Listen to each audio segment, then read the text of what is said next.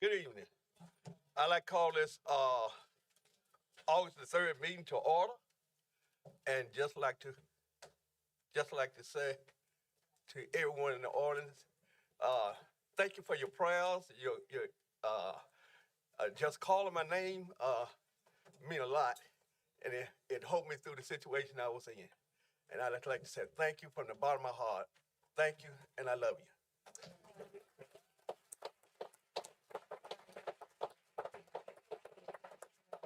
Huh? Jimmy? Commissioner Gooch, please give our pledge and invocation. Thank you. Thank you, Chair Jay. If you will, go with me in prayer. Heavenly Father, we thank you for this day. We thank thee for the rains you brought to us to help our lakes and rivers. And we thank you for all the many blessings. But the one blessing I am most thankful for is that you brought our brother, Chairman Zelotes J., back to us tonight. We're so thankful. Our prayers have been answered. There's only one other request, Lord. Brother Jay puts his health, he puts the county business above his health in many, many ways. And we just ask that you lay your hands on him and help him through this healing process and help him to understand that he needs to put his health first and the county second. Lord, we thank you for all your many blessings. Thank you so much that Zelotes is back with us tonight. I cannot express how thankful I am. If you will, lead and guide us throughout the rest of this night through all the things on our agenda and help the people here understand the limits of our powers and what we can and cannot do, and bear with us. In Jesus' name, I ask all these things. Amen. Amen.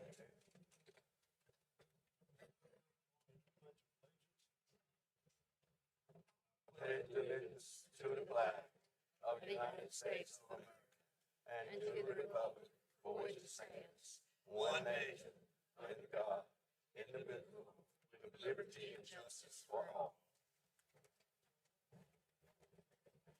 Chairman Jay, may I make a comment? I think you see what you mean to the county and what you mean to the people here tonight. Not just us here, but the people in the audience. You know that you're loved and you know you're respected, and we're just so happy you're back here with us. Thank you. Thank you.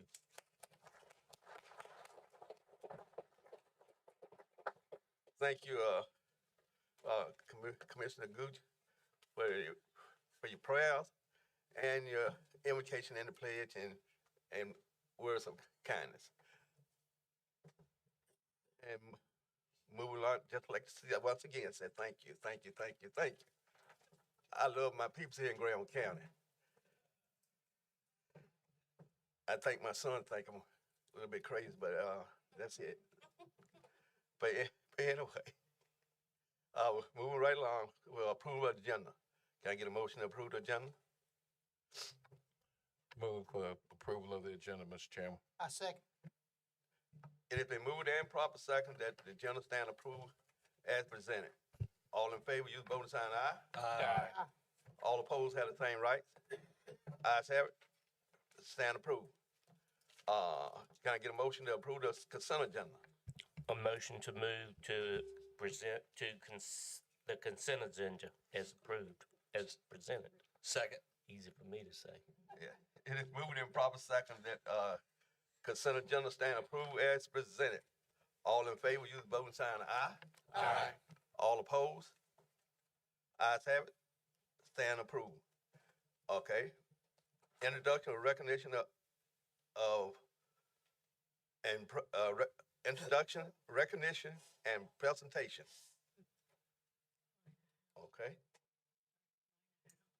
I like to call Lana Howe.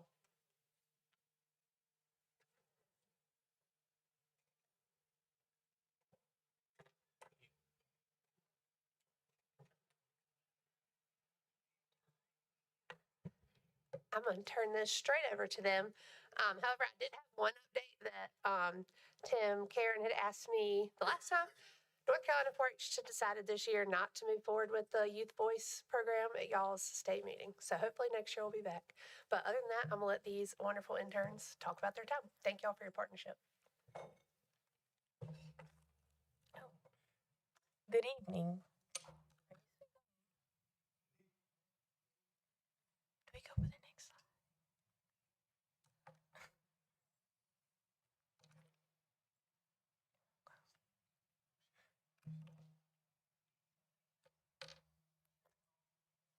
It's on. Okay, good evening, everyone. I would like to give a special thanks. Well, we as a group would like to give a special thank you to Ms. Jessica and Ms. Lana for helping us make this experience possible and guiding us through the internship. We also want to thank the county commissioners for funding and supporting this program, as well as every department and employee who took the time out their day to teach us and welcome us and truly make us feel a part.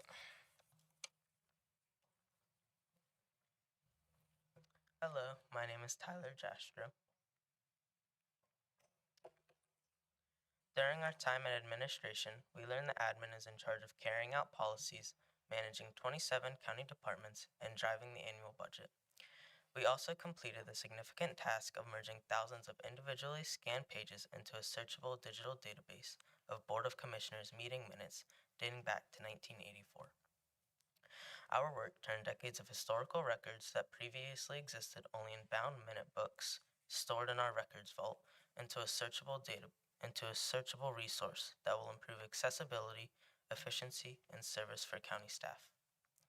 We also played an important role in developing the county's new Boards and Commissions database. This system will preserve historical records, store meeting minutes, track member attendance, streamline advisory board training, and provide citizens with a single location to view board membership and apply for advisory board vacancies. While we didn't spend a lot of time at senior services, we did learn how important senior services really are. One of the main goals that we found out about is to keep seniors out of nursing homes.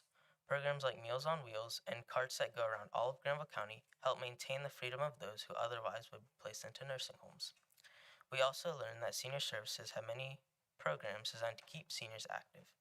Things like mealtime where they can talk to their friends, fitness programs designed for everyone to be able to participate, and even different arts and crafts like painting or clay modeling. Seniors can also participate in classes where different instructors come to teach about art, history, and science. Our time at the Senior Center showed us how important and well-run senior services are in this county, and that they are here to stay, providing support to those for generations to come.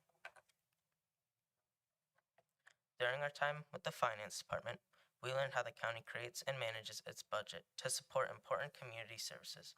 We also learned that property taxes are the county's main source of revenue and saw how departments request funding based on their needs. This experience gave us a better understanding of the planning and decision-making that goes into serving the community.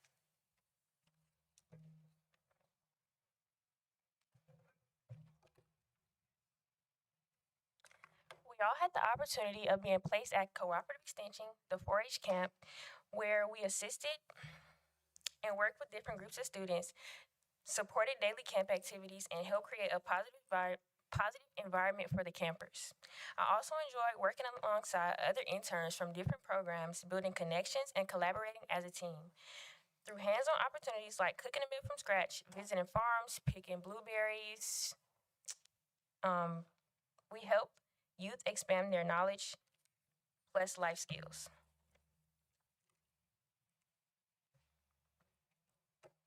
We also had the opportunity of having a tourism day, which we explored different parts of Granville County and learned about the activities, attractions, and opportunities that our county offers. This experience helped us discover new things about our area and understand the importance of promoting and appreciating our community. I would like to give a special thanks to Angela also for making this experience possible and allowing us to learn more about Granville County.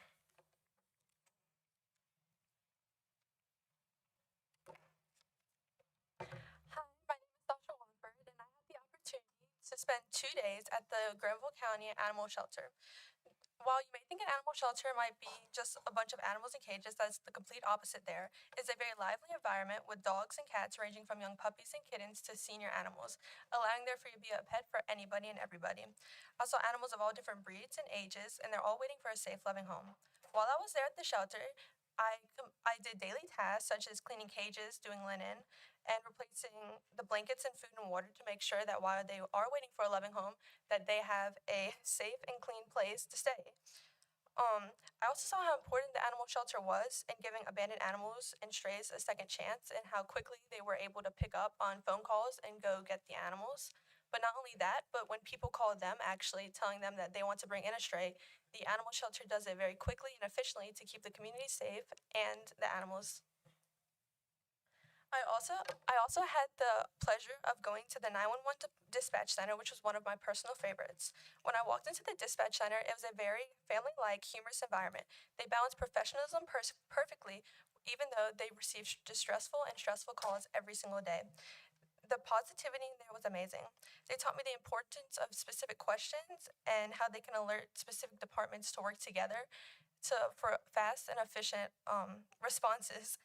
At the end of the day, though, at 911, I was able to do a hands-on 911 simulation, which allowed me to immerse myself into what they experience every single day. And it is very stressful, I will say. And it's just so much credit to them how they can do that every single day and stay calm under pressure and communicate clearly with everybody. It gives me much greater appreciation of how they just go to every department and stay in touch with who's on scene and who is off scene. And it was amazing.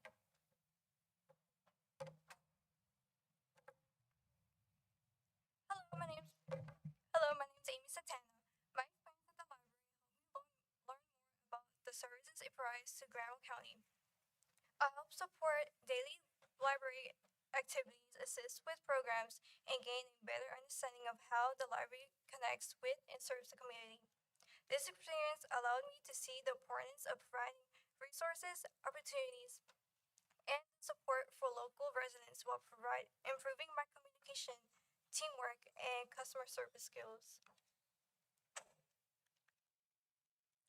During my time with the sheriff's office, I was welcomed into a professional and supportive environment where I was treated like a part of the team.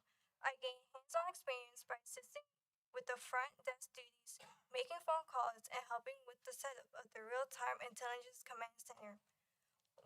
One of us also got the opportunity to learn more about what they do and attend special events, including the Click It or Ticket Live Command Center.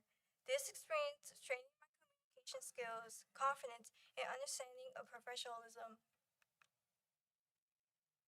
During my time with the Department of Social Service, I learned about the different programs they provide, including child welfare, adult service, food assistance, Medicare, and foster care. I also learned how caseworkers support children and families through check-ins, shopping trips, and personalized care. We got the opportunity to help create flyers for job openings, shadow workers, and gain insight into the work DSS does for the community.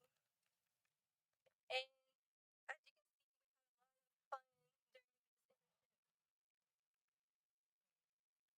Thank you. Thank you guys for the opportunity. You guys have Thank you.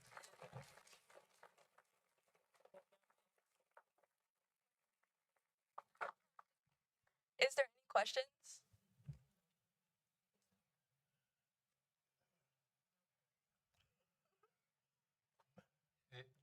Did you enjoy yourself? Yeah. Did you find out there was more than just a Seven County Commission just coming to the office and doing the Yeah. business of the county? Yes. You found out that it's a lot of pieces to the puzzle to make the whole puzzle for entire Granville County. You found out that, didn't you? Yeah. Okay.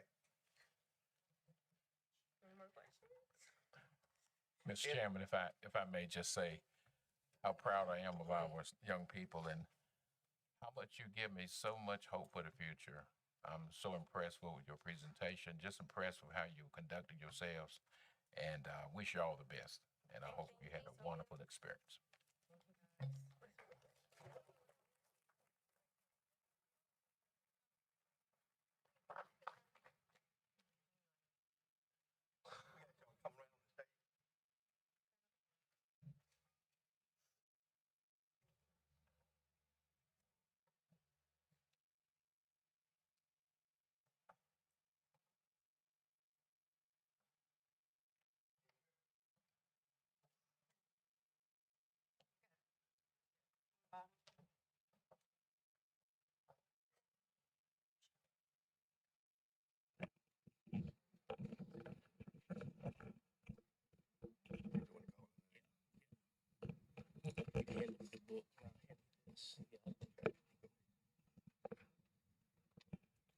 Okay, it gives me great pleasure and the entire board to present a certificate of recognition.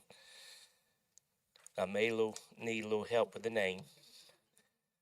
Certificate of recognition presented to Santar Crutcher. Did I got that pretty close though, right? I passed. For the completion of your 2026 Granville County Summer Civic Youth Leadership Internship Program. The Granville County Board of Commissioners challenge you to apply the knowledge and appreciation for public service gained through your experience as you become the future of the County of Granville, the state of North Carolina, and our nation. Thank you. Thank you. I'd also like to present you with our Granville County.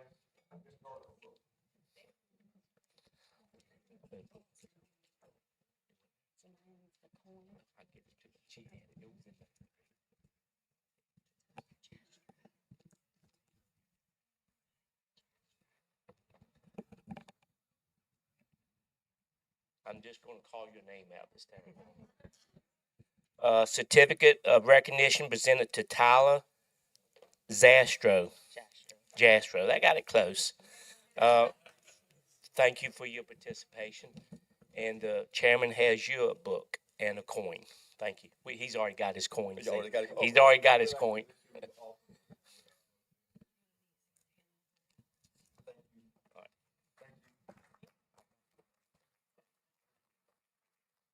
Okay. All right.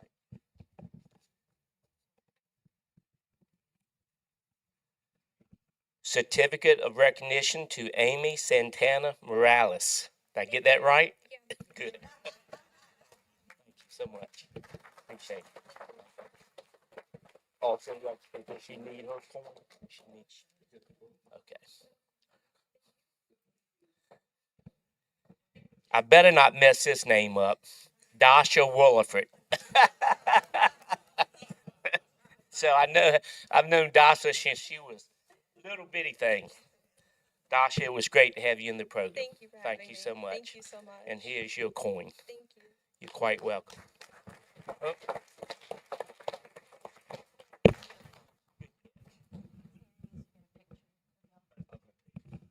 Let me get a picture.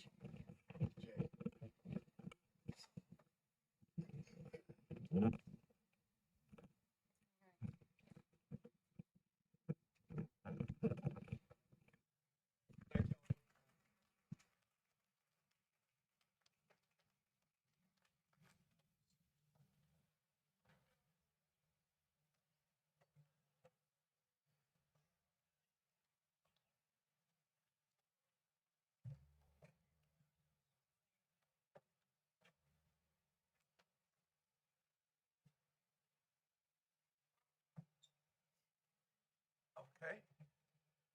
We now have presentation of the Reverend Robert O. Blackwell Award by Graham County Human Relations Commission. Mr. Michael McPadden? Oh, there you go. Mr. J, just on behalf of the Human Relations Commission, we are so glad to see you. Glad to be We here. are so glad to see you. We have members from the Human Relations Commission here tonight. Will you stand up, please? Those of us, if you can, if you will. We're here to support you, but most importantly, we're here to present the Blackwell Award.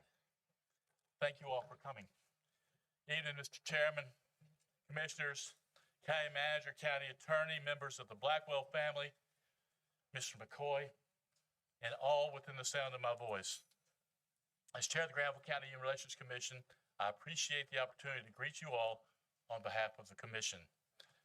As we consider how our Commission could best honor and serve the citizens of Granville County, we reviewed the ways we had done so in the past and realized that we had not awarded the Blackwell Award, which is typically presented annually at the Martin Luther King breakfast. Those of us who attend that breakfast know that it was canceled because of inclement weather. The award is so named to honor the efforts and integrity of Reverend Robert O. Blackwell for his work in the community, for the work with and in his church, with the Sheriff's Department, as well as with the Human Relations Commission. In my conversation with his daughter-in-law, Teresa, who I hope is here tonight. Fantastic. She spoke of him as being a man of valor, which I thought was a very striking and specific word to honor someone. We are grateful for his love and service for the Granville County community, and in his honor, we'd like to present this award on his behalf from the Granville County Board of Commissioners and the Human Relations Commission to Eddie McCoy of Oxford. James Eddie McCoy is a self-taught local historian, a businessman, and an activist whose involvement in the civil rights movement spurred his dedication to the pursuit of justice and fairness. His efforts in capturing the oral histories of African American educators who worked hard to foster individual pride and self-esteem in their students, to stimulate civic awareness, and to encourage political engagement was unprecedented and historically impactful. The 240 hours of taped conversations with those educators are now digitally preserved, visible and available through our local Granville County libraries, North Carolina Central University, and nationally and globally through the library's partnership with Digital NC and the Digital Public Library of America. It is the honor of the Granville County Human Relations Commission to present the 2026 Blackwell Award in an effort to support the mantra of this award, Building Bridges to Better Understanding, to James Eddie McCoy of Oxford, North Carolina. Would you join us?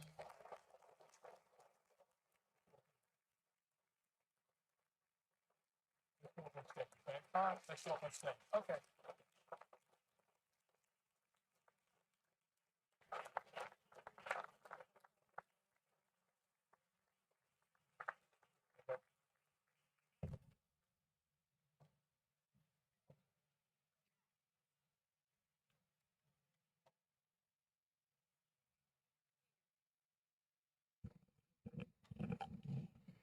The plaque reads, the Granville County Human Relations Commission presents the Martin Luther King Jr. Award to Eddie McCoy in memory of Reverend Robert O. Blackwell, Building Bridges to Better Understanding, presented on August 3rd, 2026.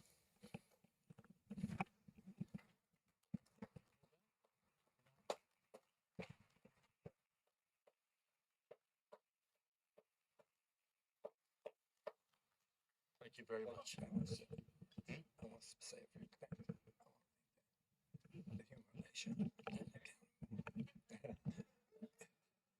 Good afternoon. I'm surprised. I did a lot of hard work and I continue to do it. And the Blackwell family, thank you. I appreciate the humiliation.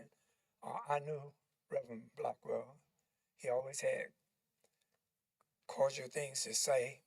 He didn't talk loud. He just talked soft and soft-spoken. And so the Granville County commissioners, I appreciate this award. And to the community, I appreciate it too. And thank you. And God bless everybody. I'm lost for words.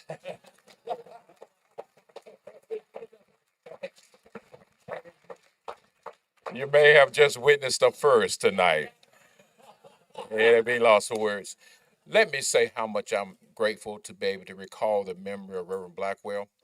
I'm so grateful that I had a chance to serve with him, to observe his service and his love for this county, and to you, Ms. McCoy, for being recipient of that award, which allows us to recall the history of a very special man in our community.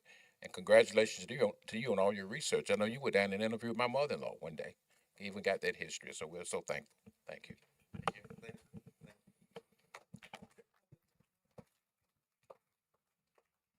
I would just like to say too, it was an honor and a privilege to knowing Mr. Robert. Mr. Robert, I got to say this, but Mr. Robert, I was working third shift and I was going home and I was cooking and drop off to sleep. And every time my bell would go off, alarm would go off, Mr. Robert would call me and tell me, he said, Jay, you need to stay out of the kitchen and let somebody else cook for you. But that's how Mr. Robert was. Mr. Robert was an honorable person that was walk the walk, talk the talk, and live the life he lived, so every man can follow behind him.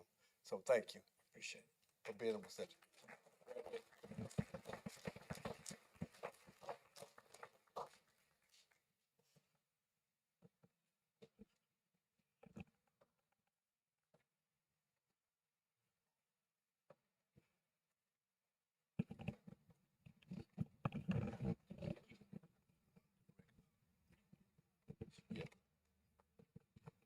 Moving right along to public comment. Do we have any public comment? Yes, we do. We'll begin with Harvey Bishop.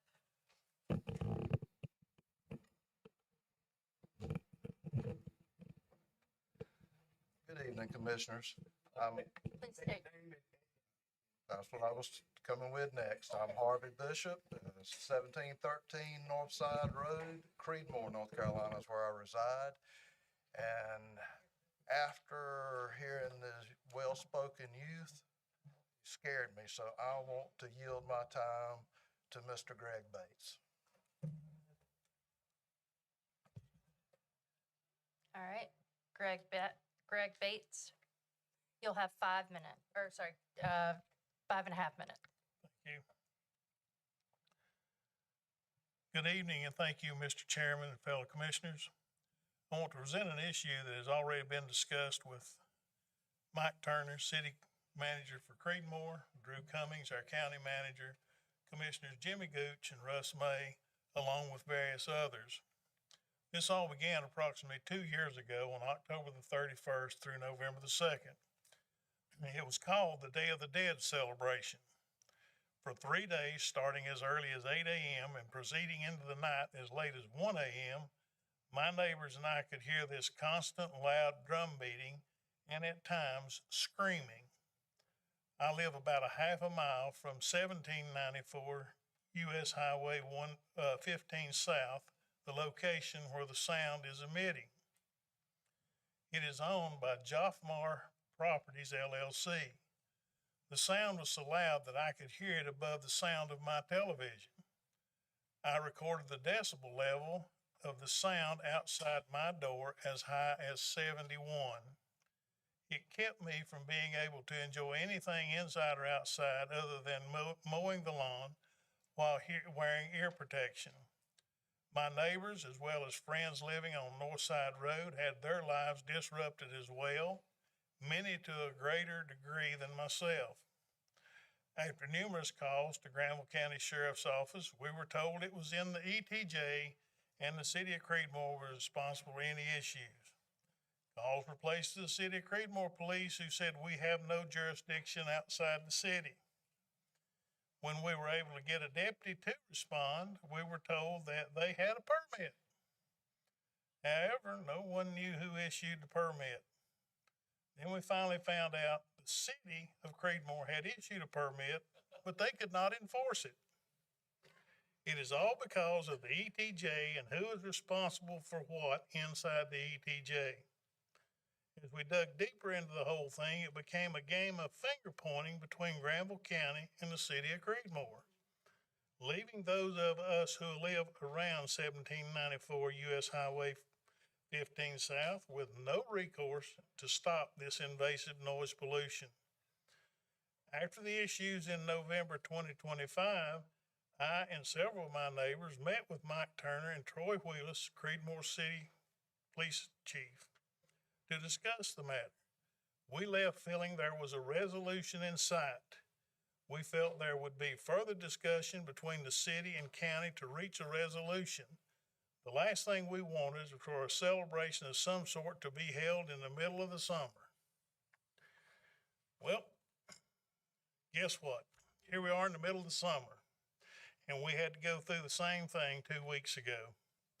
Our goal here is not to keep Joffmar Properties, LLC from using their property as they wish according to current zoning regulations or special use permits. However, we cannot tolerate the noise levels they have generated up to date. I can only guess they will be doing the Day of the Dead celebration again in October, November. It is our desire that the county and city come together and decide how they can work together to resolve this matter. We feel that some changes need to be made to both the city and county noise ordinance. Most importantly, some form of punishment such as a monetary fine up to and including barring any special use of a property. It should go without saying that currently we are the ones faced with this dilemma, but it could easily be coming to a property near you at any time. There are numerous issues and questions that have arisen from our discussion. While I will not take time to go into those now, they will be included with my printed copy of what I have said tonight and given to this board for further review. County Manager Drew Cummings has my contact information, and I will gladly assist in any way possible, as will my neighbors, to reach a suitable solution. There are a couple of items that came up yesterday that we need to address also. One, time is of the essence, as this is August the 3rd, my birthday, and October the 31st is 2 months away. Second, were any permits obtained for the construction of the permanent stage that is on site, and have they applied to use this site as a permanent venue where we could be dealing with this noise every weekend? Thank you. Could you state your name and address for the record as well? Greg Bates, 2015 WB Clark Road, Creedmoor. Thank you.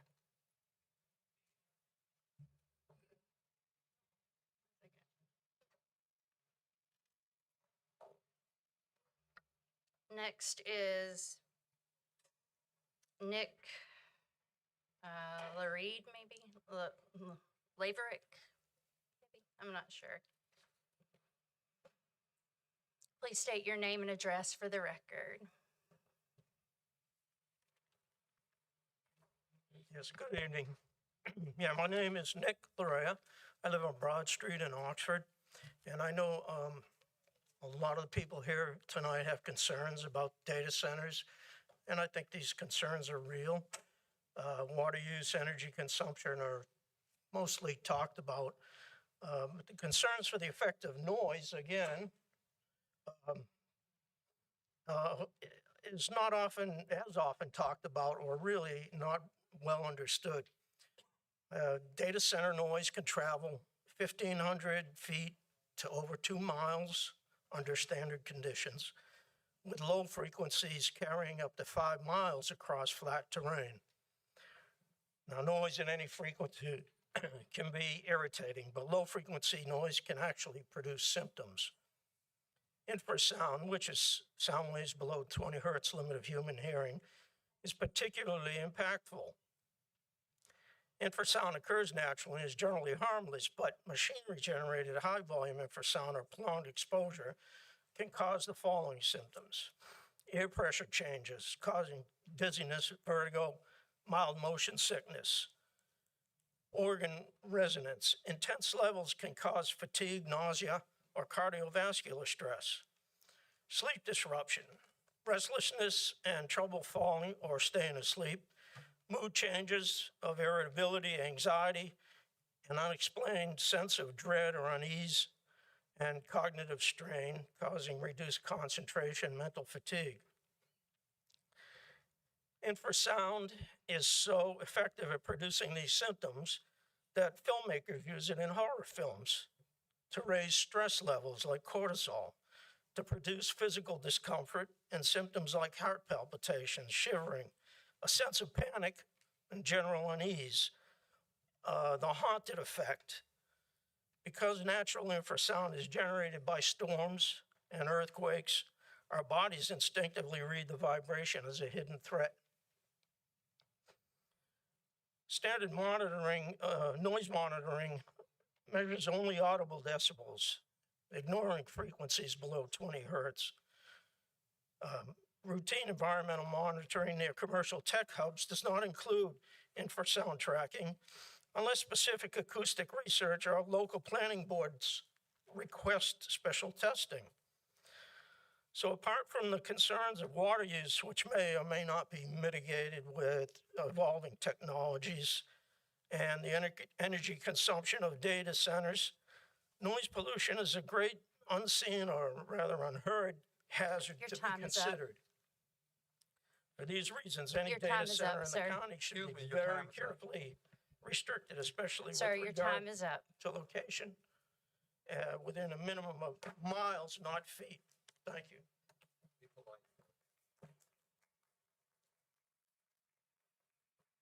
Okay, That is all. that's all you have? Okay, we're gonna move right along to, public hearing. We're gonna ask Commissioner, Vice Chair to handle the, public hearing for tonight.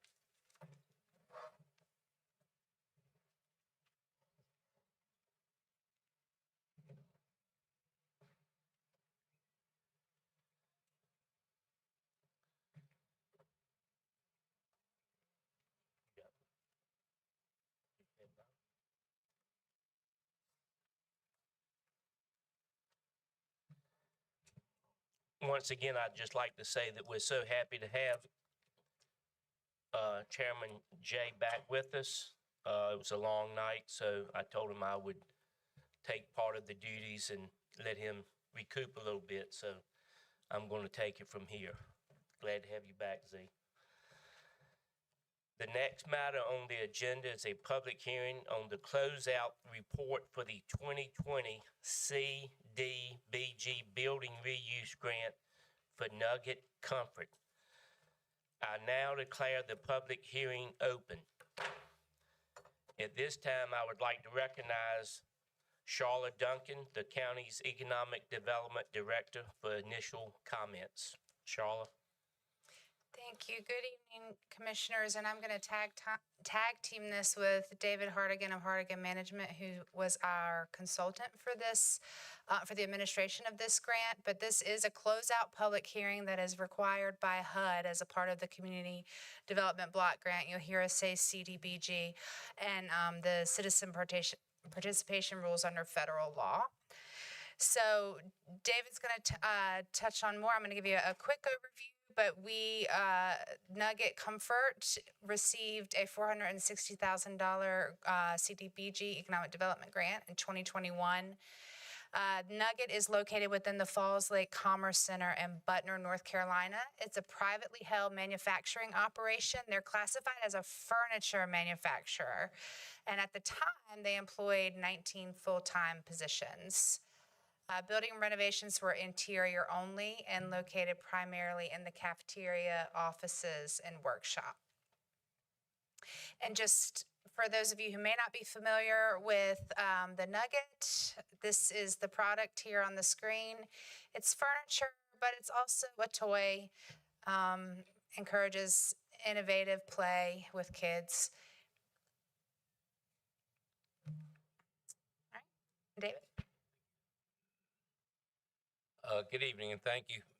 This is a matter of clarity. The county received $460,000 and turned around and loaned it to Nugget Comfort in return for either them paying it back with money or jobs, and they did pay it back with the jobs that they created. They created 43 new jobs, with 22 or 51% of them going to persons of low and moderate income. These jobs were created back in August of 2024 as a result of a amendment that we did with the state, and the state approved that amendment. As a matter of fact, they currently have 83 persons now employed at Nugget Comfort, so they went on and created more and more.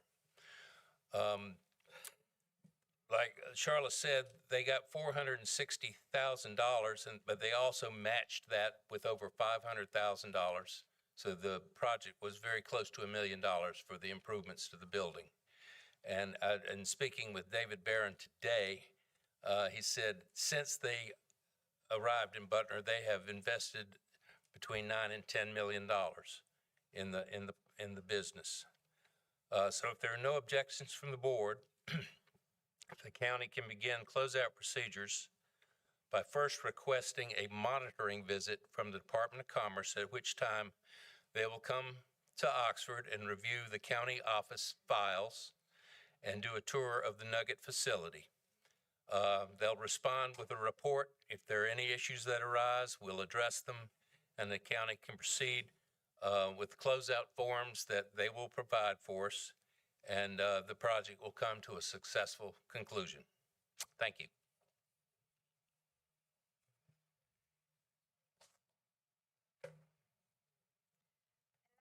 For us, unless you have any questions.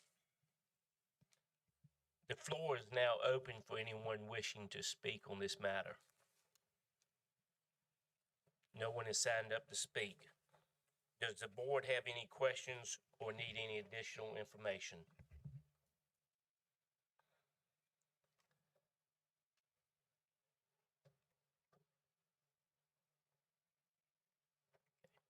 I now declare this public hearing closed. Does the board need any further clarification or recommendations? What is the pleasure of the board? I make a motion, we approve. The Director of Granville County Economic Development has recommended, with our consensus, the Granville County Board of Commissioners accept the closeout report as presented for the federally Community Development Block Grant, the CDBG, for economic development for Nugget Comfort LLC. Second motion, Mr. Chairman. We have a motion by Commissioner May, a second by Commissioner Cozart. All those in favor, please vote by the voting sign aye. Aye. All those opposed, likewise. Ayes have it, motion carried. Thank you. Thank you, Charlotte. The next matter on the agenda tonight is a public hearing pursuant to the General Statute 158-7.1D on the proposed sale of Kerr-Tar Regional Economic Development Corporation of approximately 4.1 acres of land to Durango Works LLC. At this time, I now declare the hearing open. At this time, I would like to also recognize Charlotte Duncan again, our county's Economic Development Director, for her initial comments and her recommendation. Charlotte. Thank you, Commissioner Williford. So again, we are bringing before you tonight the sale of approximately 4.1 acres of land at Triangle North Granville.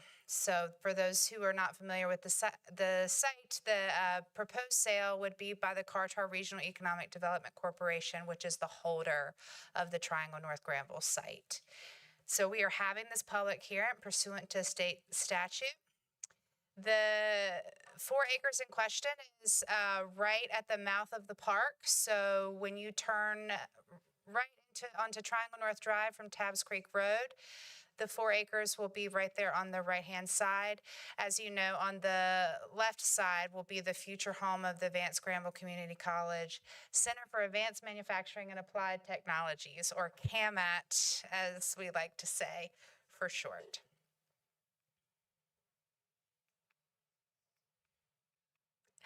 So, pursuant to this contract, Durango Works LLC proposes to construct and operate on the site a commercial production bakery facility with an incidental retail bakery store open to the public. So Durango Works is the purchasing entity for the site, but for the purpose of our public hearing this evening, we will congratulate Strong Arm Baking for the next growth expansion step in their business. And we do have Thomas Blaine here this evening, one of the owners. So Strong Arm currently employs 84 team members with an annual average wage of approximately $25 an hour. They offer comprehensive benefits to all full-time employees, including health, vision, dental, life, and retirement plans. They have a projected employment growth of about 18 positions in phase 1. So the 4.1 acres would be conveyed in fee simple ownership to be subdivided from a larger, approximately 48-acre parcel owned by K-Tar EDC. As you saw earlier, the site is located along Triangle North Drive, and the PIN numbers are there. deed book number in case you're interested. We have determined that the value of the tract is $35,000 an acre, so the total value of the purchase will be $143,500. The contract is contingent upon the KTRADC Board of Directors approving the sale, which they did already last week. And the contract further requires KTRADC to extend electrical service and natural gas to the site, with Durango Works being responsible for connecting to such utilities at their own expense.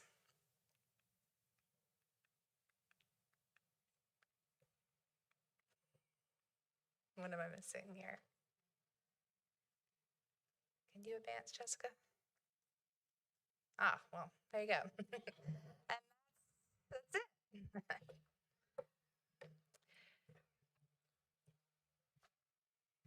Does anyone have any wishing to speak at this public hearing? Please come forward on this matter.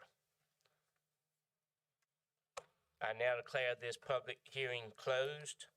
Does the board have any questions or need any additional information? What is the pleasure of the board? Mr. Chairman, as our Economic Development Director, Charlotte Duncan, mentioned, the KTREDC met last week in executive session and approved the sale of this property.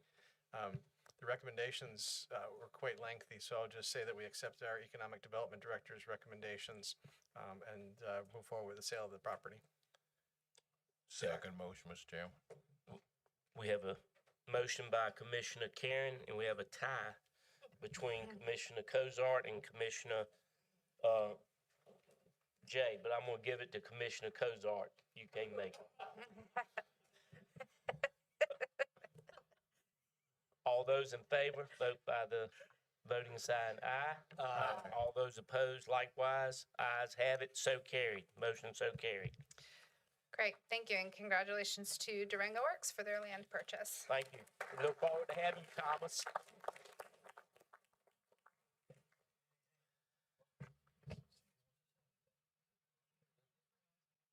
We do have Thomas Blaine present. Thomas, would you like to say anything?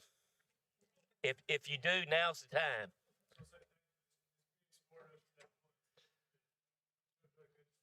We're glad to have you here and look forward to further expansion and more jobs being added.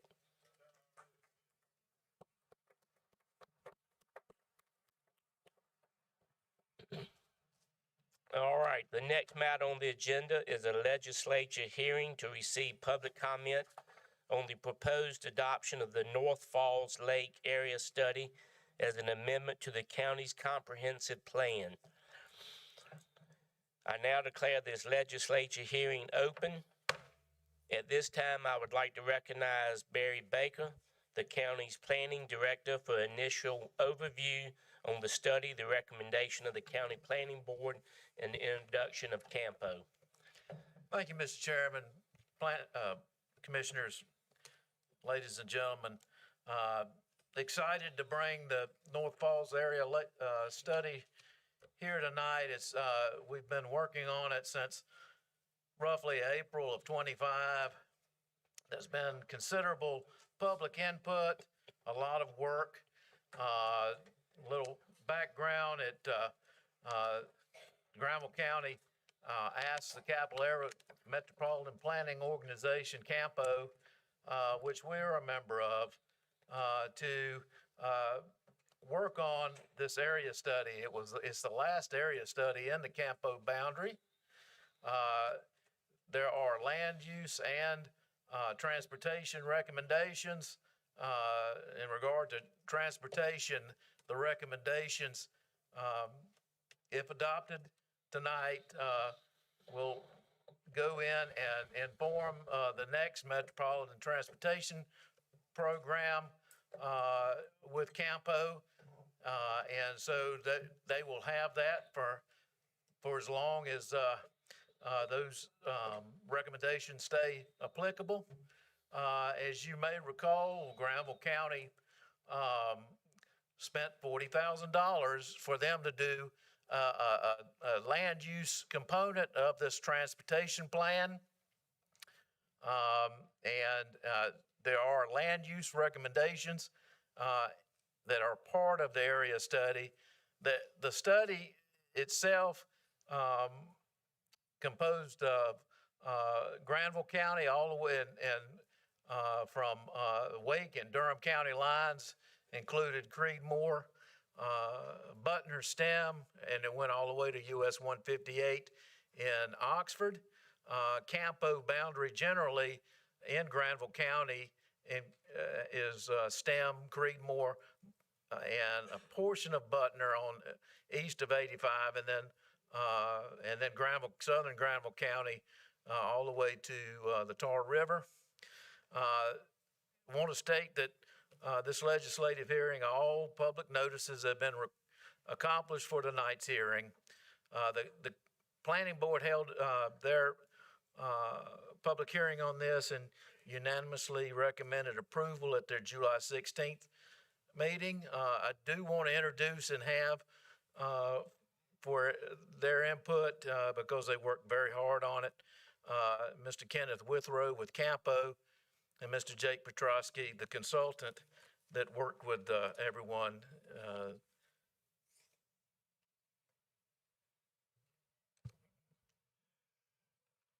Good evening, Chair and Commissioners. Good to see you in good health, Chair. Greatly appreciate that. Yes, my name is Kenneth Withrow with the Capital Area Metropolitan Planning Organization. And in light of this, I want to thank you for the privilege of being a part of the North Falls Lake Area Study.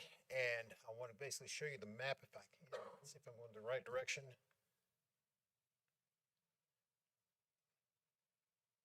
Yeah, that's the slide I wanted to get to.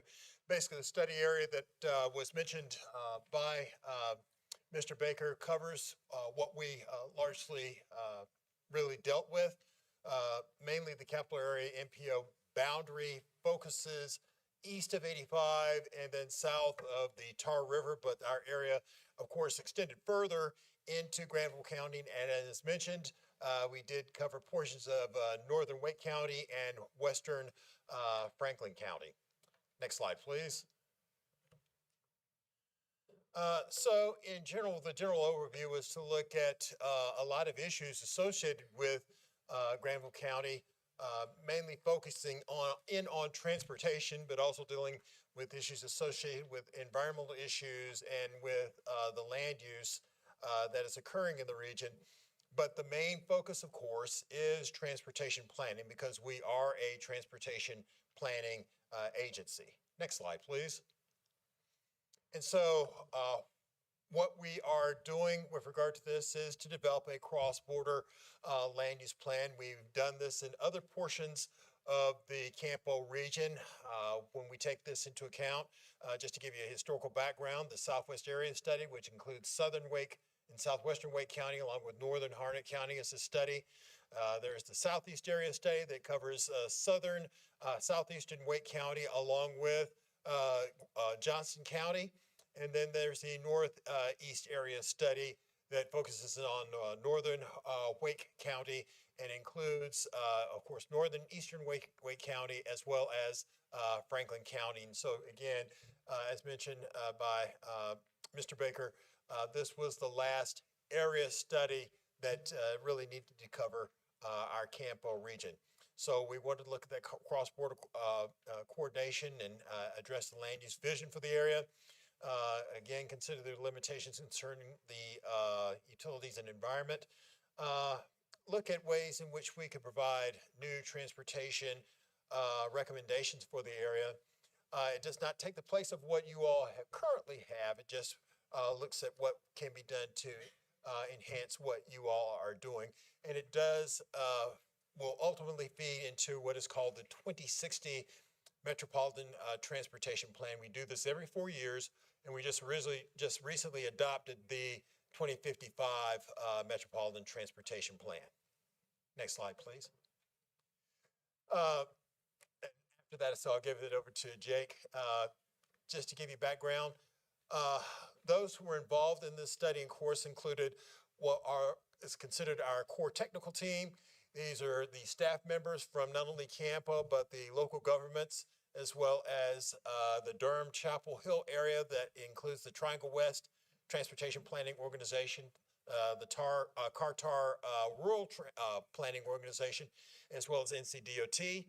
Of course, elected officials in the area were involved in the process, as well as stakeholder committee members involving such as Vance Granville Community College, the Economic Development Commission here in Granville County and other counties.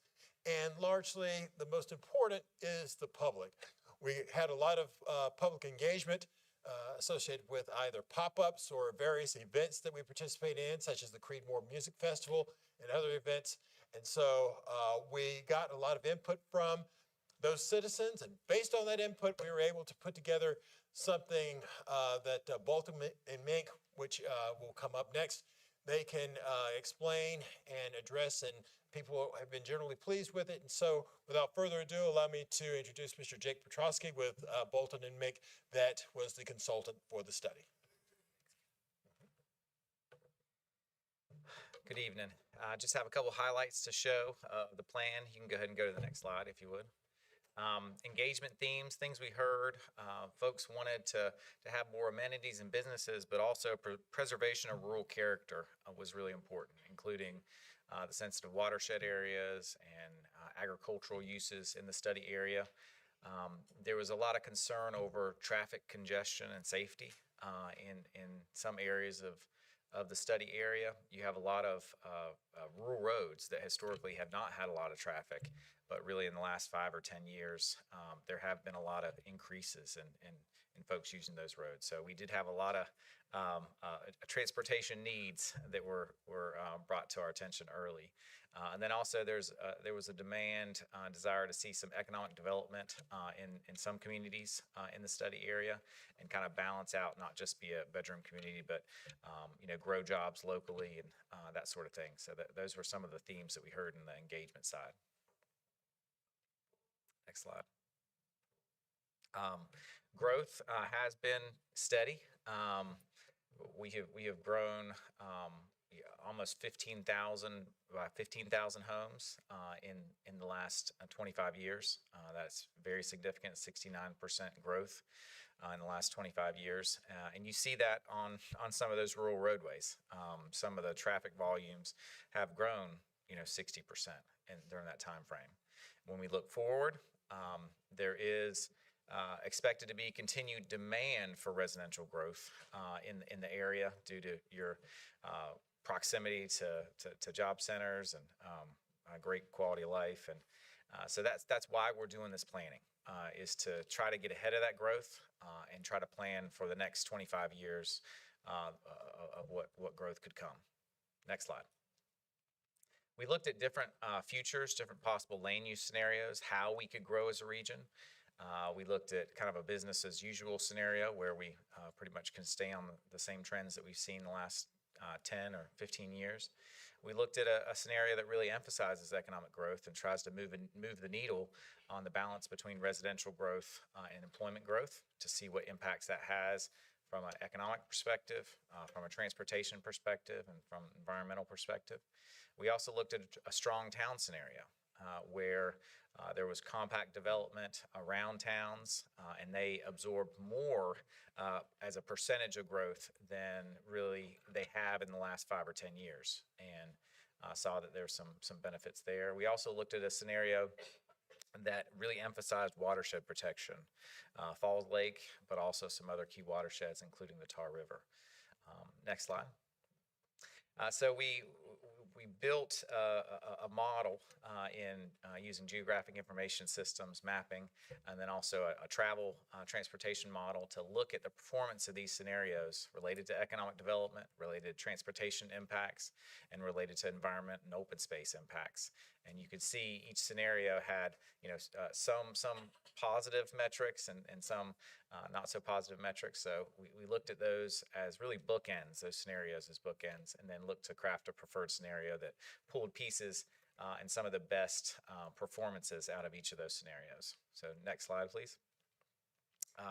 So the preferred scenario moves the needle in terms of jobs in municipalities, has more open space in the county areas than previous business as usual scenario or other scenarios.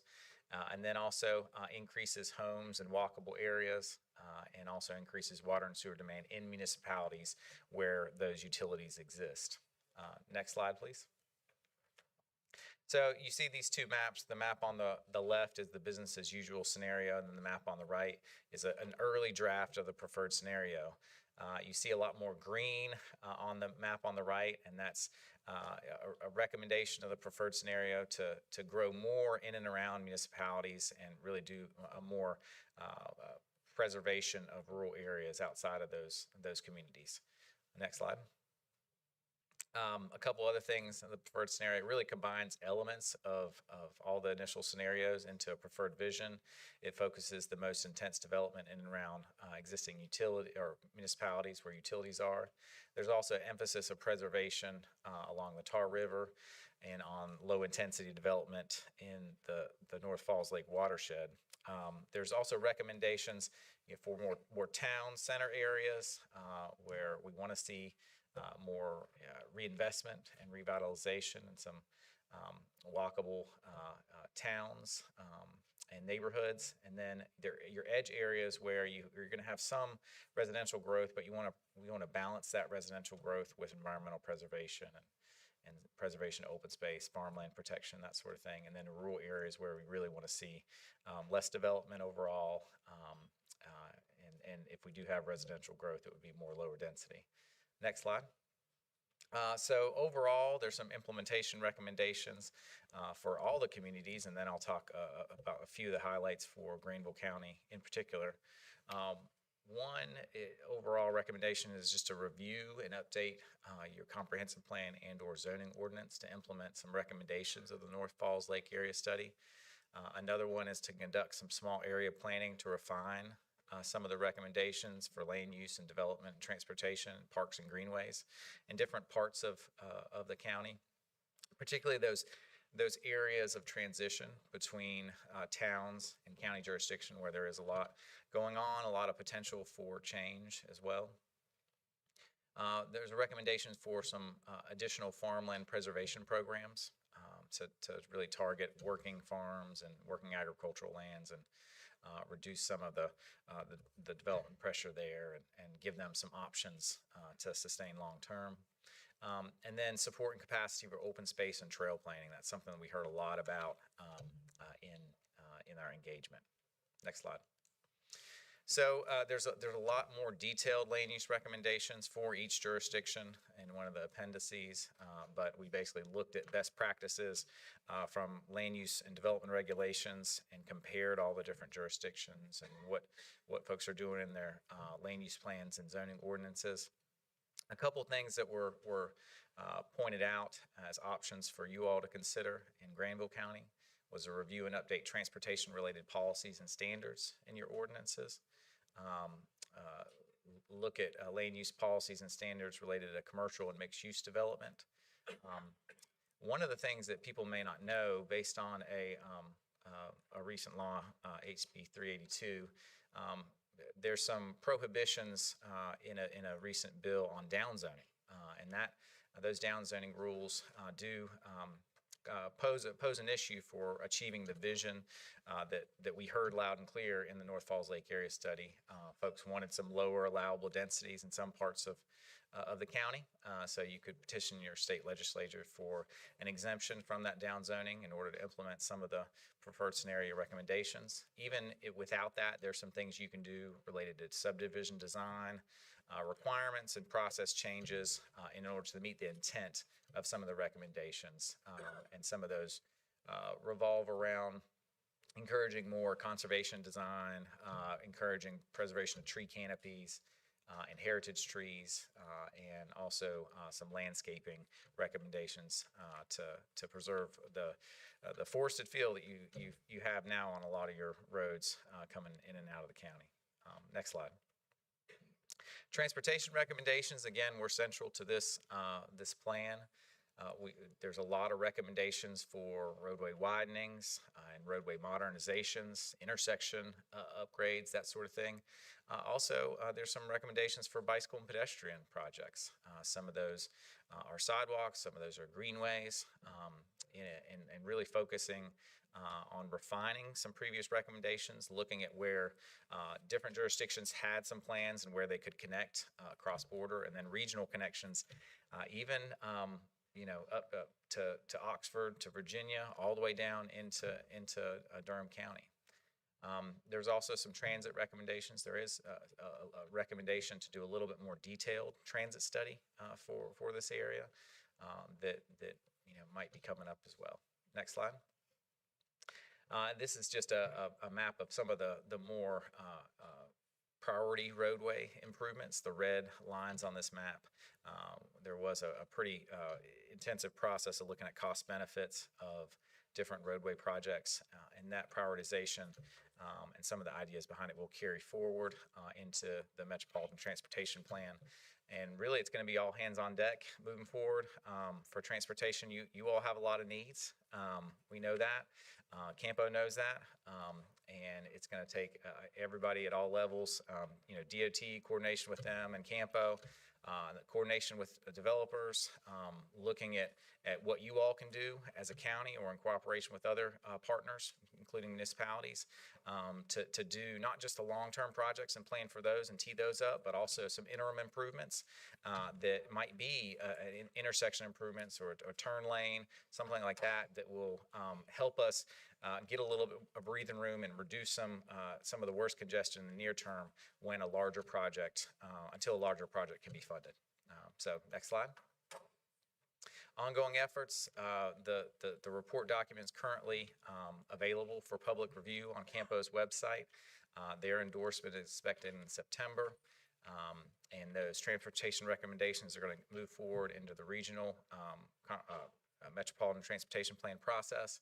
And what you all can do, we're presenting to all municipalities and counties in the study area. And then you all can look to review and identify best approaches to implement different recommendations in Granville County. And that's pretty much all I got. I just do want to extend a thank you to some of the staff in Granville County.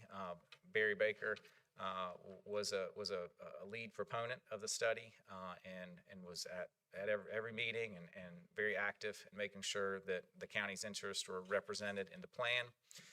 Also, other municipal staff, Jennifer Ganser in town of Butner, Mike Frangos, and Dallas Baker and Creedmoor and Cheryl Hart in Oxford were all involved in the study, and Tim as well for STEM. I really appreciate all that, and I think it resulted in a better product than if they would not have been involved. So I do want to thank them. Happy to have any answer any questions, but thank you. Thank you, Jake and Kenneth. Do we have any questions? Mr. Baker, would you step back up, please? Yes, sir. At this time, the floor is now open for any questions from the public. If there's anyone wishing to speak on this matter, please come forward. No one has signed up. I now declare this public hearing closed. Does the board have any questions for staff or need any additional information? Just some comments. Go ahead, Commissioner May. Thank you. Thank you, Mr. Baker. Thank you, sir, and thank you, Campo. We're thankful this study occurred. It's going to provide us a wonderful guide to move forward. Commissioners, that moves some commitments back to us, as we talked about last year during the budget. We have to build a stronger bandwidth within our planning. It's got to happen. It's cannot continue to not provide that bandwidth and increase it. So again, I'm urging that we do that and make sure that occurs. Many of the things here, when you talk about transportation, the county owns no roads, none. They're all owned by the state. And so we're in Division 5. Mr. Baker is well aware of that. We're on the RPO for the northern part of the county and Campo for the southern end. And so the end of the day is DOT funding is essential. our RPO actually met with the Secretary of Transportation last week. We brought some things up to them, which we believe that could better rural counties and in means of getting funding. And I believe we will make some headway on that. And there's currently, the legislature is currently looking at methodologies and practices on how they can better spend the money, spread the money, but it's limited. That's the reality of it. Furthermore, strong proponent in the strong towns concept. We need to limit what we can, where we can, how we can, in regards to some of our high density developments in the county. But we really need to be building out from our cities out, bringing the infrastructure with them there. It's very difficult. There is not infrastructure in many parts of the county because it's just not there. It's never intended to be there. Immediate. You can't force. We could run you all the water line in the world we want to within the unincorporated part of the county. You're not required to tap in. So many people don't realize that we have water lines running all the way from the city of Creedmoor all the way to Highway 56 and 96. So there is some infrastructure out there. The reality of it is we need more funding, DOT funding. Granville County competes with Wake County and Durham County. They're all in our same funding district. So that's another huge difficulty. So those are things we have to work with. But we have a good guideline, a good plan, and I'm hoping that we can increase our bandwidth. I just want to make sure that I heard one thing in here. I just want to touch base and any questions you have, because I have a question about the 69% population growth. One of the things that people desired more amenities, yet people desire a rural setting. You place this board in a difficult situation. You want something that's almost impossible to obtain if you don't do certain things. And so we have to struggle with that in each of our individual districts on seeing how do we meet that? How do we provide the amenities that help bring revenue to the county? At the end of the day, counties do not live well on property taxes alone. It takes commercial, industry, and revenue in that regards.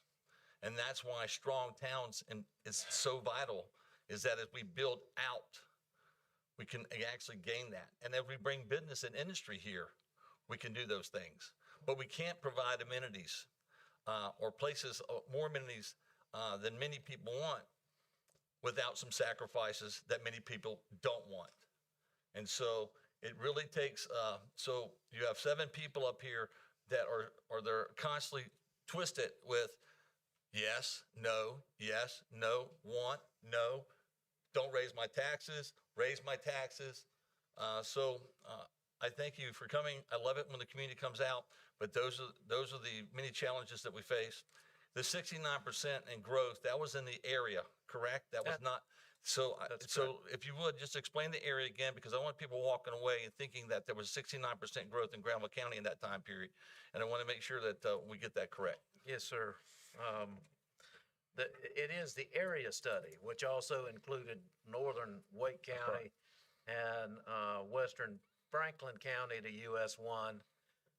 In Granville, it was from the Wake and Durham County lines, include Creedmoor, Butner Stem, and into 158 in Oxford. But no, it was not all in Granville County. That also included northern Wake and western Franklin. Yes, sir, I understood it. I just want to make sure people don't walk out of here with that in their minds. There has been growth, but it's not been 69%. So within Granville County. So right, that's correct. Thank you, Mr. Baker. You know, I'd like to personally thank Commissioner May for his work with the CAMPO organization, the Capital Area Metropolitan Planning Organization. If it was not for his insistence on this study being done when it was, it would have probably lagged a little bit more. You know, today's planning is 30 years down the road that you actually have an effect. So a lot of folks take exception with people that are sitting on his board right now, but these are the ramifications from people that were here in the 90s, in the 80s, that we're dealing with the lag time on when you put a policy in place and when it actually comes to fruition is a long time. In 2017, Commissioner Cozart and I floated an idea to this board that we eliminate the ability of a PUD, which is a plan unit development within the county, bolstering the strong towns, strong cities concept. Unfortunately, it failed. Had we done that with this board, you would have stopped seeing water requiring subdivisions in Granville County unincorporated areas. But again, planning is what it is and takes a while. Sometimes people lose sight of the fact that people are working for them, even though they get yelled at every day when they turn on their social media account, because the misinformation, disinformation, and again, I'm gonna come back to if you can throw that map up, that'd be awesome. It really brings home, we all know the map. There's a map of the study area, that one there. So the study area, it's hard to see on this map, unfortunately. If you blow it up a little bit, we all know how much housing and growth is on 98. 98 isn't the bottom of this study. It's pretty near there, but the study actually goes below 98 in Wake County. There you go. So as you, one more time, go up into that map, the little jiggly lines are secondary streets, subdivisions. You see 98 as a larger street on that. You think about all those golf courses and all the things along where Aqua NC has got infrastructure in Wake County and the Harris Teeter on 98 near 50 and Old Creedmoor Road. And right where the hand is on that map, you see all those neighborhoods. And that's Wake County. And then if you go over to the right side of the TV screen there, which is your Franklin County, the dotted line is the county line. That US 1 corridor is responsible for an immense amount of that growth. Yes, we have had, and especially in District 6, growth that occurred here in Granville County over the last 25, 30 years since the late 90s. And as Commissioner May mentioned, we have put things in place like a traffic impact analysis, decreasing the benchmark, that is, the threshold's lower in Granville County for what we require a traffic impact analysis. When a new neighborhood comes in, they have to reach out past the borders of that neighborhood and study the roads and the intersections, and recommendations are made to the development community that if you're going to put in a neighborhood on X road, that you have to improve an intersection that may not be directly adjacent to your neighborhood. So this board has taken steps. Folks may not know it because they don't read the minutes and come to the meetings like when there's a big hot topic like we've got tonight. But this board has taken steps to mitigate some of that growth. And when you look at the South Granville Water and Sewer Authority, that's still a fledgling organization. It was started in 2005. Moving forward, there was folks that wanted to hook up on Hester Road. The county ran a water line, and then they said, nah, never mind. I don't want to do it now. So the fact that you've got a water line available doesn't necessarily mean that you're required to hook to it. The Franklin County, back in the 90s, extended water lines considerably. And we all see the news where Franklin County is desperately in search of water. In fact, there's a big hullabaloo right now with the Army Corps of Engineers, Warren County, Vance County, ourselves, because Franklin County wants to get into Carr Lake, has approached the Army Corps of Engineers. So these growth models, when you talk about the additional growth that's coming, again, it's not all Granville County. A good portion of it is. We do need to do some more spot improvements that would alleviate some of the problems. There was a Highway 50 corridor study that Campo put forward, and Highway 50 was in a widening process, but these things take time, and it's going to stop at Highway 98. Unfortunately, there will be some spot improvements with maybe some passing zones or that in Granville County on Highway 50, but not near what was looked at 15, 20 years ago when the study was first launched by the Campo group. But these things take time, and unfortunately, a lot of us will never see the fruits of our own labor. So, but I appreciate the staff time that was spent on this. Most of you know that I have a day job as well now, which we'll address a little bit later. Is not a conflict of interest, but anyways, that's for a later moment. But thank you very much for all those that took time to come to the public information sessions and put your information out there as to what you would like to see in Granville County. We don't live in a vacuum here on this board, and we do take your considerations, your comments, and your things into consideration when we make decisions. Thank you. Mr. Chair, if I may. Absolutely. If you want to get a snapshot of where growth has occurred in Granville County, look at your district maps of the 7 districts. And this is Granville County Commissioner and school board member districts. And if you look at the ones in before 2020 and the map after 2020, that shows the growth between 2010 and 2020. We redistrict every 10 years based on the census and based on the census report. And looking at the maps, you'll see districts 5 and 6 have shrunk. That means there's more population there. The population grew faster there than in other parts.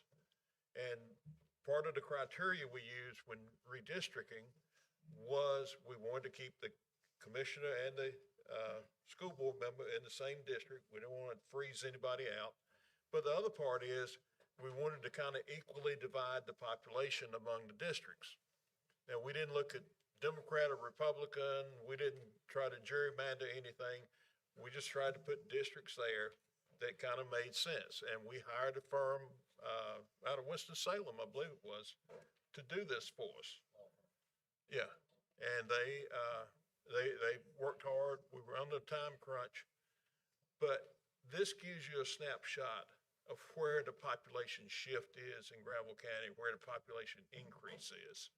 And you'll get another snapshot in about 4 more years when we have the 2030 census. And you'll be able to see the difference between what we have now and what the districts look like in 2030.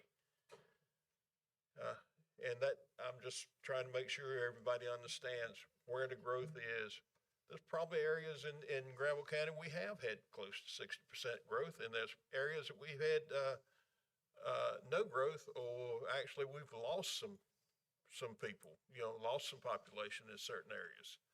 So that's just give you a snapshot. Thank you. If I could, I'm going to like to wrap this up. What's important about that map is that, and working with Campo,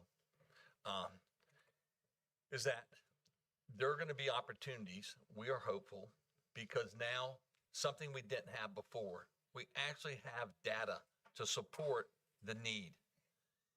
DOT is a data-driven organization. We now have the data to support that we need potentially road widening. We need more turning lanes. We need more safety mechanisms.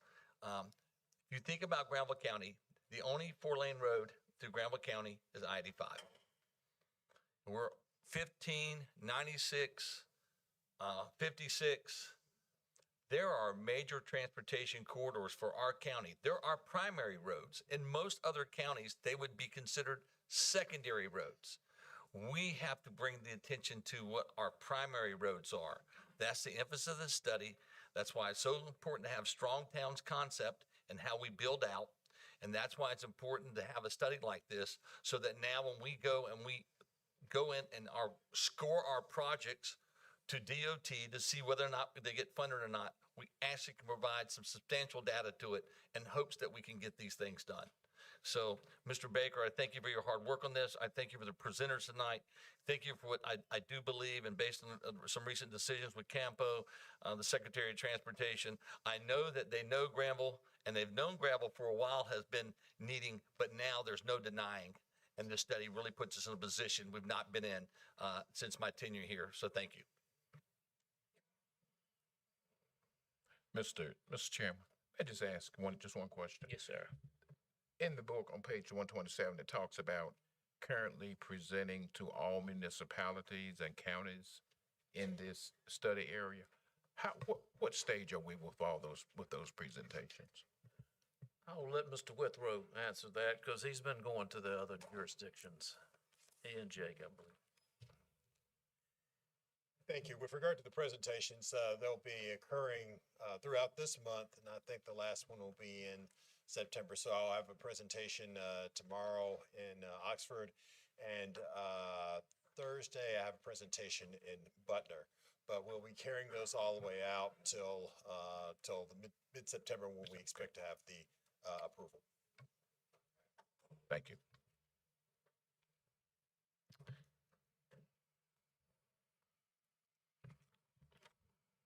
Mr. Baker, you done?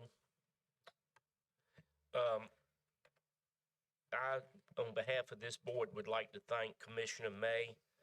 He works tirelessly for, on this campo, and he has done a lot to get the attention of those folks and the needs for Granville County. I thank you, and also Commissioner Karan.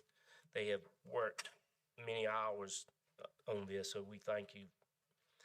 At this time, the legislature hearing is now closed. The matter is now before the, I'll do it again. The matter is now before the board for deliberation and action. What is the pleasure of the board? Mr. Chairman, I'd like to make the motion that we approve the Falls Lake area study and incorporate it as an amendment to the Granville County Comprehensive Plan. We have a motion by Commissioner May. Do we have a second? A second, Mr. Chairman. We have a second by Commissioner Cozart. All those in favor, vote by the voting sign aye. Aye. All those opposed, likewise. Ayes have it, motion carried. Thank you. Thank you, Mr. Baker. Thank you all. Thank you, Mr. Baker. Thank you. And thank you, Kenneth, and you, sir. Thank you. Both of you gentlemen, thank you.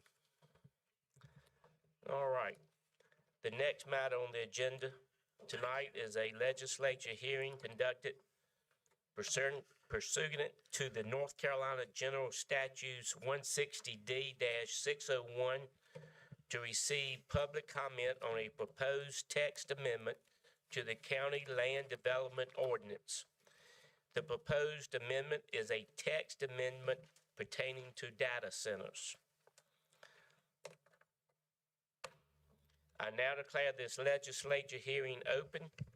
At this time, I would like to recognize again Mr. Barry Baker, the County Planning Director, to present the proposed text amendment and the recommendation of the County Planning Board. Mr. Baker. Thank you, Mr. Chairman, Commissioners, ladies and gentlemen. I want to state that all public notices required by local and state law have been accomplished for tonight's hearing. It is a legislative hearing regarding a text amendment pertaining to data centers. On July 16th, the Granville County Planning Board unanimously recommended approval with the caveat of removing one word from the proposed 3271. Data centers in Granville County Land Development Ordinance. Granville County staff recommends amending the LDO to establish a clear framework for considering data center uses. The purpose of the amendment is not to predetermine the outcome of any future proposal. Rather, it is to provide greater clarity, transparency, and consistency in how data center projects are evaluated under county zoning regulations.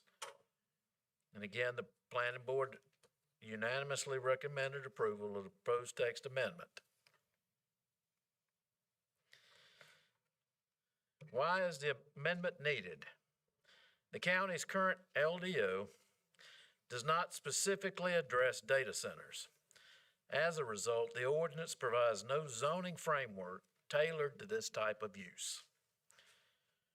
When asked how a data center would be considered under the current ordinance, I concluded that a data center would likely be reviewed under the ordinance's design group development provisions because data centers are not otherwise identified as a distinct land use.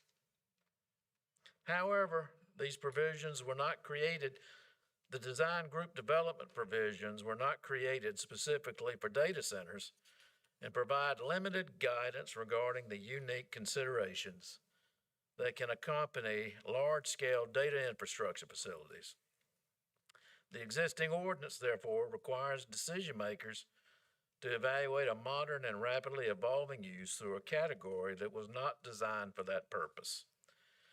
The proposed amendment is intended to provide greater clarity for property owners, county staff, appointed boards, elected officials, and members of the public by establishing a zoning framework specifically designed for data centers.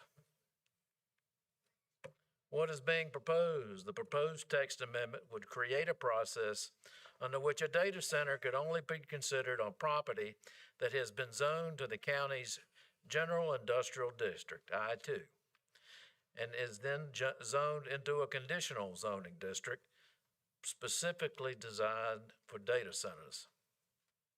This approach provides two levels of review, of which is a separate legislative rezoning decision. First, the property must be zoned or be rezoned to the county's General Industrial District. Data centers are significant infrastructure and economic development projects that are generally more comparable to industrial uses than residential, agricultural, or neighborhood scale commercial development.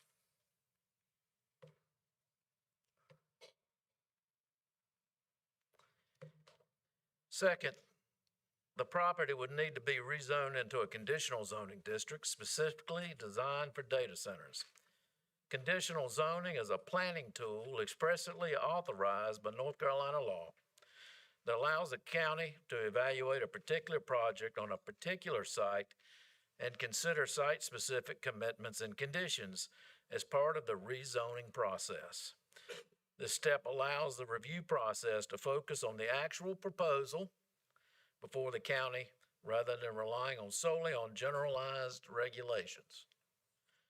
If a data center use ceases in the future, the other permitted uses in the I-2 district would be allowed on the property unless restricted by the conditional zoning approval, or the property could be rezoned.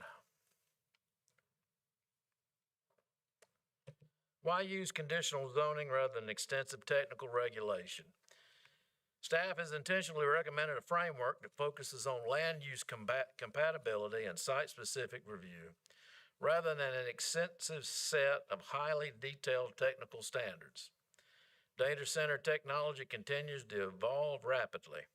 Standards that may appear appropriate today could quickly become outdated as technology, infrastructure design, energy systems, and operational practices change.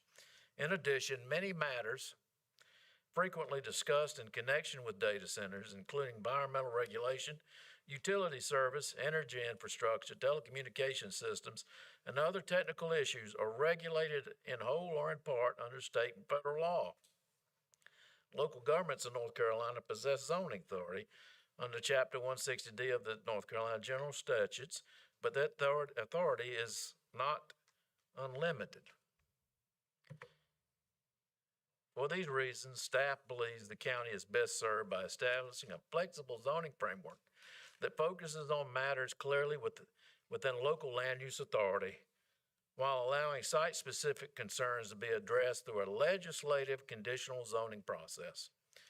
This approach allows each proposal to be evaluated on its own merits, in its own location, and in light of the facts presented at the time of review.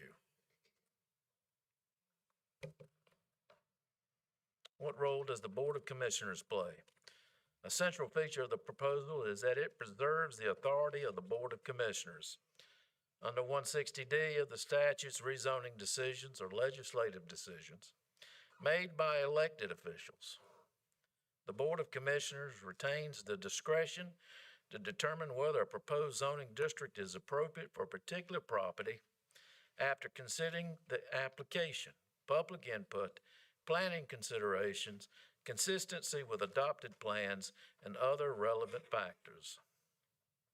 The proposed amendment establishes a clear process through which future proposals may be considered while preserving the board's legislative role and allowing each proposal to be evaluated based on its own circumstances.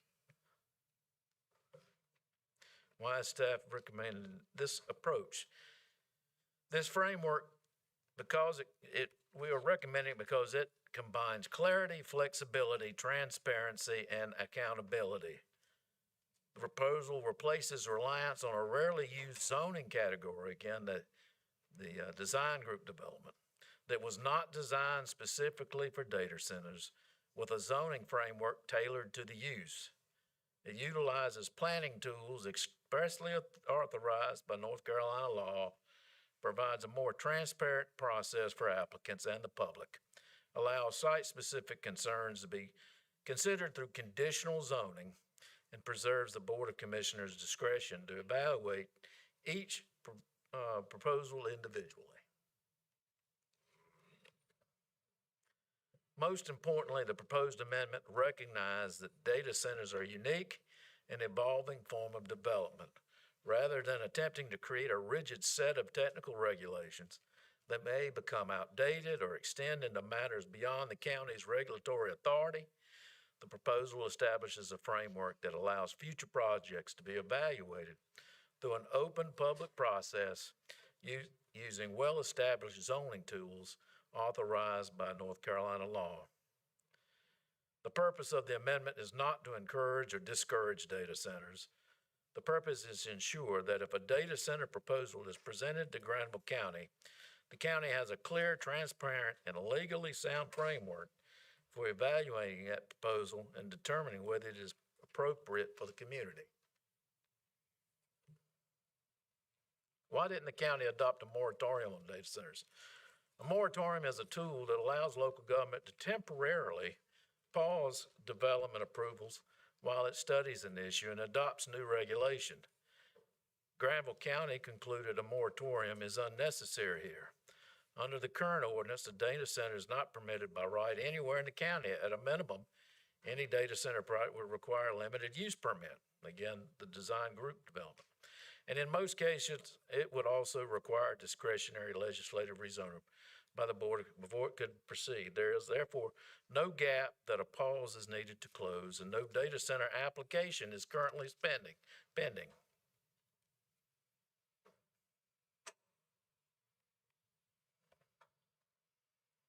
A moratorium also carries its own procedural and legal requirements.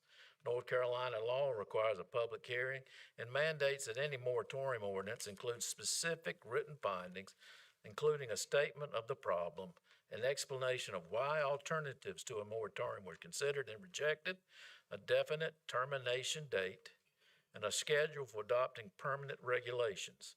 In other words, a moratorium requires much of the same analytical work as simply adopting this amendment, but produces only a temporary result rather than a lasting solution. The county has chosen to devote its time and resources to developing a clear, permanent zoning framework rather than a temporary freeze that would ultimately require the same work.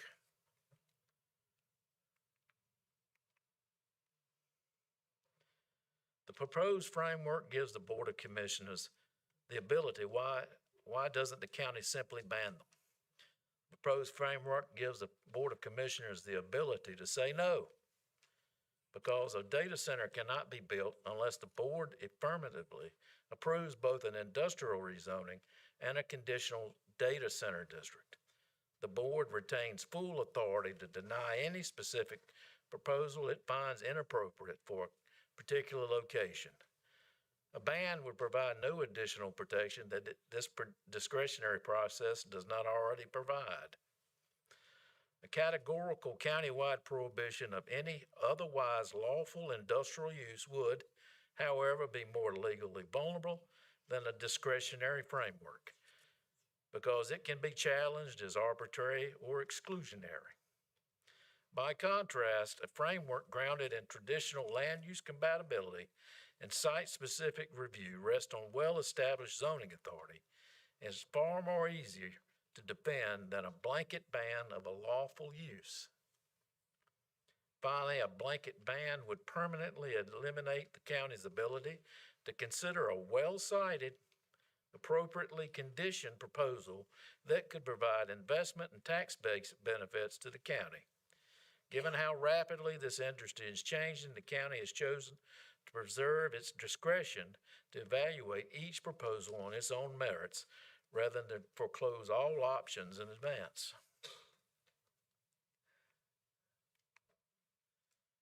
Doesn't this amendment mean the county is inviting or approving data centers? No. The amendment does not approve any data center and does not identify any specific property for a data center. It establishes a process for how a future proposal would be evaluated if one is submitted.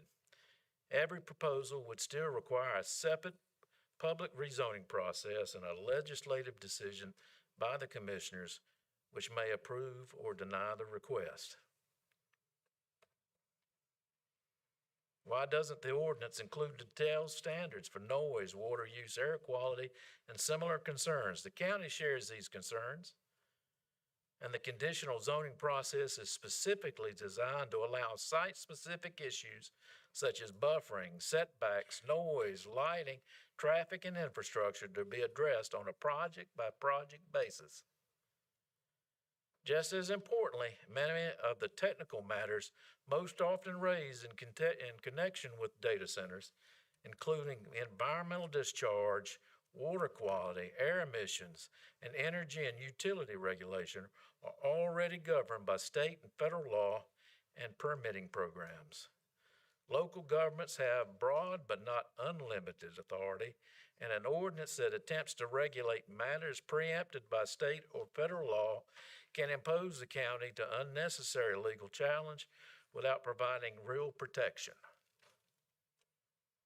Rather than adopt a long list of static technical standards, some of which may be preempted and many of which could quickly become outdated as the technology evolves, the county has chosen a flexible framework that focuses on land use compatibility and allows conditions to be tailored to each specific proposal.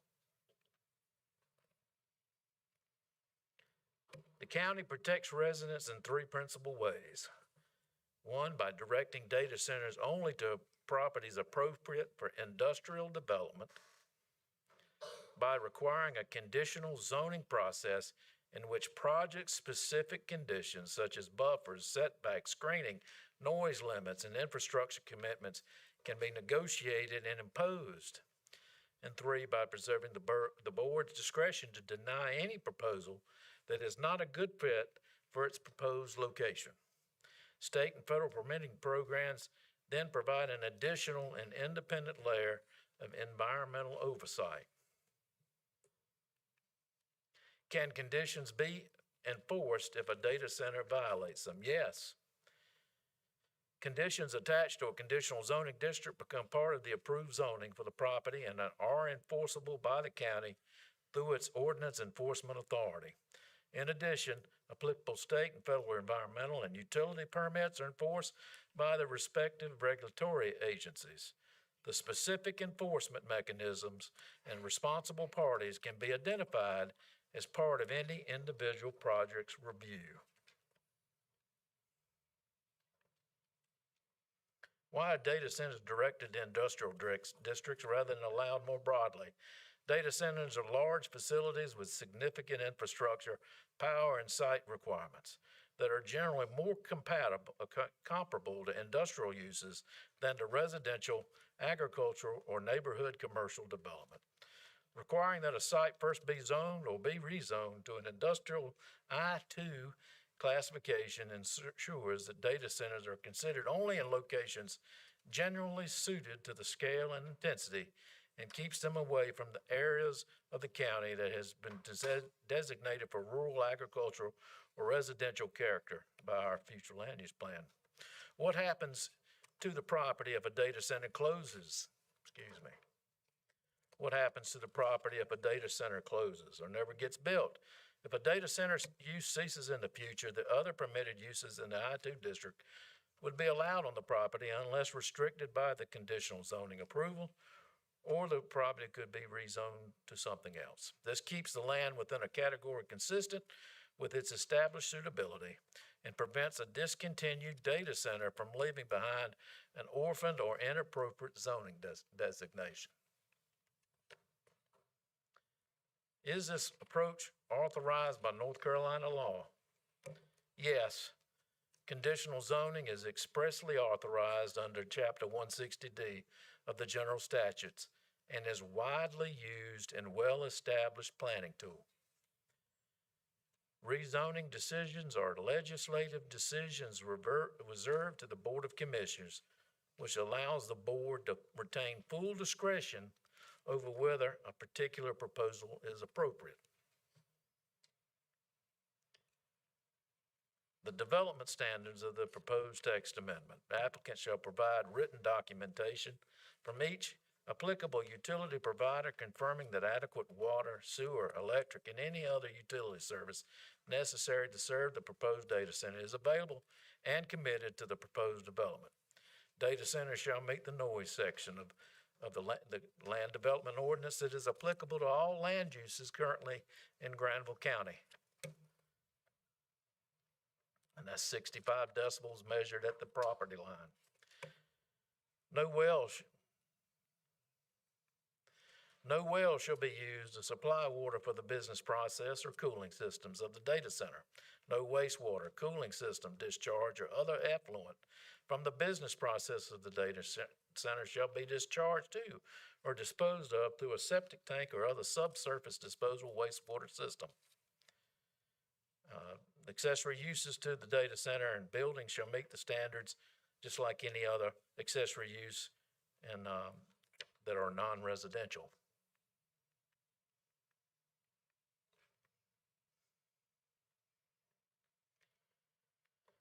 Minimum setbacks for data center buildings that are 40,000 square feet or less shall be 50 street, 25 side, and 25 rear. Minimum setbacks for data center buildings of more than 40,000 square feet shall be 100 street, 50 side, and 50 rear. Those are more strict than I-2 zoning. And again, these are minimum.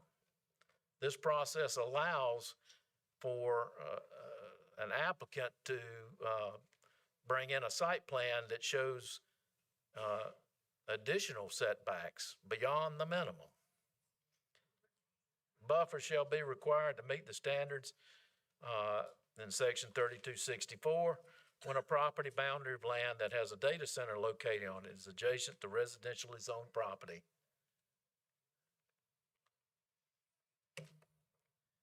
The planning board written consistency and reasonable statement is in your packet. The amendment, the planning board found that this amendment is a reasonable and consistent implementation of the comprehensive plan's goal of protecting the county's rural atmosphere through adhering to the future land use map contained within the plan. To give you an idea of that, on the right-hand side, you will find the future land use map that is in the comprehensive plan that was adopted in 2018. It included areas in municipalities because the previous comp plan didn't do any planning on a countywide basis in the municipalities. In 2018, when we worked on the comp plan, cities were invited and they definitely took part in the planning process. And so when you look at the future land use map, and the commissioners are aware of the future land use map, what that is that helps them make an objective decision when considering rezoning. We have to consider that. Is it reasonable? Is it consistent with the comprehensive plan and that map? On this map, what you will see is purple. Those are areas that are recommended to be industrial. Around Oxford, between Oxford and Vance County, the purple is, one is the airport. The other is Triangle North, which is off of Tabbs Creek. Another area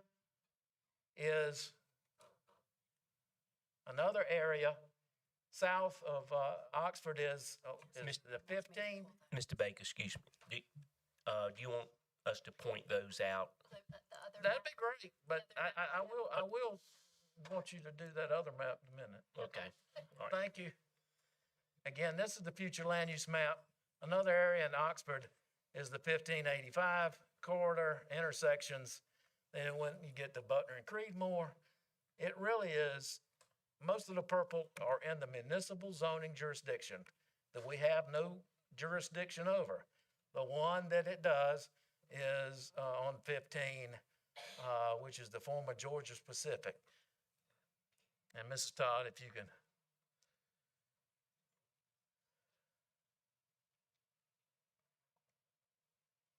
And again, that future land use map is a guide. What you're going to see is the actual zoning map, which has the force of law, I hope. All right. Again, this is the actual zoning map. You can find it on Granville County GIS. And the silver gray are the municipal zoning jurisdictions. On this map, blue is industrial. Again, it matches future land use map around Oxford. That's the airport. Then Triangle North at 158 and Tabbs Creek. Then south of Oxford is 15 and I-85. There is no other I-2 zoning. It's not recommended on the future land use map out in the country. Again, the future land use map talks about some recommendations in the cities. Again, that was because the cities took part in the countywide planning process. And so really the only area that's zoned I-2, and I apologize that it's not all up there, but that just north of Creekmore, which is the former Georgia Pacific site. Thank you, Jessica. And after holding a public hearing on the 16th of July, the Planning Board unanimously recommended approval of the text amendment as written, with the revision that the amendment remove the word currently from proposed new section 3271 by a unanimous 6-0 vote. I'd be happy to answer any questions.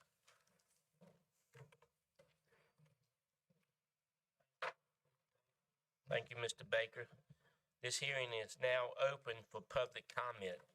Madam Clerk, at this time, do we have anyone that has signed up that wishes to speak? Yes, we do. On the sign-up sheet, there was a disclaimer that if a large number of individuals have signed up to speak at tonight's public hearing, the board may, in accordance with General Statute 153A-52, establish reasonable procedures for conducting the hearing, including setting a maximum speaking time for each participant. And as such, the board has determined that public comments tonight are being limited to 3 minutes per speaker, but everyone will have a chance to speak. First up is Kyle Lampart. Please state your name and address for the record.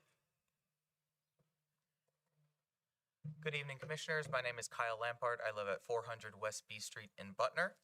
I'm here tonight regarding the proposed data center text amendment. I appreciate the planning staff recognizing that data centers need separate rules and creating the draft for the text amendment. However, it needs to be stronger to protect Granville County and its residents. As written, this ordinance treats a 24/7 hyper-powered server complex identical to a quiet warehouse, requiring a mere 50 to 100 foot setback for massive roaring industrial coolers is a massive regulatory gap and leaves Granville residents completely exposed to noise pollution and tanked property values. Corporations are not known for going above the letter of the law for minimum requirements. Unlike Franklin County, Granville does not have an alternative economic brand like an equestrian hub to lean on. We rely heavily on our light industrial footprint, but data centers are land hogs. They gobble up hundreds of acres and drain millions of gallons of shared water, but create few jobs. In some cases, most of the time, less than 30 permanent jobs on site. Letting them in under loose warehouse-style rules cannibalizes land that belongs to manufacturing and advanced assembly plants, the businesses in Granville that actually bring hundreds of high-quality jobs to our community. To stop predatory low employment sprawl without putting up a red flag to standard developers, we bring before you tonight specific impact threshold language that we urge you to adopt 3 surgical updates to this ordinance. First, create an infrastructure definition trap. Do not ban tech companies, but legally classify any facility drawing over 10 megawatts of power or over 50,000 gallons of water a day as a utility-intensive facility, which automatically pushes them out of standard light industrial zones and forces them into a strict conditional zoning process. Second, protect our shared water grid. Mandate that these high utility facilities submit a certified grid neutrality plan proving they won't trigger rate hikes or capacity shortages for surrounding South Granville water and sewer users, and legally require a 100% closed-loop recycling system for mechanical cooling, along with a coolant water discharge plan, which generally includes highly toxic chemicals. Third, shift the setbacks from generic building footprint sizes to actual noise impact. Keep standard warehouse setbacks at 50 feet, but push roaring data center chillers and utility substations back a minimum of 350 feet from property lines, backed by a strict 45 decibel continuous threshold. This impact threshold strategy keeps Granville County completely open for standard, job-creating commercial growth while firmly locking the door on heavy industrial infrastructure strain. Please table or amend this text tonight to include these vital protections, and thank you for your time. Thank you for your comments.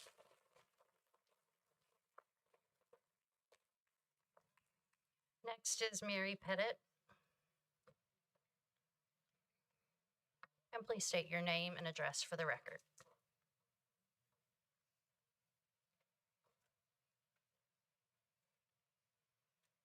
Good evening. My name is Mary Pettit. I live at 712 Raleigh Street in Oxford.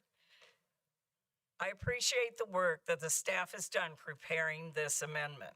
The report explains why they recommend using conditional zoning as a flexible process to evaluate future data center proposals, and I understand that point of view. The planning board answered the question, how do we process a future data center application? But I don't believe it answered the equally important question, what standards should every future application meet before it reaches this board? That matters because this ordinance becomes the county's negotiating anchor with developers. Staff tells us that setbacks, buffers, noise, and infrastructure commitments can all be negotiated during the conditional zoning process. Yes, it can. But every negotiation begins somewhere. If the ordinance establishes only minimal standards, then those standards becomes the county's opening negotiation position for every future application. Before adopting this ordinance, I respectfully ask you to consider Donald Trump's negotiating tactics. He explicitly outlines his preference for setting extreme starting positions, saying, my style of deal making is quite straightforward. Aim very high, and then I just keep pushing and pushing and pushing to get what I'm after. By contrast, this amendment aims low, enabling developers to aim high and push you for your least restrictive regulations. For example, the setback footage is extremely small, and if you attempt to negotiate something different, the developer will begin the negotiation with, but these are your numbers, your anchor point. They will then say very politely, if you wanted greater setback footage, why wasn't it in your amendment as it is in other counties? In negotiations, flexibility begins with the ability to set anchor points that the other side negotiates from. And you've given the developer anchor points that you will have to negotiate from, not them. Having stricter requirements must be the county's negotiating anchor position, allowing for the county commissioners to start negotiations from a much stronger position. This will affect future boards because this board will not probably make these decisions. Stricter regulations will either approve the stricter amendment or send the proposal back to the planning board and ask them to set higher standards. Thank you. Thank you for your comments. Mr. Fred Johnson.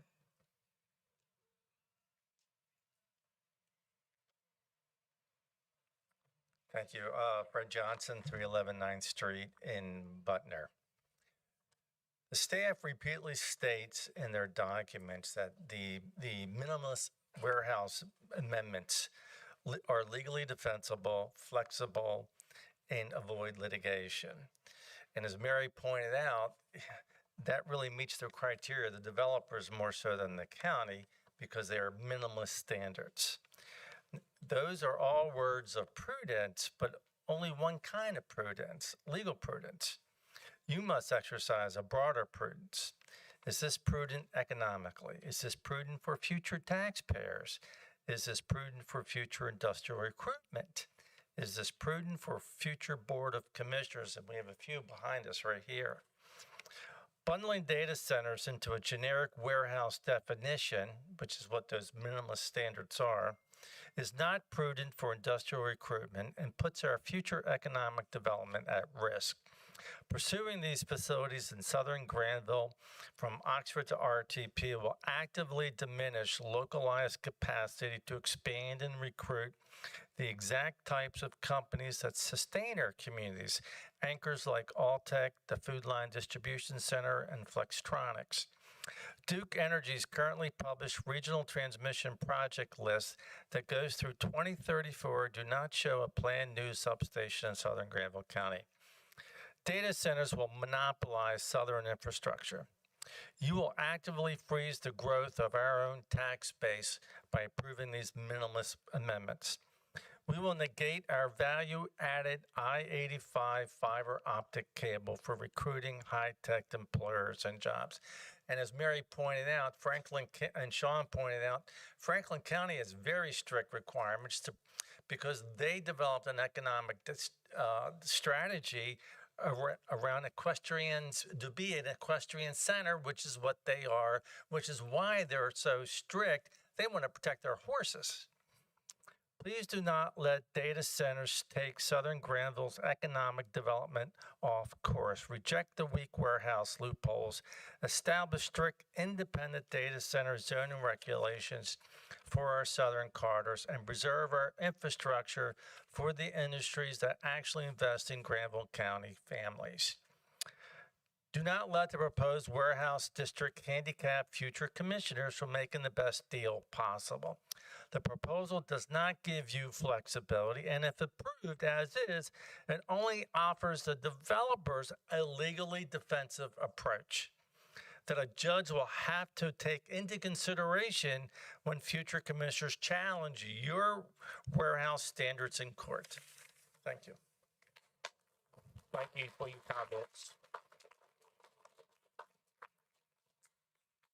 Keith Sexton. Please remember to state your name and address for the record. Keith Sexton, 216 West Thorndale Drive, Oxford. Mr. Baker's presentation is the most convincing evidence that we need to pause, table, and first establish a transparent, intentional, thoroughgoing process with way stations on the path to rezoning, examination, and approval of any AI site.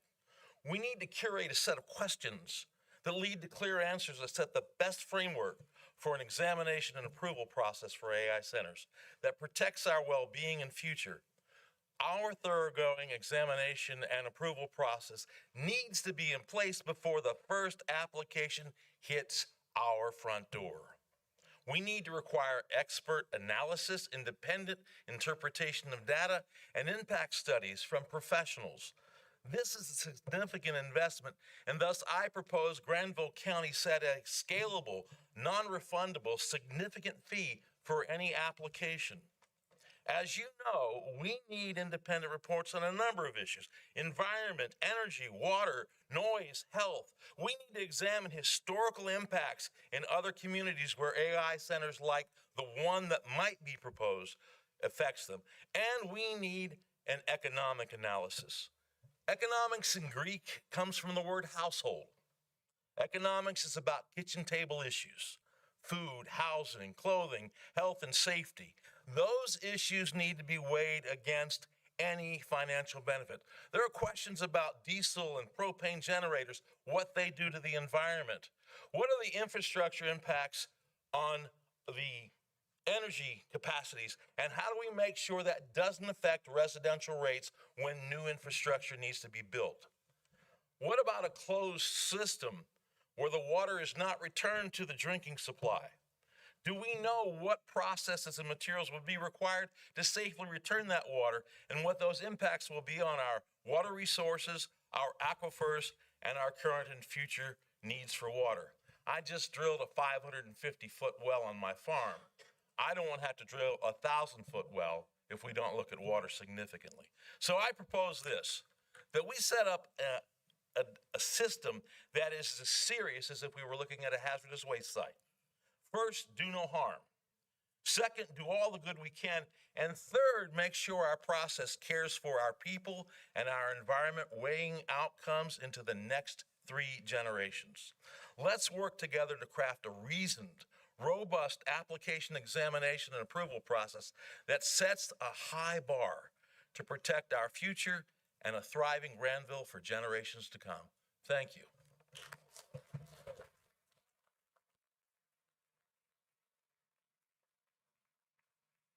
Robert Cottrell.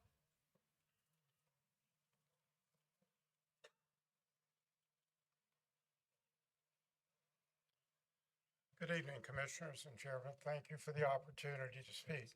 I will be very brief because my colleagues back here have outlined a tremendous number of issues that need to be dealt with in this. There are a couple of points that I would like to cover that are not really covered in this so far. They've talked about process and procedure, but something that is sort of missing here is public participation in this evaluation setup. Not just a public hearing like this, but having members of the public who have an interest in this issue to be a part of this evaluation process. An example of where this did not happen is the Richmond County project as proposed up there.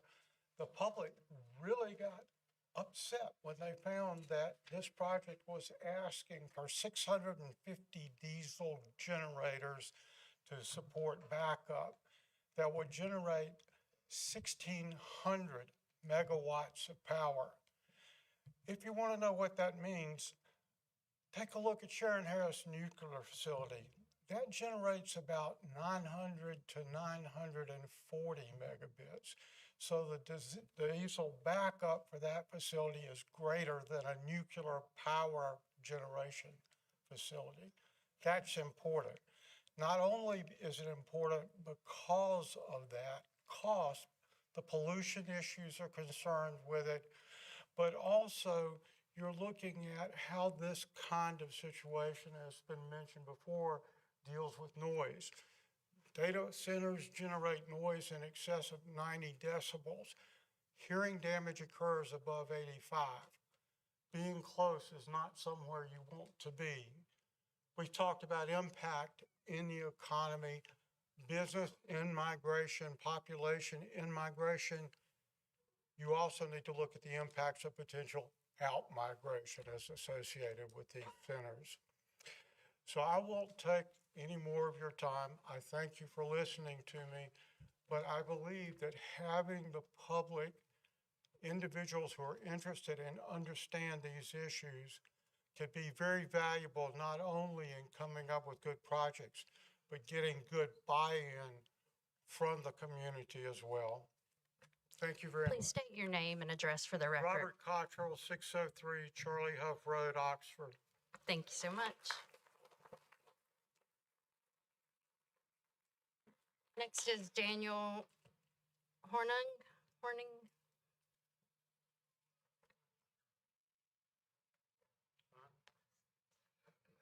Good evening, Daniel Hornung, 2568 Brassfield Road. And I'd like to address the data centers are necessary because of the government's thirst for data and surveillance of U.S. citizens. This is accomplished by the use of ALPR, automatic license plate recognition cameras, or flock cameras as they're known. We have to ask ourselves, what is the specific problem that your community wants to address? Does mass surveillance actually fix the issues, or are we just throwing a new technology at a problem it does not solve? Does the county or cities already have ALPR licenses and contracts in place? And how much does it cost?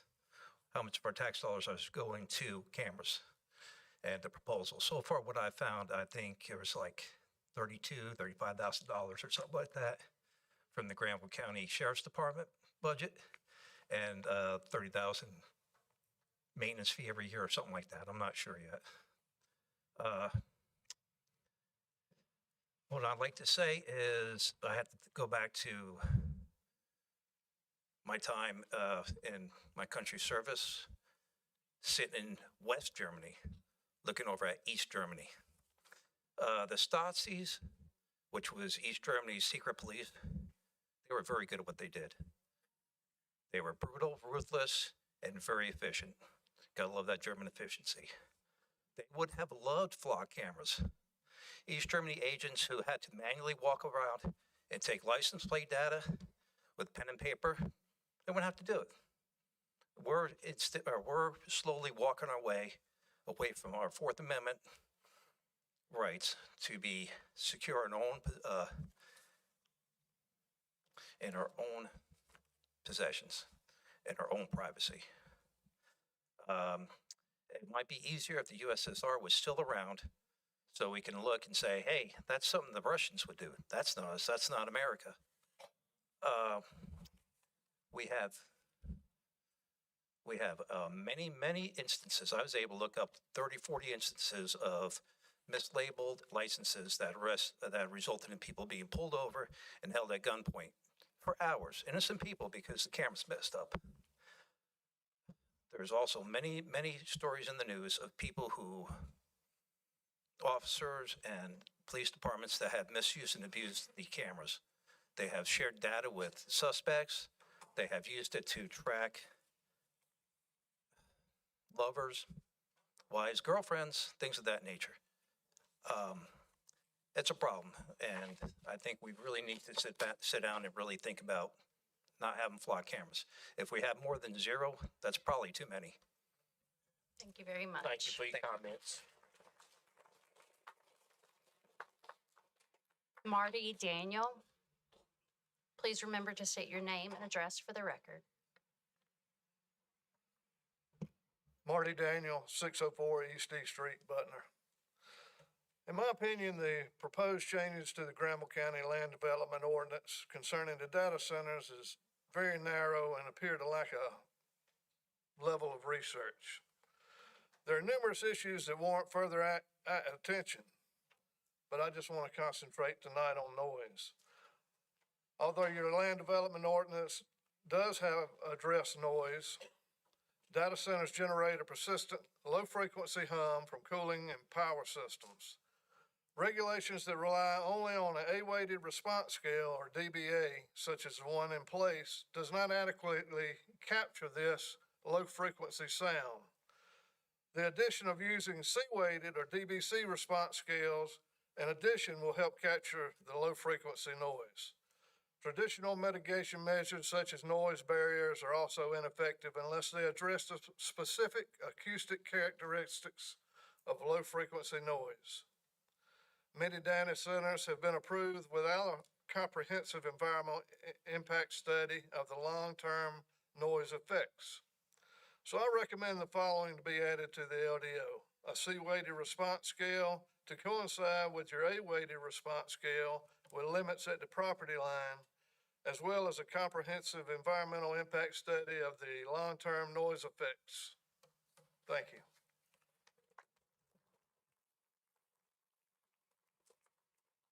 Thank you. Mark Manny, please remember to state your name and address for the record. Mark Manny, 1484 Northside Drive in Creedmoor. I'm going to come at this from the angle that the gentleman, 2 speakers before me did. I'm going to read something from Leo Homan, who's a Christian investigative reporter who I follow and I deeply respect his work. Globalist financial guru Larry Fink of BlackRock is scared to death that Americans will wake up, rise up, and start sabotaging AI data centers. Now think about that. I think everybody in this room, or most people, know who Larry Fink is. Fink admits his fears that ordinary Americans will use inexpensive drones to attack and destroy billion-dollar data centers. He thinks that Americans are starting to wake up, and to the fact that thousands of these surveillance centers are being built across all 50 states, and they're not just for the purpose of competing with China for industrial and military supremacy. They're surveillance centers, and they're tying into the flock. They're going to be tied into digital ID, digital money. The bigger picture is to create enough AI computing power to implement a surveillance state, a 24/7 control grid similar to what they have in China, to keep people in line and under the thumb of the oppressors.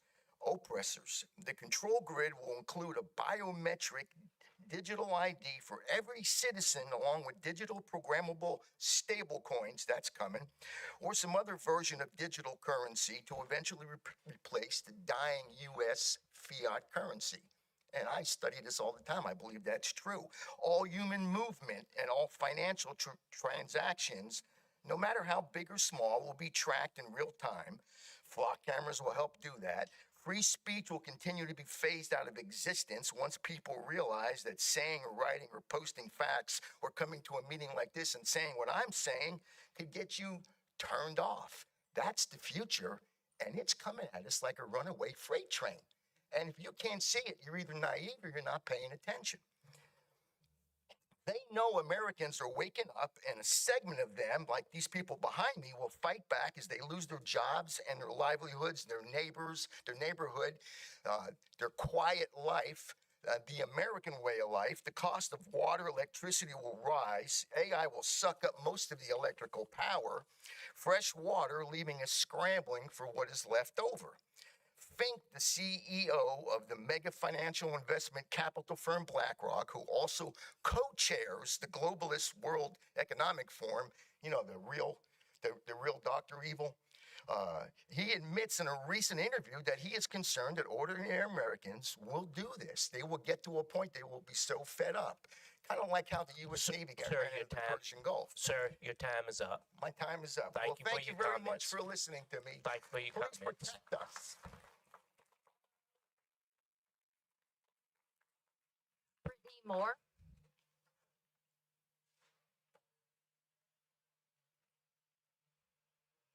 And while she makes her way down, please remember to state your name and address for the record.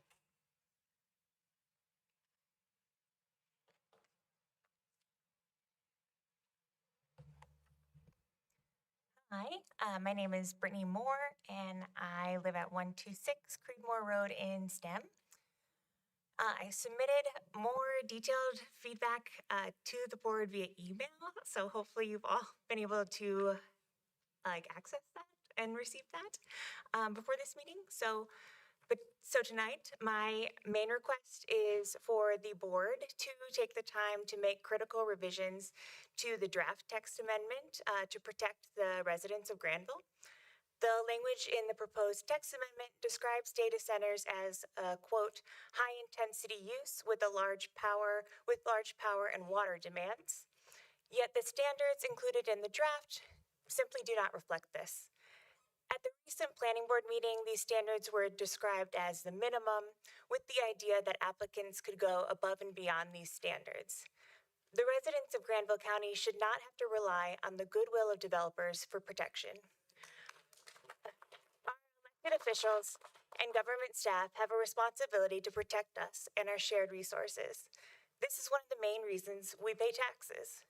The FAQ document describes this proposed approach as one that provides clarity, flexibility, transparency, and accountability. But I disagree.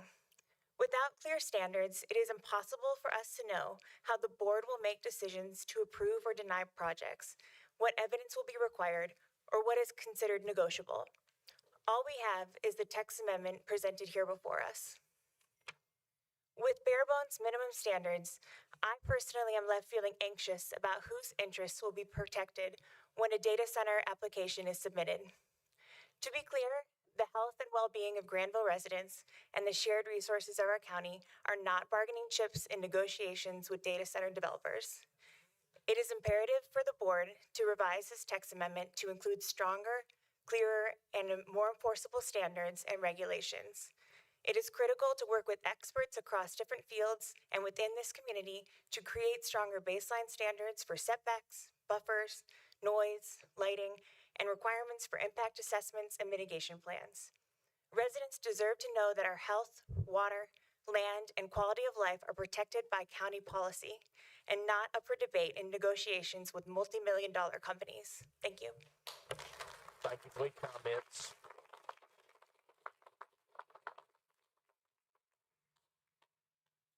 Next is Richard Moore.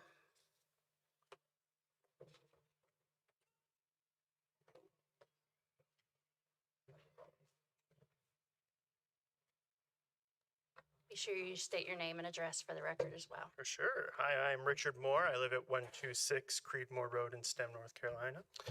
I said this at the other planning board meeting, but I do want to say it again now. The construction of a data center is an act of violence against a community. They destroy natural resources. They can cause inescapable drought. They poison drinking water. They reach decibels that can damage hearing and disrupt the local ecology. They force a community to pay for their bills, and they release pollutants that kill people. I think the public has made it clear, beyond a reasonable doubt, what it is they would like to have happen with the regulations on data centers. And to continue or to pass what they are currently would be an act of betrayal and corruption. I have heard constantly this idea that these regulations would give a chance for a data center of merit to be constructed, but a data center of merit is a contradiction. We have seen what these data centers do. They constantly break laws. They make us pay for their bills. They destroy the environment. They misuse water. They make backdoor NDA deals with politicians, and they target disenfranchised communities, believing that any individual that speaks out will either be priced out of their homes by the increased bills or killed by the data center's detrimental environmental impacts. So much of these proposed regulations are asking us to trust you to negotiate for us. But if you were to pass these regulations, you'd be taking all the trust that we have and breaking it and then demanding that we give you more.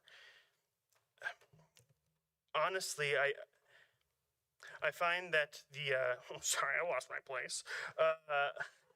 When it comes to the negotiation table, there is no local government that stands a chance. These are the richest people in the world with the most resources and the best lawyers. To set yourself up to find these solutions at the negotiation table is to set yourself up for failure. There needs to be very strict, very tangible regulations. At the end of the day, a data center would be devastating for the environment and it will kill people. That is not a guess. That will happen. If you leave any room open for their construction, you are signing off on that. What I hear when I see and read these different things is that if this is to be passed, you don't care if we are priced out. You don't care if there's no water. You don't care if we lose our jobs. And you don't care if we die, if it means a data center can be constructed. Thank you very much.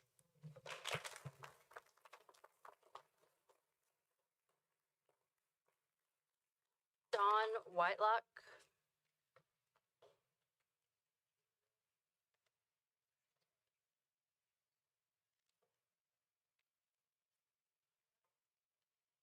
Please state your name and address for the record. Sure. My name is Dawn Whitelock. I live at 420 Kingsbury Street in Oxford. And I wanted to say good evening and thank you for having us all here today. At the planning board meeting where this ordinance was first recommended for your approval, 11 citizens spoke. They raised thoughtful questions about water consumption, electric demand, infrastructure, noise, setbacks, economic development, and the long-term impacts of data centers on our county. After the public hearing closed, the planning board's discussion lasted only a few minutes. The conversation focused primarily on how the ordinance would work procedurally and on a minor wording change recommended by legal counsel. The board then voted unanimously to recommend the approval. That leads to an important question. How did the planning board determine that these are the right standards for Granville County? What research supports these setback distances? Why were these performance standards selected instead of stronger standards being adopted by other North Carolina counties? What analysis led the board to conclude that these regulations adequately protected our residents while preserving our long-term economic future? The planning board answered the question, how do we process a future data center application? But I don't believe it answered the question equally I don't believe it answered the equally important question, why are these the right standards for Granville County? And do they offer future county commissioners a strong position to negotiate a data center with developers, as explained by my friend Fred? Before adopting any ordinance that could shape land use and economic development for decades, I respectfully ask this board to answer that question. Thank you. Next is James Daniel.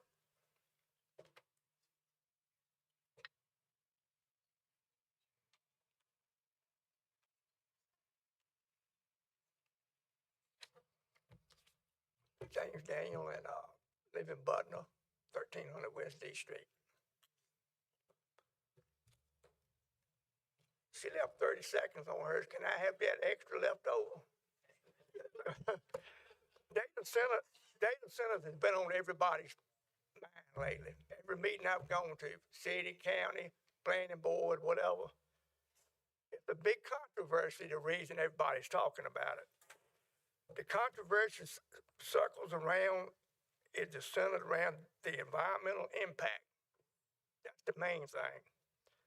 As artificial intelligence use increase large amounts of water and electricity needed to power them and cool their servers running within the large buildings. In North Carolina, the talk plays out in town halls and county meetings just like this right here. As residents have pushed for their community to be left data-free, a poll conducted by Elon University right up the road from here found that only 24% of the people that they polled, and they polled a bunch of people, were in favor of these data centers. So 24 from 100% leaves 76% of people that don't want it, and I'm one of them 76%.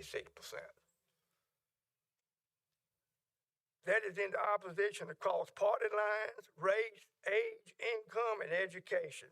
It has been reported that dozens of municipalities right now has hit pause on these data centers. Their ordinance have no infrastructure for large amounts of noise, energy usage, water demand, and heat islands that these data centers produce. No state has excess water. They don't look for that. They just look for the land to buy, to put them on. They don't care if they use up all your water, electricity. A 300 megawatt data center was proposed for a 300 mega data center in Apex. They halted that completely, put a bunch of wiring on the whole thing down there. And that's not a bad thing to do, where everybody can check out what they're doing. This puts at risk rural communities in North Carolina, but don't think that this is the only communities. Every county in the state is experiencing a drought.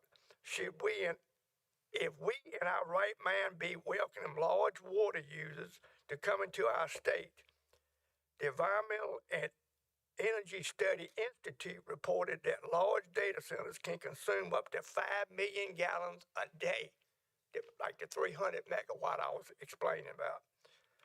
This is equivalent to a town of 50,000 people. One place.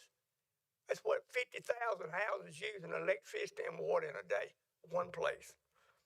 Mr. Daniel, your time is up. Thank you for your comments. Y'all got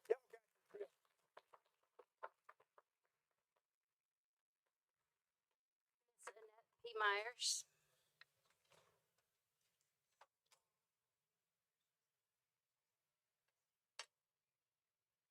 Before you get the clock on me, I would like to tell Chairman Jay that the citizens of District 1 are glad to see you up there. My name is Annette Myers. I live at 6587 Albus Brooks Road. It would have been nice to have had the comments of staff before I drafted my notes, but I will try to monitor them to fit what Mr. Baker said. First of all, I want to address what the issue is, a text amendment. I thank you and the planning board for being proactive and drafting a text amendment because I recall from my time of service on this board that if the county land development ordinance did not address a particular type of construction, an applicant could come in and make a case, in this instance, a data center that could be located anywhere in this county. With this ordinance, you have delineated where a data center could potentially be sited. If you read the original draft of the ordinance, you will read the fourth sentence in the original draft of the text amendment, and it reads, only properties currently zoned I-2 are eligible to request rezoning. And it continues.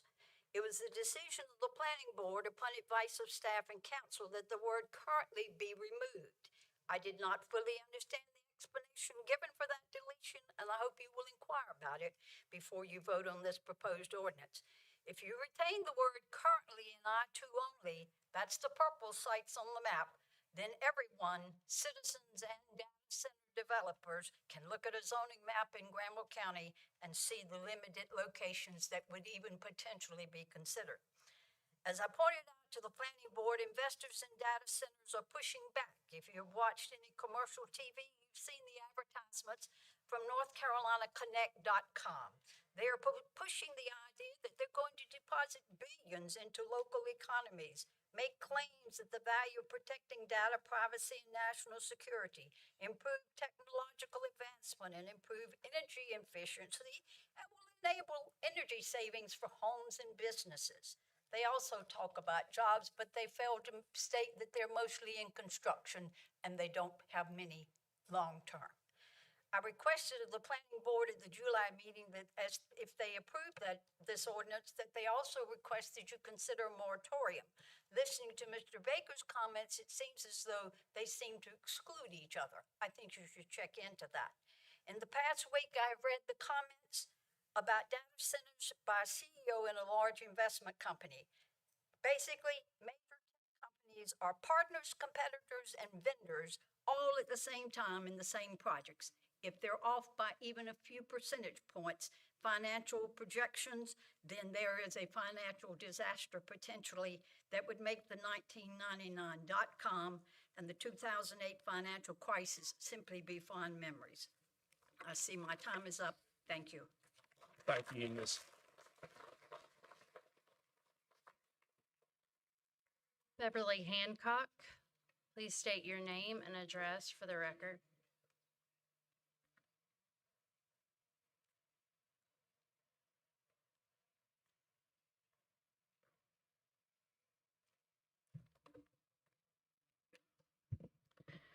Beverly Hancock, 3133 White Oak Drive, Oxford. I also spoke at the planning meeting and I asked if a data center facility would advance our economic development goals. And that's really what we need to take a look at. I mentioned that Granville County is home to many industries, as the former speaker said. We have many great companies here. And what they do is they don't just bring jobs like data centers don't. They also promote and foster true community. Granville County Board of Commissioners and the planning commissions have worked for years and attracted industry that make a difference. These businesses don't detract from our way of life, but they add it. So I say, let's keep going by bringing real industry. A data center is not a real industry. So how do we do this? It's important for all of us to be prepared and informed. We do this by putting our county first, not second in negotiations. It's here that we live, we own land, we drink the water, we enjoy nature. It's where we have our children, our grandchildren. It's where our legacy is, and it's also where we vote. So we have to set up crucial safeguards. One is that was talked about was being able to update the definition of data centers. The next one is absolutely having no non-disclosure agreements. These are secrecy agreements, no backroom deals, no closed doors agreements, no contracts between developers or any board member or local government person with information they wish to share, but they want to restrict access to. Data centers must be responsible for the environment and social impact they make on the community. I believe that sound barriers, like the ones on freeways up to 20 feet tall, should surround any data center facility, and then have the land barrier or the allotment. Have the sound wall and then the easement. Second, we have to set up high fines for centers that don't adhere to rules governing the presence. These fines should be high, like tens of millions of dollars, and they've got the money to deter them from casually or blatantly disregarding the standards of facility conduct. If we don't say no outright to data centers, let's make them pay to be here. They can fund all kinds of community projects. Finally, no abatements.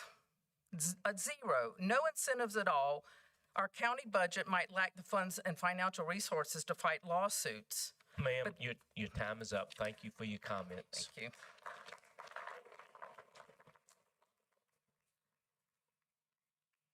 you. Next is Dr. Karen O'Connell.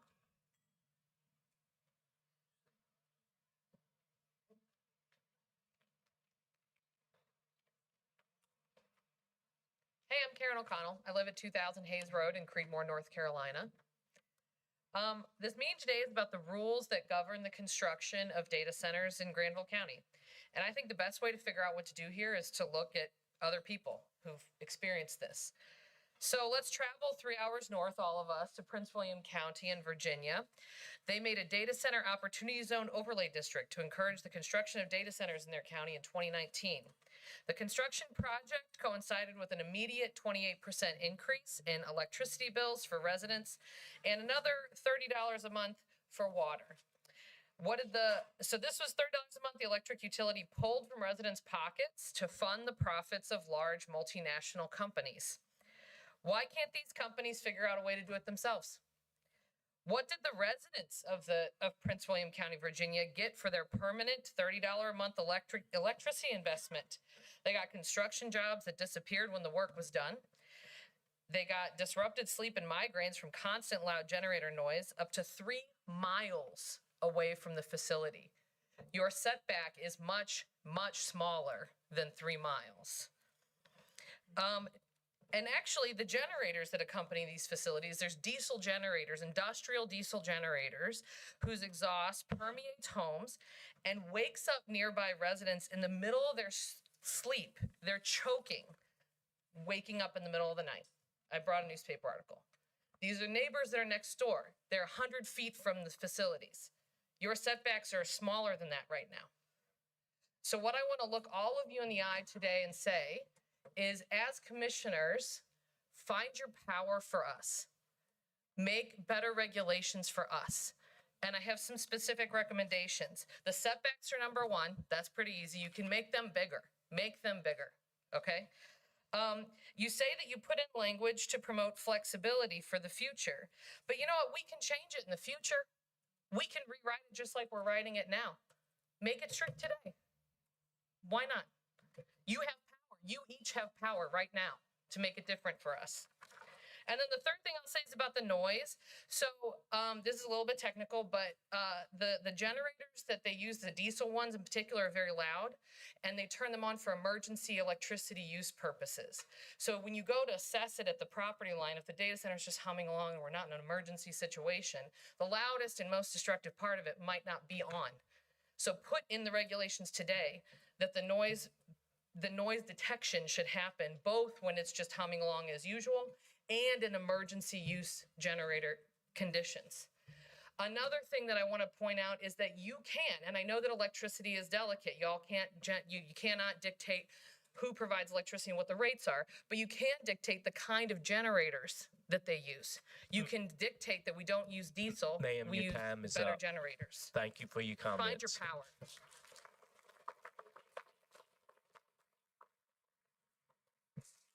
Dr. Hamza Gadiali?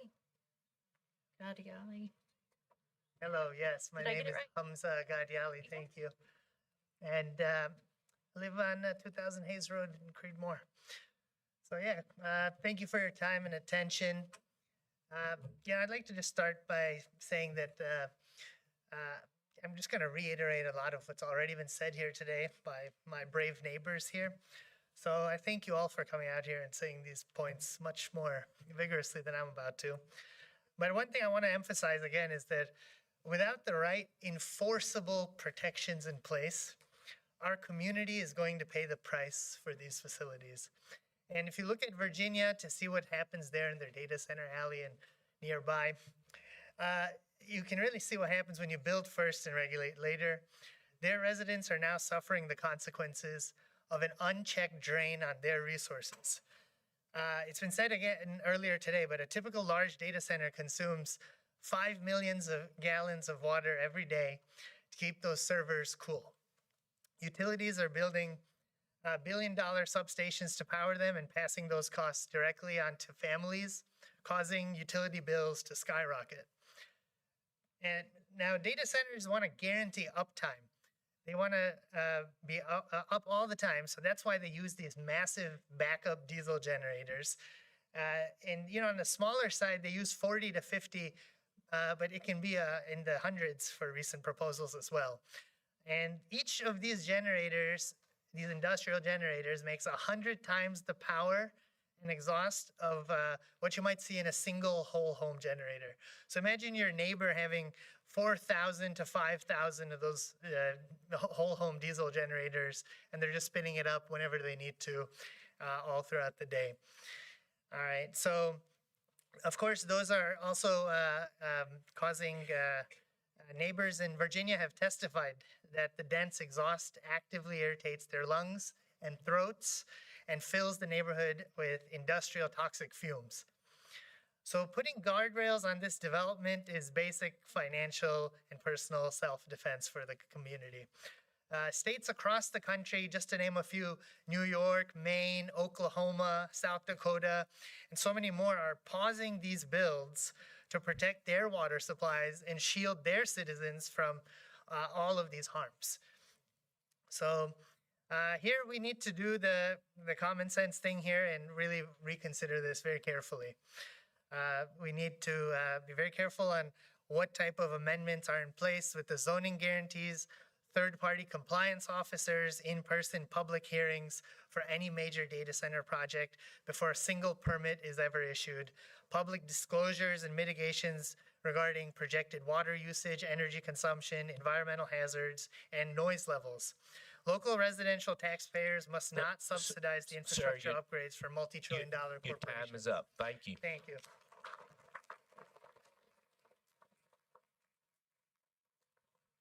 And lastly, Ms. Amanda Lebrecq.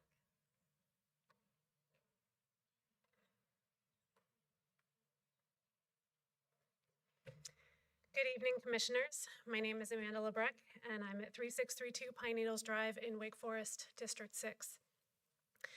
I want to give you credit for not allowing this agreement to wave anything through. It does set up a process where a project already has to be on industrial land, and then it still comes back to you in public for its own vote. It matters to me as a resident that nothing gets approved by accident here.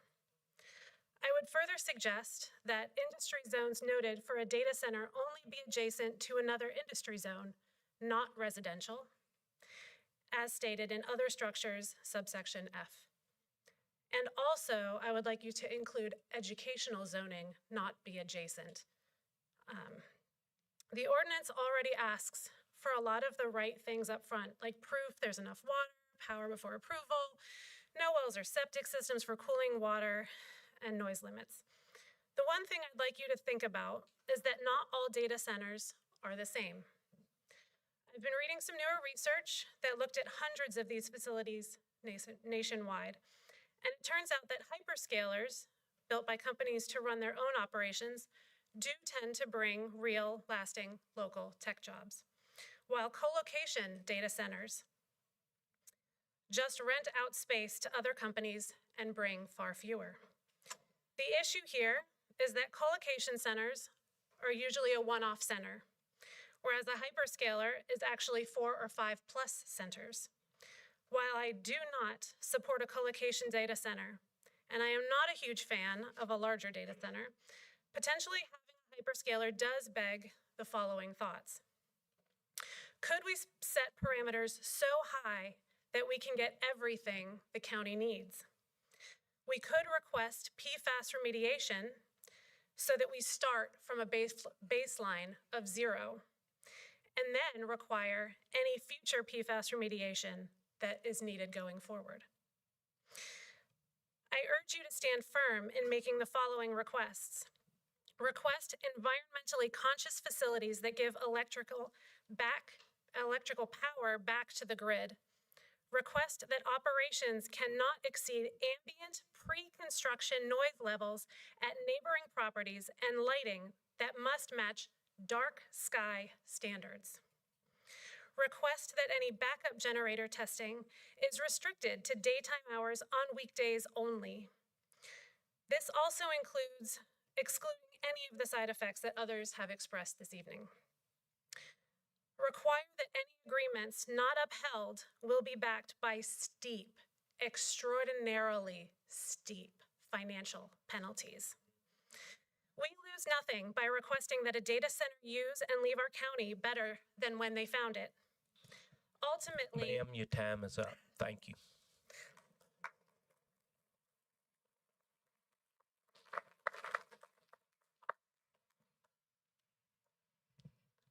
That concludes the public comments. Does anyone else have anything they'd like to speak of?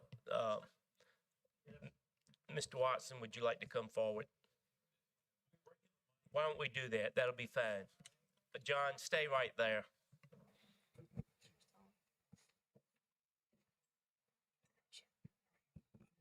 John, please state your name and your address. I'm John Watson, and I live at 108 Military Street in Oxford. Hold the mic closer, please. John Watson, 108 Military Street in Oxford. And you might call me the water man because I am most concerned about the water demands that we face. I emailed an article which I found belatedly online. It was a March 27th, 2026 article by the Corps of Engineers. I won't give you the title of it. And I would have brought a lot of copies, but my damn printer wouldn't work, and I apologize for that. The name of it is Car Lake Data Centers and the Case for Recreation. And the name of it is Car Lake Data Centers and the Case for Recreation. I'm going to do better. Now, I learned more that I didn't know from this one article, and it's out there.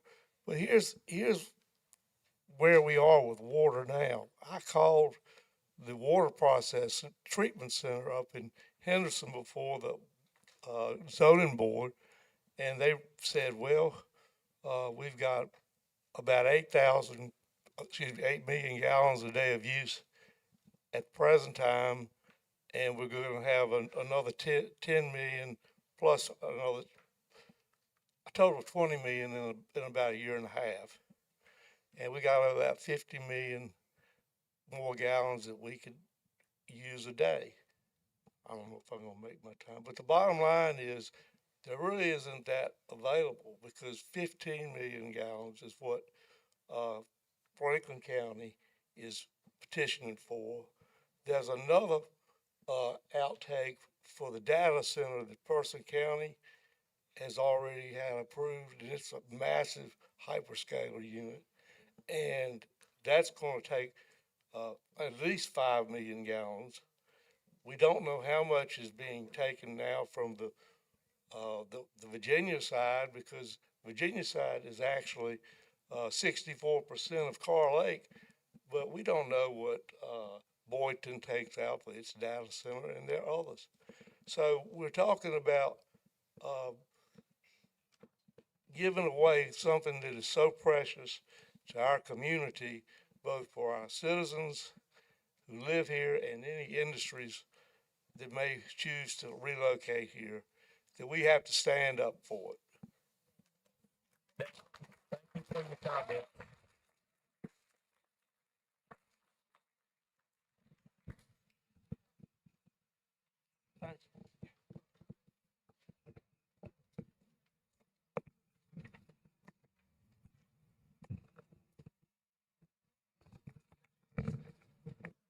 That concludes the public comments.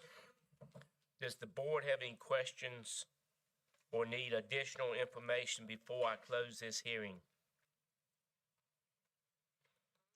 Hearing none, this hearing is officially closed. I declare this legislature hearing closed, and this matter is now before the board for deliberation and action. Please be reminded that when adopting or rejecting a text amendment, the board shall approve a statement describing whether its action is consistent with its adopted comprehensive land use plan. The consistency statement may be incorporated into the motion to adopt or reject the amendment, or it may be adopted as a separate motion. What is the pleasure of the board?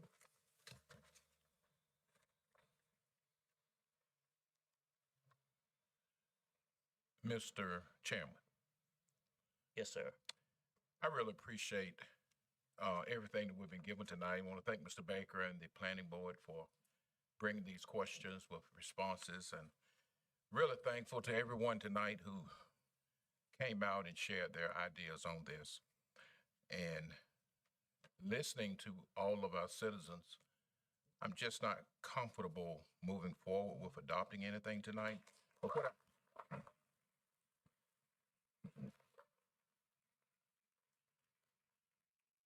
what I would like to do, though, is ask, and I'm glad Mr. Baker's here, to reflect and go back and discuss with the planning board these things, not limited to, but among other things, the setbacks, the energy, the health, the economic analysis, environmental impact, the kind of generators, impacts on electric bills, penalties that could be imposed, and a list of other things that have been brought up tonight that I think would be healthy for us to consider as a part of our initial ordinance. So I want to throw that out, and that's kind of where I stand after listening to everyone, that we would be on a path where maybe we could do something that would be more comprehensive, look at all the issues, and be proud of where we land with this. Thank you, Commissioner Cozart. Do we have any other comments from any other board members, questions?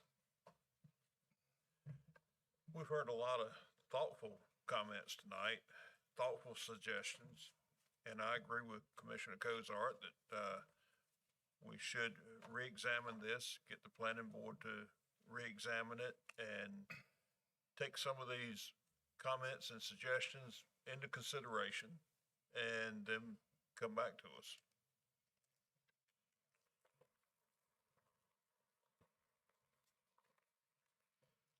Thank you, Commissioner Gooch. Commissioner Griffin? Mr. Chairman, I tend to agree with my prior two colleagues here that I think before we rush into something, we just ought to take a step back and consider a lot of things that have been brought to our attention. Ask the planning board to do a little more research, and we do the same thing at the same time. I know there's a lot of information out there about data centers. It's really hard to clean through what is true and what is not, but I would like to have a little more time to look at it, and I would ask the planning board to go back and look at some of these things the same. Thank you, sir. Thank you, Commissioner Griffin, for your comments. Commissioner May? Yes, I'd like to ask Mr. Baker a question, please. Mr. Baker, would you come back to the podium, please? Yes. A couple of things come up tonight that I want clarification on. I don't want the county to be in a situation where we've set standards and those standards then, someone comes in and they say, well, we met your standards, because if I understand the way, if you write an ordinance, if you write the ordinance and you set a standard and a business comes in and then they say, we've met your standards, the county at that point cannot back off that. In other words, your comment, why doesn't the ordinance include detailed standards for noise, water quality, and similar concerns? I need to know your intent of that, because there was a comment made tonight. Look in the eyes. Use your power. Okay? I'm going to do that. But it's my understanding from going through all the neighborhoods and all the planning committees I've been to, that when we set a ordinance and a standard within a ordinance and someone files a permit, if that permitted information and standard is met, we then must either adopt it or not adopt it. The question is one that is legal. I would say that establishing highly technical static regulations makes it more difficult. So what I'd say to Commissioner May, to address your question. Just a second. Let us have this discussion. We gave everyone the opportunity to speak. Let us have a discussion about this and be polite. I'm sorry, Mr. Chair, but that we need to have this discussion, and we can't have the discussion listening to you. So some of what you are getting at is different parameters for which zoning can be done. Some jurisdictions may choose to elect a course of action where they incorporate data centers into their zoning ordinance, and they do it as a permitted by right, but subject to additional standards. And maybe their standards are a much more detailed, incredibly lengthy list of standards than what we currently have in this proposed text amendment. How we've crafted this, what the planning board recommended, was a conditional zoning process that was designed to be intentionally more flexible so that you guys could view it on a case by case, project by project basis. And if at the end of the day, if you want the project, you can work with the developer, fix standards. Also, it's also legislative, where it's simple. It's same thing as a rezoning. If you don't want it, you can simply vote it down. Whereas on the other hand, if you go with the permitted but subject to standards, all you have to do is submit your application, show you met those standards, and you can have a data center in that jurisdiction anywhere you receive an application that meets those standards. So my question to you is, should we go back and have these technical standards written? Do we run the risk of that occurring? Are we locked in? So it still remains a legislative decision at the end of the day. And the way we have it set up here is a two-step legislative process, where the first step is going to be the rezoning to I-2, which is in and of itself one legislative decision. Obviously, looking out in the county, almost all of it's AR40. There's going to be very few spots in the county where I-2 zoning would even be considered appropriate. You also have to be mindful, even if you were inclined to approve something for I-2 zoning, it's always potential for spot zoning to potentially be an issue. The way that one of the standards in this text amendment has also addresses water and septic, so that's going to further limit the number of spots that are potentially even available. You have to have a water source. Yeah, you have to be able to use septic tank or other subsurface disposal wastewater system. So if you were to look at an entire county map, there's going to be not a great deal of potential properties that would be suitable. But even if we kept it as is with the two-step conditional rezoning, if you add in 50 standards that we've, planning board, planning staff researches, and they set it forth, and, as of the date of time of adoption, you feel that those are the best and strictest standards and most appropriate standards. I think everyone is aware that, data centers are, evolving and changing by the day. It's certainly possible standards could get outdated. So that was part of the reason for looking to keep it intentionally flexible.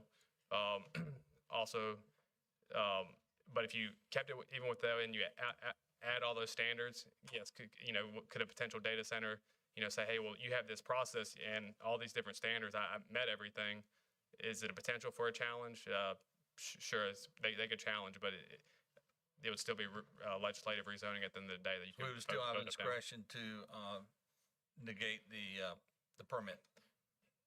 Correct, and I mean at that point you're also bound in by whatever standards you've adopted. If you adopt more standards that maybe in looking back may not be as well tailored to the specific site that where you receive an application. So I was interrupted. Yeah, sorry. So, Mr. Chair.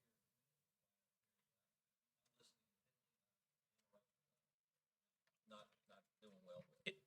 Folks, if we can just, for a few minutes, everybody stay in your seat and let us conduct our business, if you don't mind. If you can wait till you leave, I'd appreciate it. This board would appreciate it. Jason, if you could have a seat, please. So, Mr. Attorney, I want to come back to that because I don't want us to be caught in a trap and that's what I'm trying to navigate here. If we go out and give it back to the planning board, they do a lot of research, which, by the way, we can do that. That can be done even within the process that's been requested with the text amendment.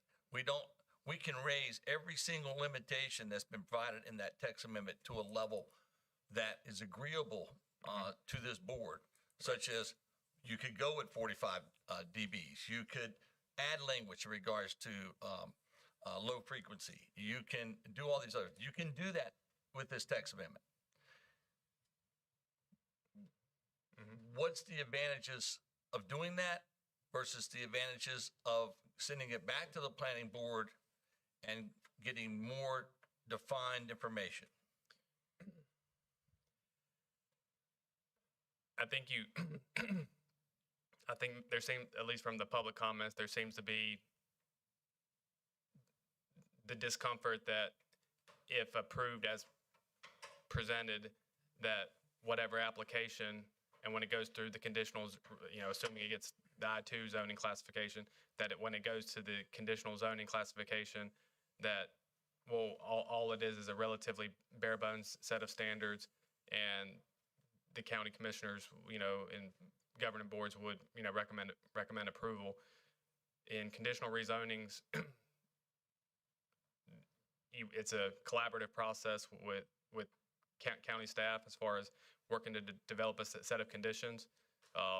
The applicant's going to want a project that if they're going to try to get it submitted, that they're going to try to address all the concerns that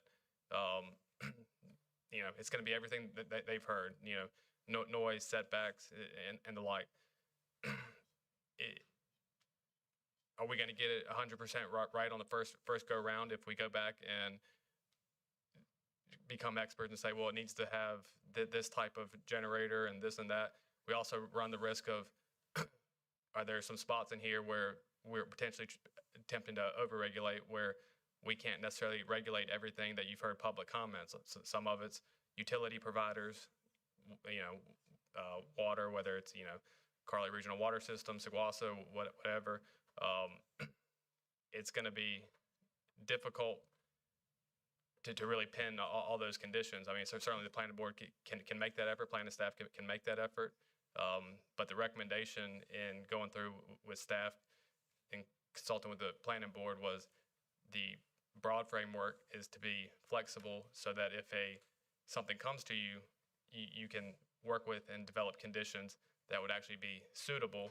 And at the end of the day, if you don't want the project, if it's just hey, I don't want data centers, you have that full discretion to reject it. There's other jurisdictions, even close by, that have the permitted standards where, hey, it can go there and you just got to meet the standards.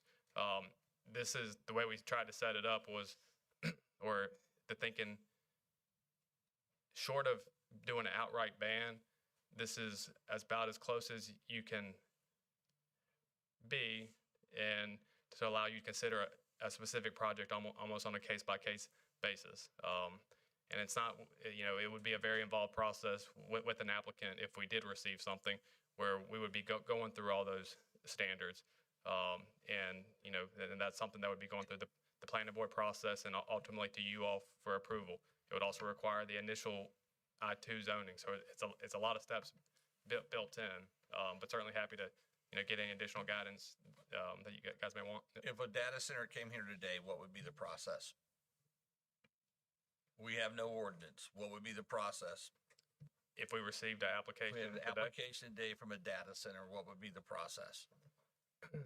we would be proceeding on I think what Mr. Baker had in his presentation. Design group development. Design group development, which is not well situated to any, completely done without any regard to data center. So if you wanted to have it and regulate it this way, this would allow you to put in a framework where it has to go through a two-step legislative process for rezoning. So one, not only the property would have to show that it can be, it's appropriate for an I-2 classification, it would then also have to be appropriate for the conditional zoning classification for the data center. If we have what we have. I want to go back, Mr. Konis, because you're losing me there. Sure. If a data center came here today, we do not have this text amendment as it is. We have nothing. Can it go anywhere? Can they permit anywhere? What would be the legislative process that? It would be a design group development and require a limited use permit. And a limited use is a permitted use with conditions. It would be allowed in commercial zones, all industrial zones. Would it be quasi judicial? It would be before the planning board. So that's important. That's important to understand. Quasi judicial means it's evidence based. It's evidence based, and if the difficulty with a quasi judicial function, whether it be that process, major special use, minor special use, is if an applicant shows compliance, it is very difficult to deny it. So a legislative function, a conditional rezoning process, no matter what the standards are in the ordinance, if it's not located in appropriate place and everyone, like tonight, comes and speaks against it, if they meet the qualifications and have the evidence based, you have more discretion to say no. Yes, but if you go back without it, which we don't have a text amendment now, and it goes to the planning board, it becomes a quasi judicial process. They're in this evidence base, and they have to make determinations as to why you can't. We're not in a better position than we are if we adopted the text amendment. That's correct. And it's rejected in a quasi judicial process. Is it not true that the legal process then they have avenues of pursuit based on evidence based information? I would agree with that. So based on what we just unraveled there, what I'd like to know from the county manager and the county attorney is the recommendations made by our board. I'd like to hear what you guys do to support it, because this is I want to make this very clear. We're not approving a data center tonight. We're not approving that. We're trying to find a process that gives us the latitude that's necessary to protect our community and take in that community input. It doesn't mean we won't have community input beyond this point. We won't be beyond that for a long time to come. But if we pursue another avenue, we run the risk of running into legal jeopardy and in a quasi-judicial process, which could be harmful, which means we're not going to get to call the shots the way we'd like to call the shots. Am I correct? And one other item that I want to, I make just present is that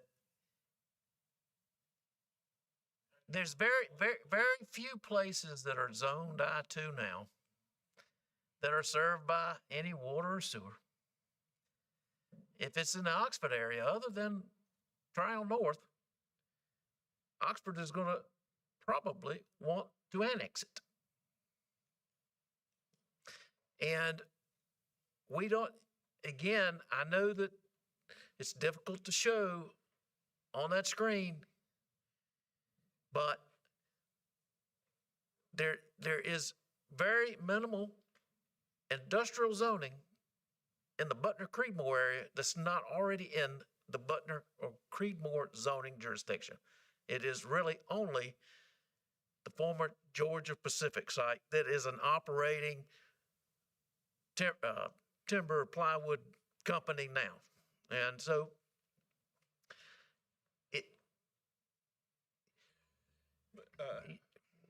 Mr. Beckman, you mentioned the Georgia Pacific site. How many acres is that? Do you remember? No, so I don't remember, but it's probably maybe 45 to 50, maybe 60. Many acres in there? Sir? I didn't remember it being that big.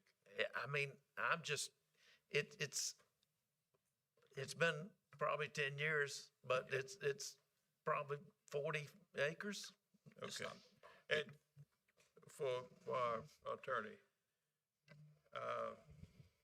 if we go back to the planning board and ask them to look at some of the suggestions tonight,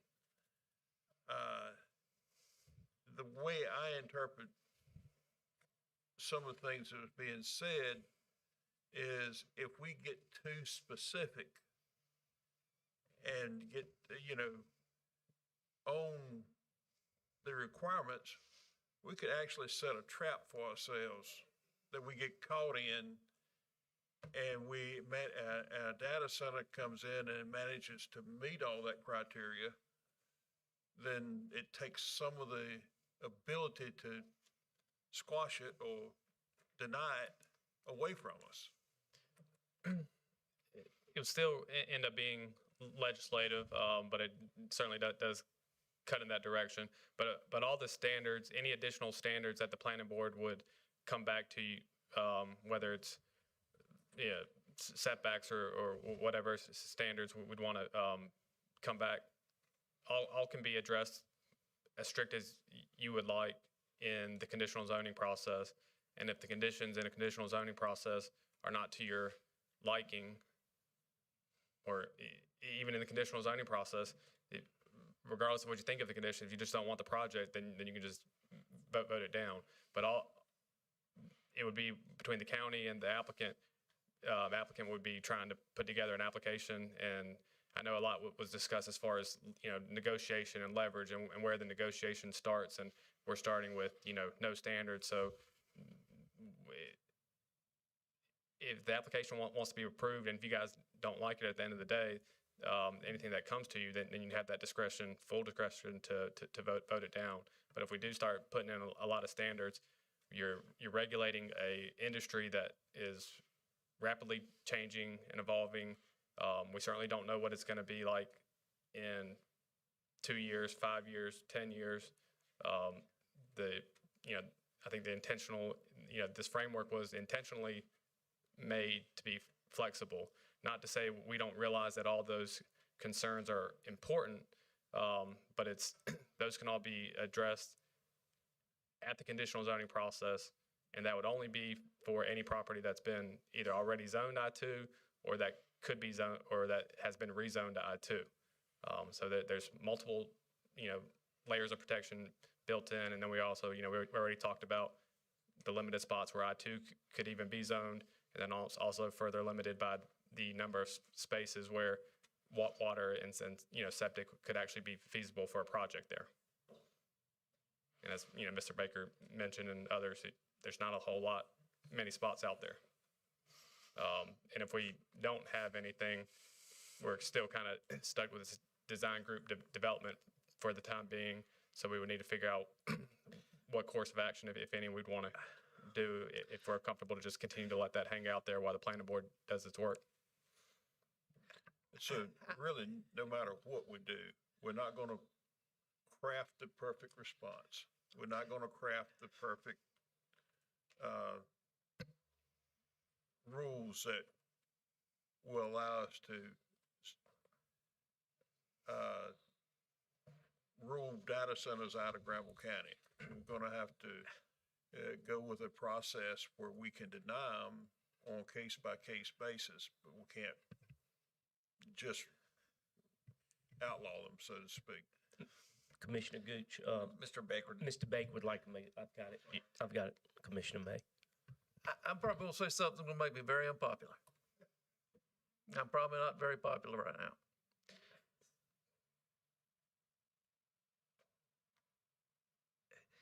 If you approve it tonight, we will have a set of regulations. And we can come back always and amend that. And it takes away that design group development that there is more commercial property out there. There is more I-2 out there. And if you adopt it, we can always come back right away and amend it again. I've heard everything everybody said. I understand. I've worked in this profession for a long time. And I don't like to, I want to protect people. And so, I mean, that's, I don't know how else to say it, but if you adopt it, then we can amend it again.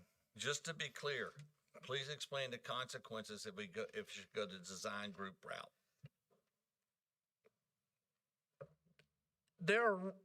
I have heard rumors of, of these things. And I truly don't want to be in my office and one of them come in and say, I want to put it here on a highway business zone. And you told me it was a design group development. So what is that process? And it's not coming to y'all. And it's quasi-judicial, which I understand folks may deal with land use once every 10 years. The difference in a legislative function is you, as commissioners, have broad discretion to say no. Quasi-judicial, you or your appointed boards, planning board or board of adjustment, have much more difficult time saying no in a quasi-judicial function.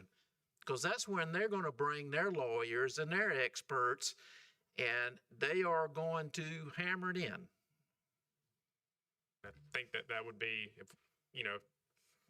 any data center applicant would be able to make that case and show a good enough case to show that those standards either would be met or make a good enough case that if it was denied that they would be able to potentially appeal to show that they made those And the standards. legislative decision by this board to simply say no is gone.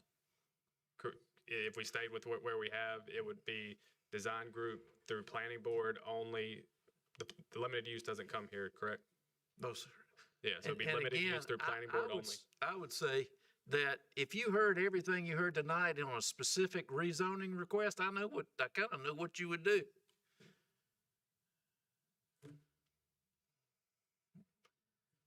I don't know how else to express it. We need regulation, and we can amend it in short, turn it right around and amend it.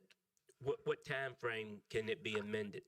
Well, Mr. Baker? again, as a quick lot as you- it depends on. I think if you have this in place, you have no major rush in exploring whether any additional regulations would be nice to have in the long term. If you don't have this, then we're sitting with design group development. You consider, hey, are we having the moratorium discussion? Are we sitting out here with the design group potentially open as an option? Or if we go ahead and get this in, already stated, have nothing, nothing currently pending, then you have a two-step legislative process where you don't have to have the worry of, hey, is something going to get through that you don't want to? It won't get through unless you approve it. The other item I want to mention to you is that we still have this state law of the down zoning. And we don't have a data center right now that's under a design group development.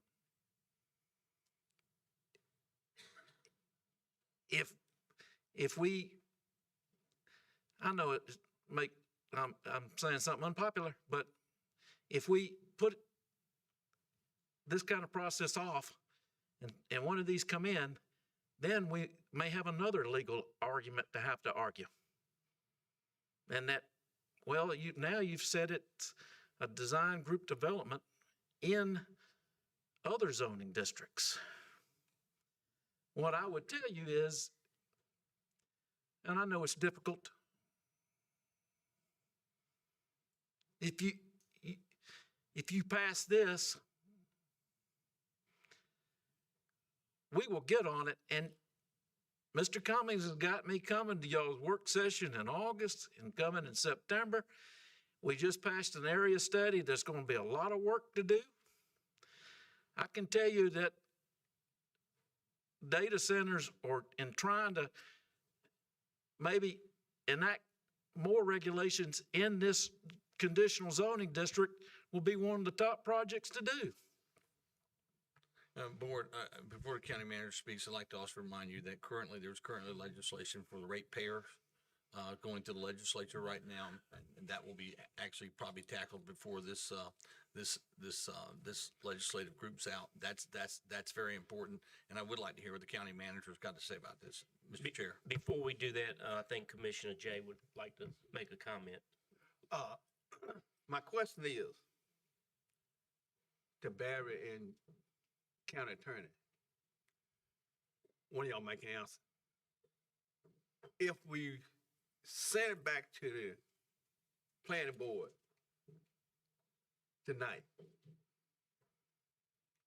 tomorrow, or either Wednesday, early Wednesday morning, a company come in for a data center, we still don't have no grounds to stop it. I mean, not stop it, but no grounds, no grounds of what we need to do, steps they have to take. We don't have no plan in hand. Correct. They would go through the design group development, apply for the limited use permit, which would come before the planning board as a quasi-judicial matter. They would make their application, show that they met those standards. And the notice of a quasi-judicial function is just adjacent property owners and no legal ad. That was a change that the state made years ago. Rezoning is 2,500 feet, external boundaries, legal notices in the newspaper.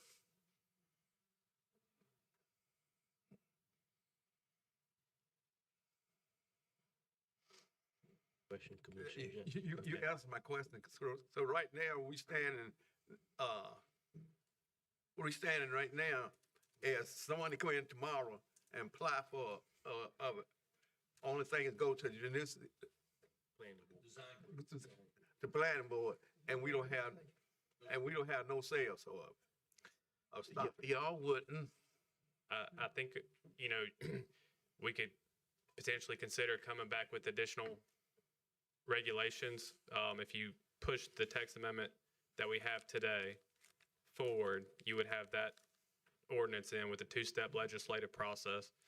Could a potential argument be made for downzoning if you then seek to add additional standards in?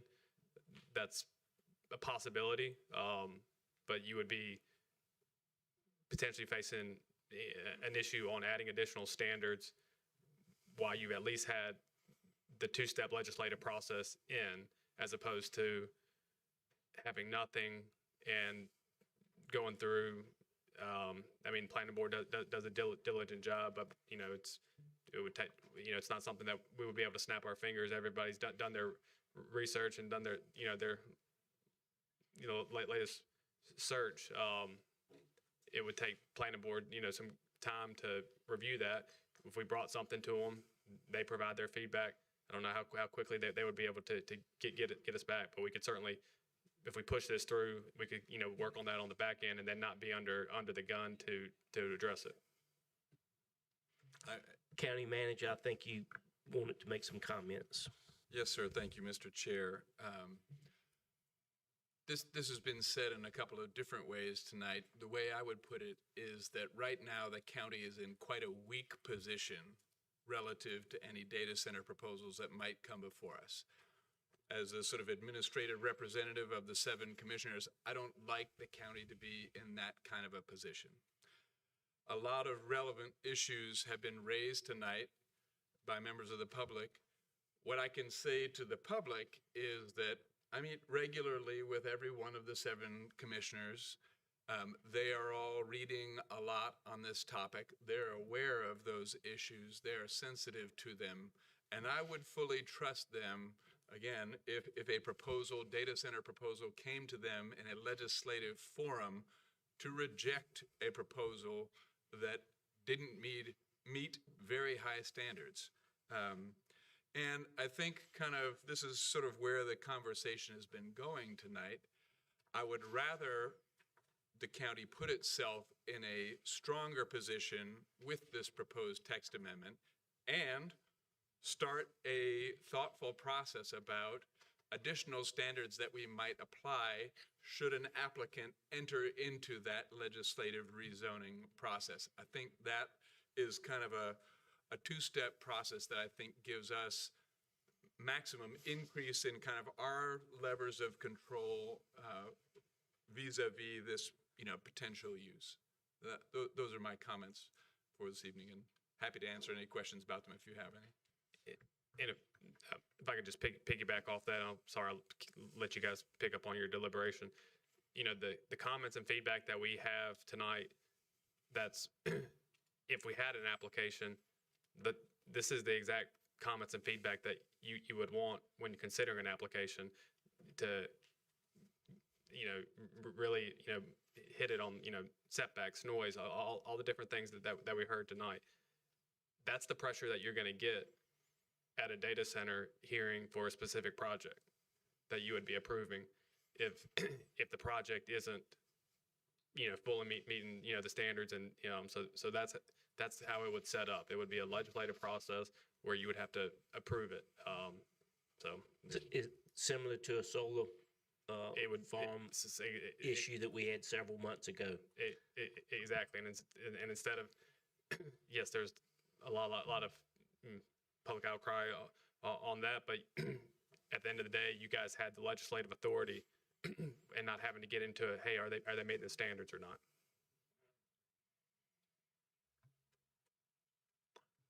Mr. Chairman? Yes, sir.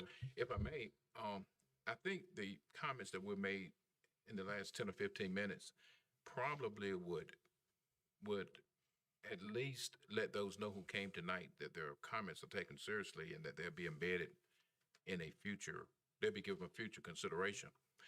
And in listening to everything, I don't want us to be out here without something to protect us in the event we got an application. With the understanding that in future work sessions of the board and with Mr. Baker recall of the comments made in reference to setbacks and kinds of generators and all those things, I think I have a change of heart in terms of how we could move forward, consider things that were said tonight, but yet protect the county in terms of a future of an applicant that might come in the next few days. So, Excuse me, Commissioner Cozart, do you want to put that in the form of a motion? Yes, I'll be glad to.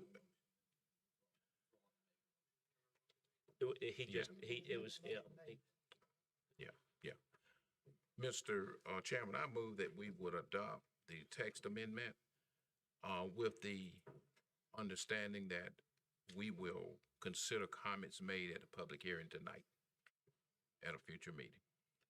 I second. And the consistency statement. Yes, I add that to it. If you could, just, if you, and you're welcome to come up with your own consistency and reasonableness statement, or if you want to simply refer to the plan, the one that was done by the planning board and just reference the one that was adopted by the planning board, that would be fine. Commissioner Cozart, would you? Planning board. Yes, please, thank you. Be fine. Okay. Before you make that, Mr. Connors, can you read the consistency statement that the planning board made? Yes. Give me a second to pull it up. Because we may want to adopt our own based on the fact Sure. that the comments tonight.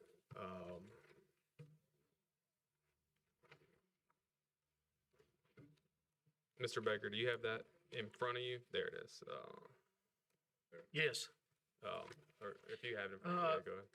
This amendment is a reasonable and consistent implementation of the comprehensive plan's goal of protecting the county's rural atmosphere through adhering to the future land use map containing within the plan.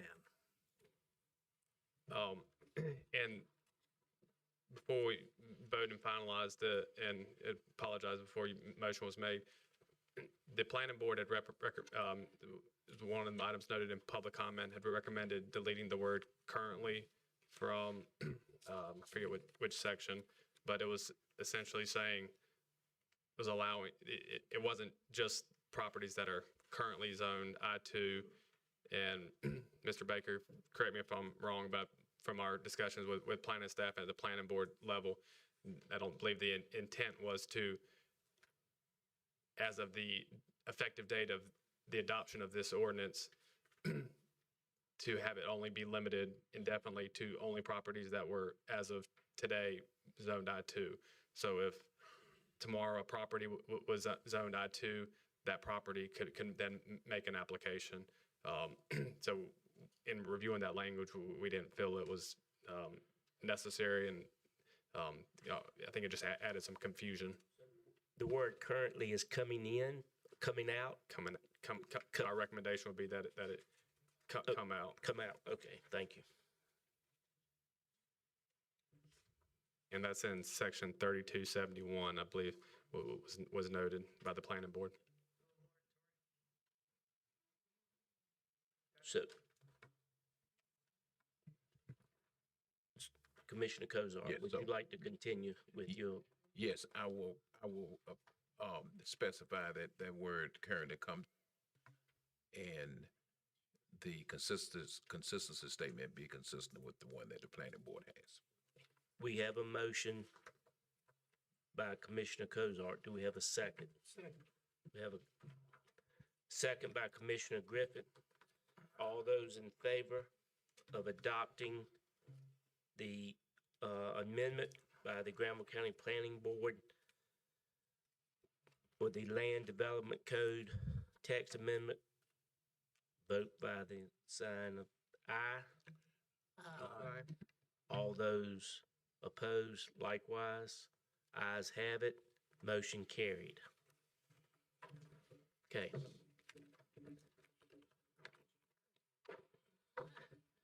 We appreciate everyone coming out tonight, and we thank you for the input. Thank you for staying. We appreciate it very much. We're not done yet. There's lots to come. Yeah, well, oh, yeah. We still have to stay, but.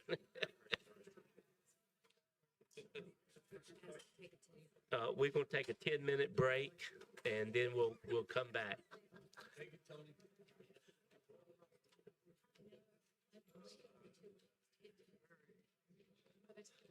You folks have to stay because this is what you're gonna get used to, so y'all can't leave. You have to stay here.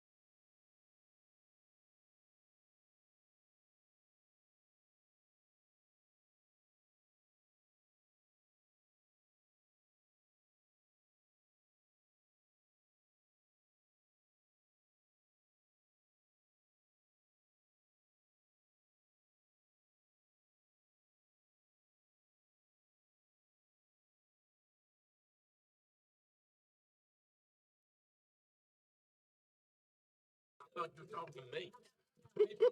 That purple suit better pop on. Okay. Moving right along, tax matter, county compliance, review presentation, Ms. Jenny Salt.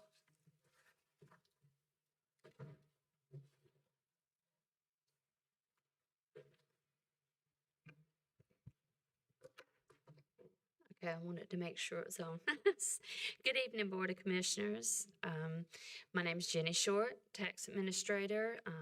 I'm here to explain why Granville County should begin a formal compliance review.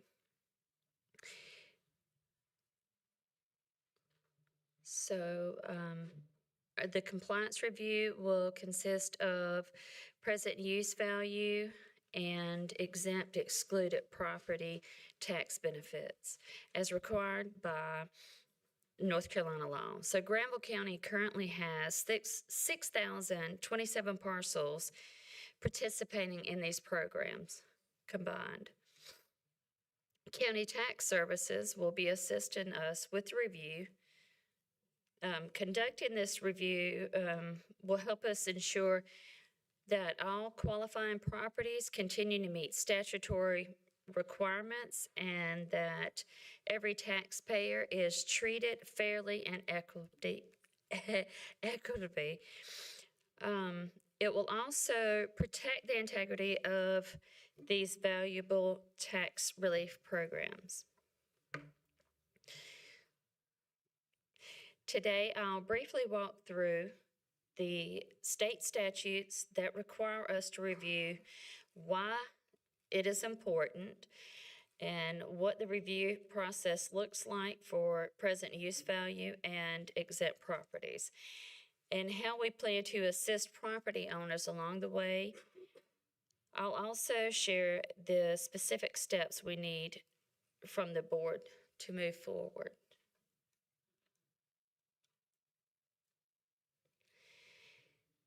Okay, North Carolina General Statute 105-296J and 105-296L require counties to conduct an ongoing compliance review.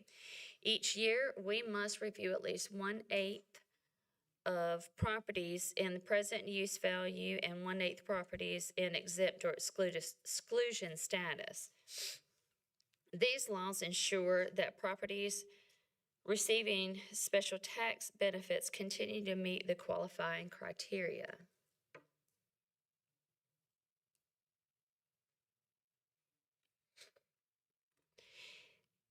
So, 105-296L, a portion of exempt and excluded parcels must be reviewed annually, at least at a 1/8% rate. This may include nonprofit, religious institutions, other organizations receiving special tax status. State law allows us to request documentation from the taxpayer, and they have 60 days to provide it. If no documentation is returned to us, the exemption must be removed. But they may regain it once compliance is demonstrated.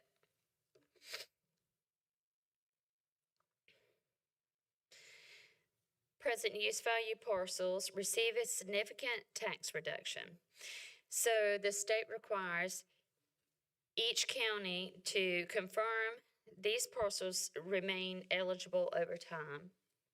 Each year, we will review at least 1/8 of these properties. This includes verifying the use, the acreage, production, and other qualifying requirements. If we identify parcels that no longer meet the criteria, they must be returned to market value.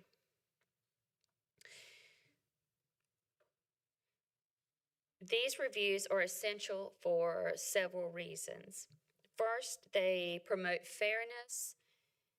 Every taxpayer should be contributing appropriately based on their property's actual qualifications. Second, they help us verify that parcels receiving reduced tax obligations still meet the required standards. And finally, they strengthen transparency, accountability, which builds public trust in county government. Here's how the process will work.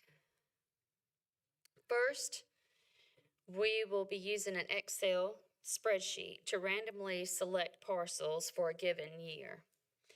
Next, we'll send the Excel file over to County Tax Services, who will be assisting us with the compliance review.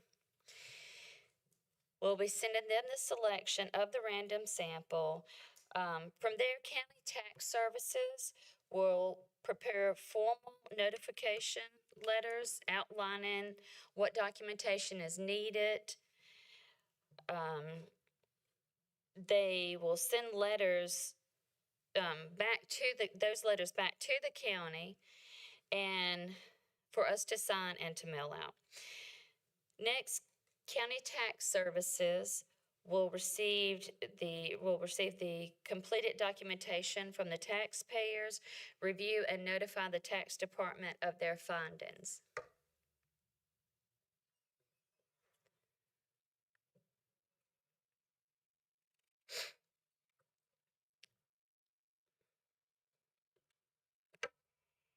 So I just want to emphasize that our goal is cooperation, not punishment. We want to support the taxpayers, provide a checklist and guidance documents, and maintain support for anyone with questions. Our intent is to help property owners maintain compliance whenever possible.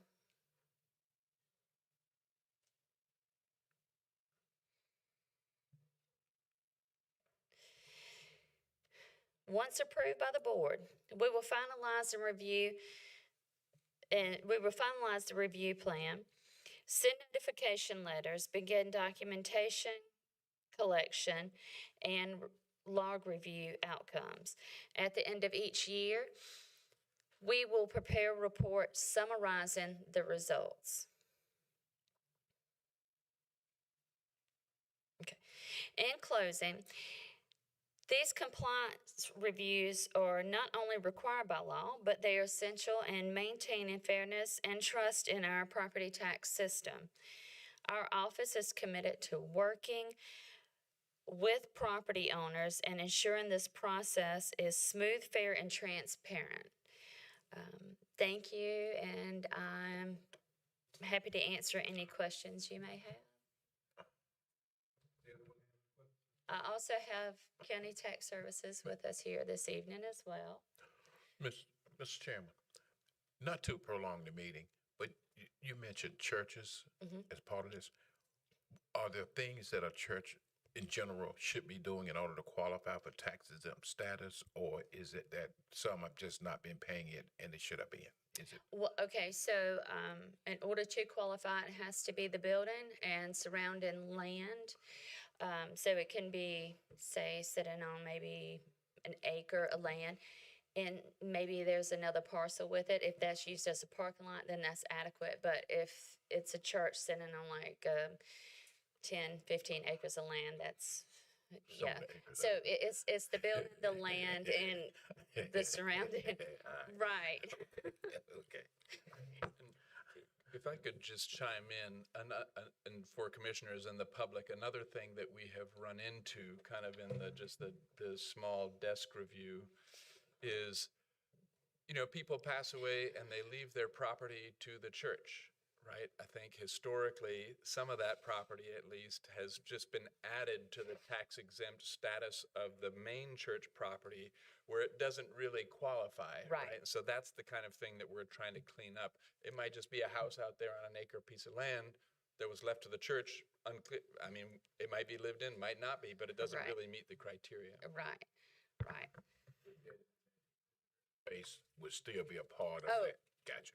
Yes, cemeteries it will be exempt. Yeah. Mr. Chair, how far will you go back?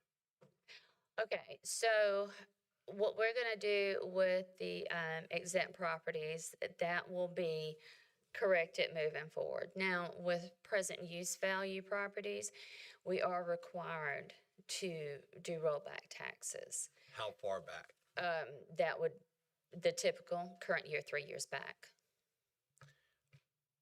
I got questions about administrative process. The letters, they're crafted by the tax office, reviewed by county manager and council. Correct. And I imagine county tax services as well, our contractor. And will commissioners be notified when the process begins?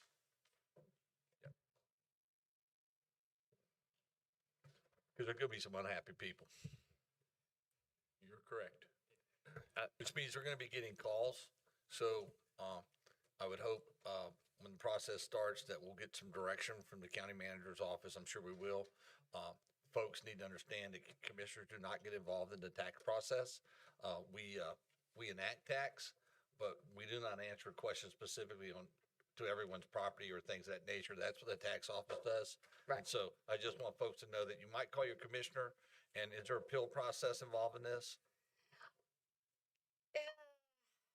Okay, so if, I'm saying the 60 days, so if we send a letter, say, to a church or some type of nonprofit, they're receiving the exemption, they have 60 days to send us that information back. After that, we were discussing sending a letter, letting them know. Tanya, can you come up? What was the name of that letter? Sorry, this is Tanya from County Tax Services, Tanya Price. So the typical process is the first letter gets sent identifying the information needed to verify the qualification still exists. Once we get that information, we go through it. If, however, and it's stated that if we don't get that information in, then a disqualification letter would be sent saying, based upon no response, this property, these parcels are being disqualified. However, that disqualification letter has another 60 days to it, which says if information is received within that second 60 days, then the disqualification can be removed. So that is, in essence, the appeal period. So they do have a recourse if something happened that they didn't get it the first time. It's recommended that that second letter be used as the appeal process. Thank you, ma'am. Ms. Short, will there be a penalty if the present use of, say, timber was not kept up in the forestry program, or tobacco has not been planted in years, but it was still in the program? We're going back 3 years on that process. We have to, if they've been receiving that benefit. Will there be penalties invoked on that? Okay, so any rollback taxes will have interest. That's any. Okay, so interest but no penalties. The interest is the penalty. Right. Okay, thank you. Right. And those folks also have a 60-day window to appeal that as well? Well, it's you. Yeah, to provide additional. So in other words, you might as well say they end up with. They could possibly end up not with just 60 days. They could end up with 120. I get it. Right. Okay. Right. And if it's something that, say, it's in land use and they have enough land to qualify, but maybe they're a few acres off of maybe crops or whatever, we're willing to work with them to, anything to help them get back into compliance. What we are really looking for is the going forward. We're not really, I mean, we have to legislatively, but we're not so interested in going back. We just want to make sure going forward that we're getting what we're supposed to get. Right, exactly.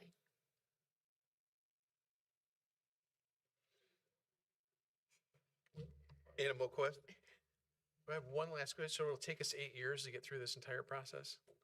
Because you're doing 1/8 at a time. Up to, that's the catch, up to. So I would say starting out, we want to start out a little bit slower and then possibly can move up to 1/6. So each, say by the time each reval comes, we've already completed, you know what I mean, every 6 years, That's all. hopefully. Mr. Chairman, I'm prepared to make a motion. Go ahead. Make a motion that we accept the tax administrator's recommendation and authorize the tax administrator's office to, with the assistance of the county tax services, to begin a 1/8 compliance review of the present use value and exempt exclusion properties in accordance with the state law of North Carolina Department of Revenue. I'll second. It has been moved and proper second, to accept the tax, administration recommendation. All in favor, use the voting sign aye. Aye. All opposed have the same right. Ayes have it. Thank you. Thank you. I don't see, oh, there you go, Jay. Won't be here. A replacement of 20K kilowatt light tower generator combination unit. Jason? All right, thank you, Chair, fellow commissioners. On May 4th of this year, our office lost one of its 20 kV portable light tower generators due to a vehicle accident. It was declared a total loss by our insurance carrier. This unit, along with the identical unit we have to it, is one of the most used resources we have in the county for us being deployed out. Since this accident occurred, we've ran into 2 incidences where we needed it, but it's unavailable. One being July 4th fireworks down in Butner, and the other one being the recent power failure at Granville Health. Funding for this, we did receive a check back through the insurance carrier for part of it, but due to the increased cost of when this was purchased 10 or so years ago versus now, it's a substantial difference. But the cost of replacing this unit now using a Sourcewell quote is $31,818.42. Funding for this will have to come from general fund balance, which if this is approved, a budget amendment will be submitted at the next Board of Commissioners meeting by Finance. So it is my recommendation that the board approve the purchase of the replacement 20 kW light tower generation combination unit. And I'm here if you have any questions. Go ahead. Go ahead. What happened to the unit, if I can be so bold to ask? One of the deputies was pulling it. They were coming off Ivy Day Road, turning on left on 158, coming back to my office, and lost it when he was coming off the road. How did they lose it? According to the accident report, it states, it appears that improper attachment of the towed unit and fast acceleration by the driver were contributory factors. So you rolled it, you kind of rolled off. Yeah. Read it again, please, mister. It appears that improper attachment of the towed unit and fast acceleration by driver 1 were both contributory factors in this collision. That's according to the vehicle accident report. So how many generators, light generators, do we have now that are serviceable? Just one. So that's insufficient. That's my opinion for the whole county. So insufficient. How do we, I'm gonna make a recommendation that Mr. Rivas comes back to our, works with the county manager. We've gotta have, more than one unit, with the lighting on it for the things that we do in the county. Just to be clear, that's exactly the approval that's in front of you tonight, is to get a second one back. Any given night, you're gonna have a church event, you're gonna have a crime scene, you're gonna have a fire, you're gonna have a number of things. It's a large county. I would ask that Mr. Rivas come back to the board and provide us what he needs to effectively and, to have the appropriate number, within. I know that's gonna cost us. I know it wasn't budgeted, but, it's pretty tough. I mean, I'm just saying the sheriff could have a, Does he have one? That would be Does a the sheriff question. have one? Does he have one? The sheriff So I department. think he has a, don't hold me to this, he has an older unit that's not in the best shape in the world. Maybe he needs to upgrade. But they typically come use mine like for homicides and major crime scenes. so maybe the sheriff can get some money from the Governor's Crime Safety Committee via the Governor's Safety Program. I think they have funding and grant funding. Maybe you can see if he can get some money there, because I noticed that within the budget amendment that was in the consent agenda, that there was some funding remaining in the Governor's Safety Highway Program, I believe. So can we look at those things as means? That's all I have. It doesn't seem like a lot, but it will be a lot when you need them. Mr. Chair, I have a question. The insurance money, did that go into the county funds? So they're, pulling this money out of fund balance, you're also pulling that insurance money back out, is that correct? You know, the insurance money goes into a general pot, but essentially it offsets us. It's actually a fairly small portion of the cost of a new light tower. They've gotten significantly more expensive over the last couple of years, and what we got for a wrecked. So I believe the insurance money was covered by half of it, but the insurance money would have come last fiscal year, so not quite.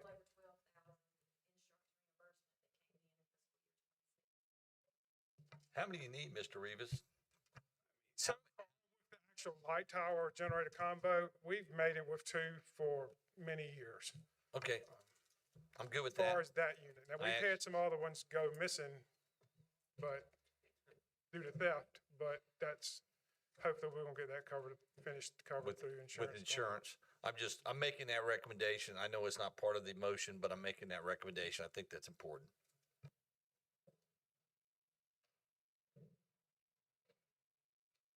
I make a motion that we approve the request, Mr. Chair, and that, also with the recommendation that we, find a way to get another generator and a light pole. A second motion, Mr. Chairman. It has been moved and proper second that we'll accept the emergency management recommendation, along with the statement coming from statement coming from Commissioner May that we find a way if we get another. All in favor, using voting sign aye. Aye. All opposed, have the same right. Ayes have it. Thank you. All right, thank y'all. Okay. Solid waste matter. Jason? Solid waste matter convenience site management and franchise agreement. This is the second reading of the franchise agreement, ordinance, and grant franchise to the GFL environment.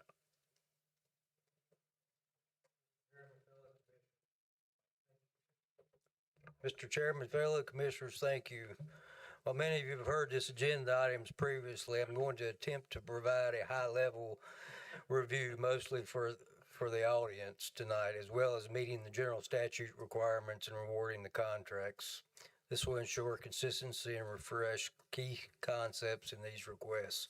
So the first item is to conduct a second reading of the attached solid waste convenience site management and operation franchise ordinance, which would grant an exclusive right and franchise for operation and management of the county's solid waste convenience center sites to GFL. Pursuant to general statute, no ordinance making a grant of a franchise may be finally adopted until it is passed at 2 regular successive meetings of the Board of County Commissioners. Approval of this item constitutes the second of the 2 required readings. So a quick summary of the background, mostly for the audience. The county existing contract for convenience site operation will expire on December 31st, 2026. County staff issued and publicly advertised an RFP 2026 on February 2nd, 2026, seeking proposals for convenience site management services for the county's convenience centers. A mandatory pre-bid meeting was held on March 2nd.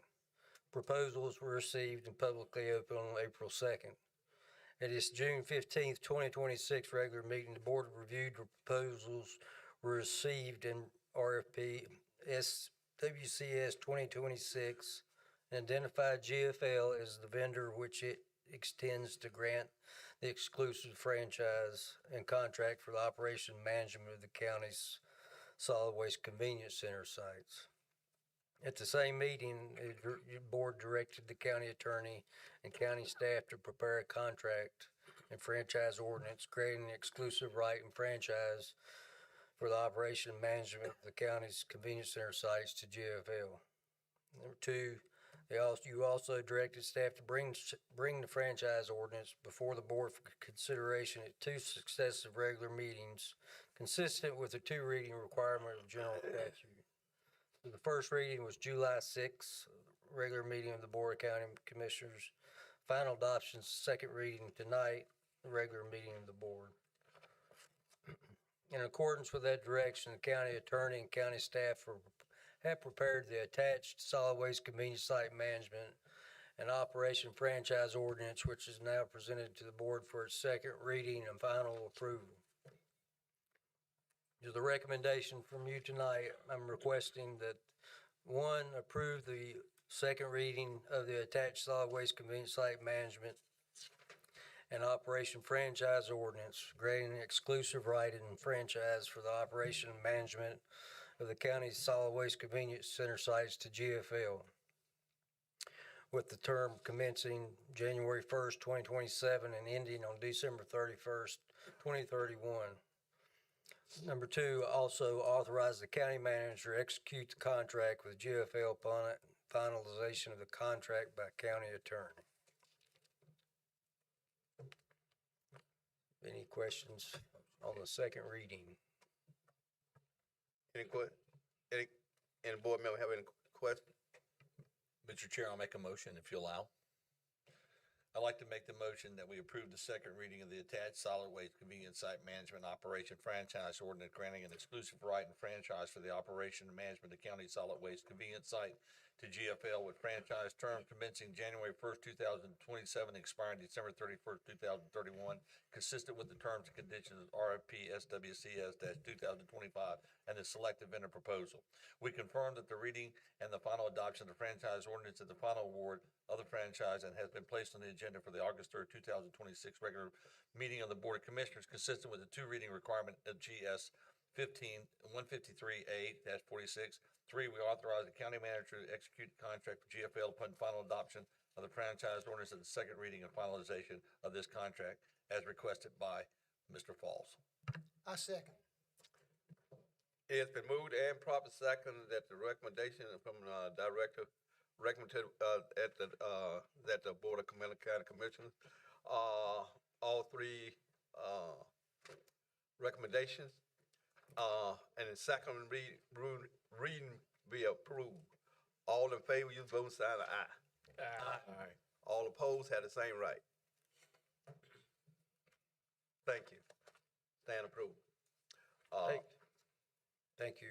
And just want to be clear, so was included in there just the authorizing the county manager to execute the contract with GFL upon finalization and approval as the form as the county attorney? Okay, it was a lot. I just want to make sure I didn't miss it. All right. Second reading of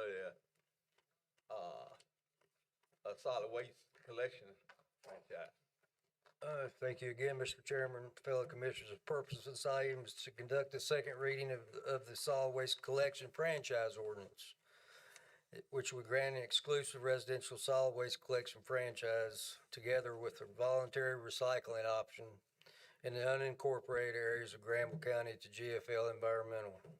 Again, pursuant to general statute, no ordinance making a grant of a franchise may be finally adopted until it has been passed at 2 successive regular meetings of the Board of County Commissioners. Approval of this item constitutes the second of the required readings for the revised ordinance. Quick summary on the background for the audience. This county's residential service franchise for the collection and disposal of solid waste and recycling option will expire on December 31st, 2026. County staff issued and advertised RFP on February 2nd, 2026.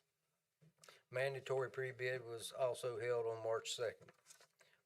Proposals were received and opened on April 2nd, 2026. At its May 18th, 2026 meeting, the board reviewed the proposals received and identified GFL as the vendor which it intends to grant the exclusive residential service franchise. At its June 1st regular meeting, the board took the following actions. Confirmed and ratified the board's action at its May 18th, 2026 regular meeting, constituted an expression of intent to award the residential solid waste collection franchise to GFL. 2, directed the county attorney and county staff to prepare a final franchise ordinance to GFL. And 3, directed staff to bring the franchise ordinance before the board for consideration at 2 successive regular meetings consistent with the 2 reading requirement of the general statute. First reading June 15th, final adoption, second reading July 6th, 2026, regular meeting of the board. So in accordance with that direction, the county attorney and county staff prepared a solid waste franchise ordinance for presentation to the board at its June 15th, 2026 meeting. However, in finalizing the ordinance for that meeting, county staff and the county attorney determined that the ordinance required revision was presented to the board for the first reading and approval on July 6, 2026. So the first reading actually took place, the revised reading took place on July 6th, at your last meeting. The recommendation that I have for the Board of Commissioners: 1, approve the second reading of the attached revised solid waste collection franchise ordinance, granting GFL an exclusive residential solid waste collection franchise with a voluntary recycling option in the unincorporated areas of the county to GFL, with the term beginning on January 1st, 2027 and expiring on December 31st, 2031. 2, authorize the county manager to execute the contract with GFL upon finalization and approval as to form of the contract by the county attorney. So, approval of the second reading request. Mr. Chair, I'm willing to make a motion. It has been moved and proper second that approve the second reading of the solid waste collection franchise second reading. And county attorney authorize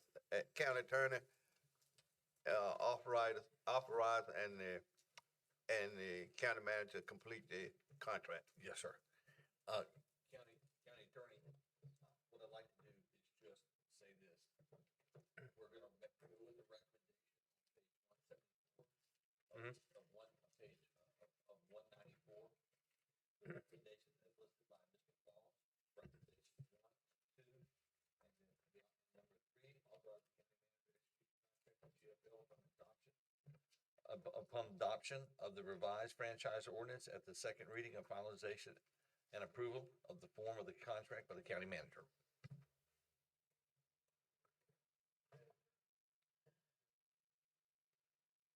got it?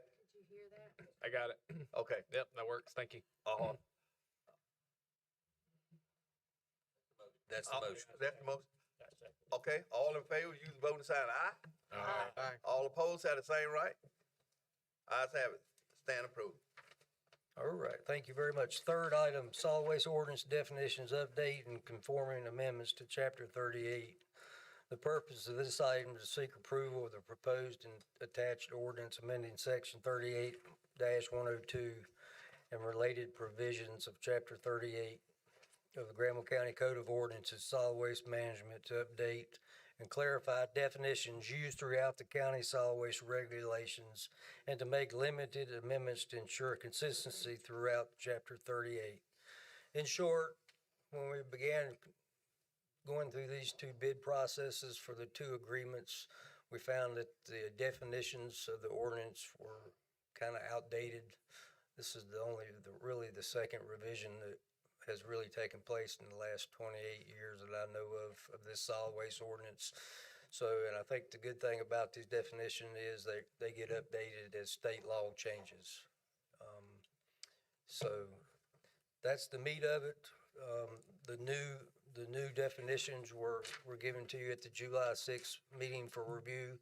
There was no comments from the board for that. And this will serve as the second reading of those new definitions, which is attached to your agenda.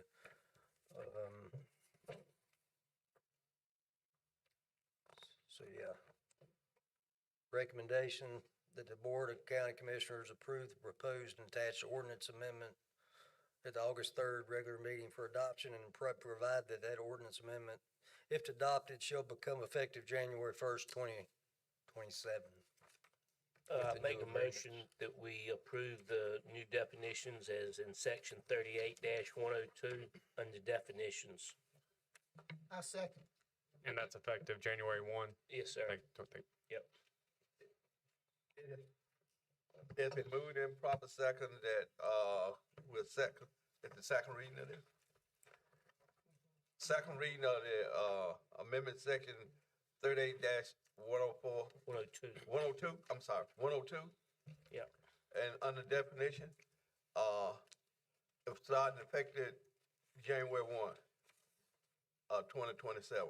All in favor, use voting sign aye. Aye. All opposed have the same right. Stand approved. Thank you. Moving right along to, appointments.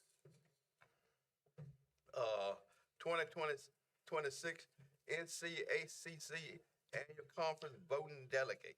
Mr. Chairman, if I may make a motion that, and I'd like to nominate Commissioner Griffin as this year's NCACC voting delegate, and you serve as the alternate, Mr. Chairman. That's the motion.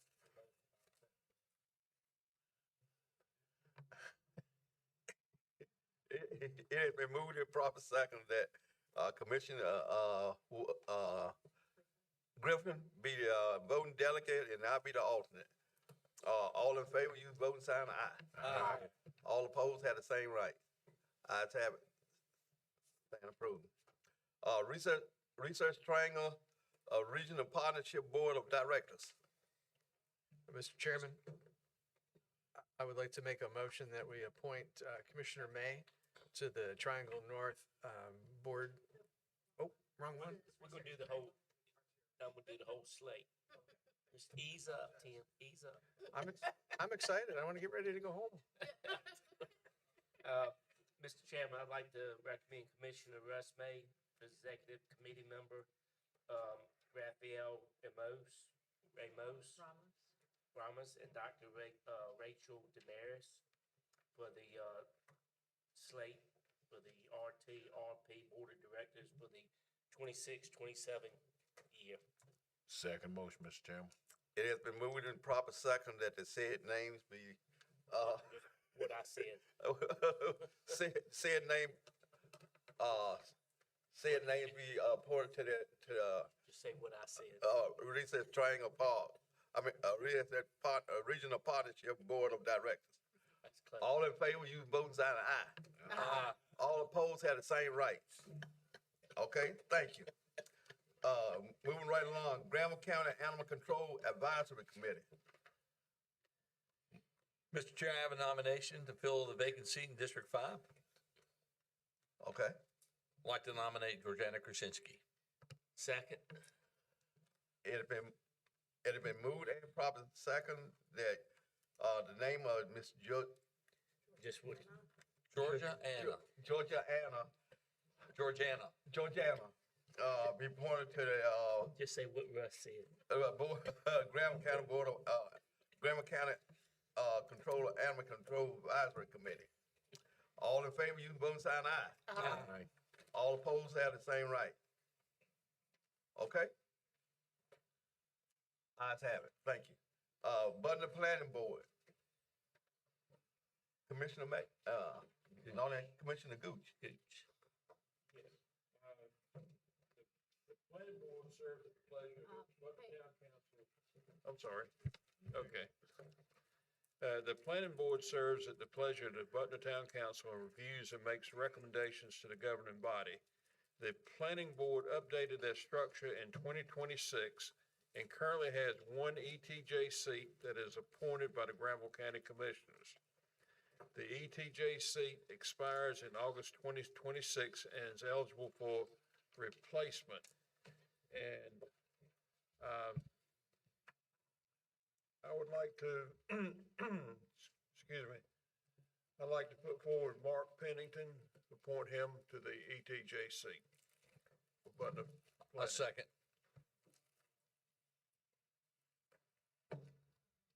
It had been moved and proper second that Mark Pendleton be appointed to the ETJ Planning Board of Butner. All in favor, you vote and sign aye. Aye. All opposed have the same right. Ayes have it, stand approved. Granville County Planning Board. District 1 had a vacancy. And our, Smith. Commissioner, Chairman Jay, I'd like to make a motion that we nominate Michael Smith to the Granville County Planning Board. Second motion. It had been moved proper second that Mr. Michael Smith be, name be put on to the, Granville County Planning Board. All in favor, you can vote and sign aye. Aye. All opposed have the same right. Ayes have it, stand approved. Granville County Veteran Advisory Committee. I think what is District, Commissioner Gooch? Yes, for District 7, I'd like to appoint Thomas Henry Lynn. He actually lives in District 5, but I'd like to appoint him to fill the vacant seat in District 7. A second. It's moved and proper second that, Mr. Lynn be appointed to District 7, vacancy on the Granville County Veterans Advisory Committee. All in favor, you can vote and sign aye. Aye. All opposed have the same right. Thank you. We have District 4, vacancy of District 4 and District 1. I'd like to hold, District 1 time next meeting. If I can hold District 4 as well, Mr. Chairman. Okay, we'd like to hold District 4 and District 1 time next meeting. Thank you. Kerr-Tar Regional Economic Development Cooperation. This one's me.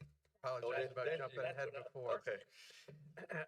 I'd like to make a motion that we appoint Commissioner May to the Commissioner Director position on the Kerr-Tar Regional Council of Government. Second. Economic Development Corporation. There's a lot to say. It has been moved and proper second that, Commissioner May be appointed to the Kerr-Tar Regional Economic Development Cooperation. All in favor, you can vote and sign aye. Aye. All opposed have the same right. Ayes have it, stand approved. Okay. County manager report. Yes, sir. Thank you, Mr. Chair. I wanted to start just with a word of congratulations for all of the Granville County Public School students who went back to school today. I was sorry to miss the convocation this morning. I was welcoming new employees to the county, but try to get to that most years.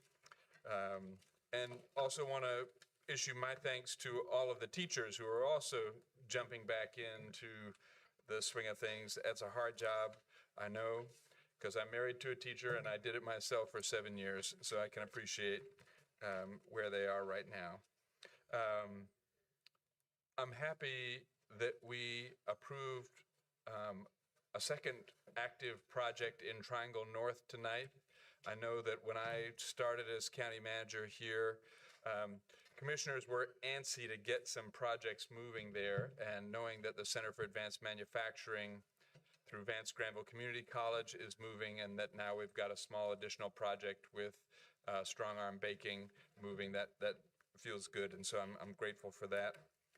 Also wanted to say they went home a long time ago, but I was quite impressed with the 4 youth that we had as summer civic youth leadership interns.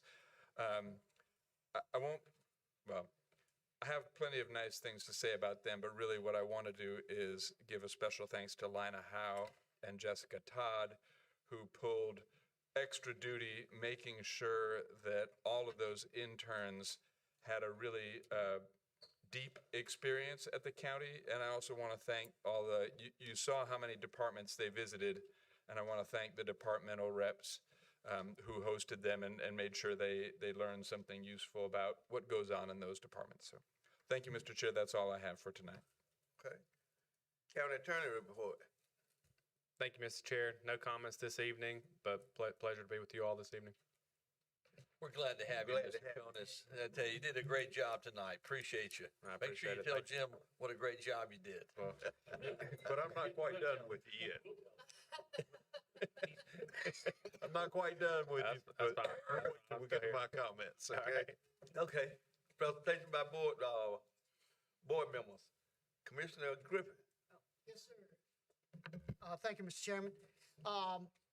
You know, we've had a long, dry summer. Farmers have been hit extremely hard, and I just want to, tell everybody, go out to the local farmers market, patronize those people. Some of them still have some crops that they're selling. It's been extremely hard on our local farming community, I being one of them. But please go out and support them. It's been a couple of weeks now.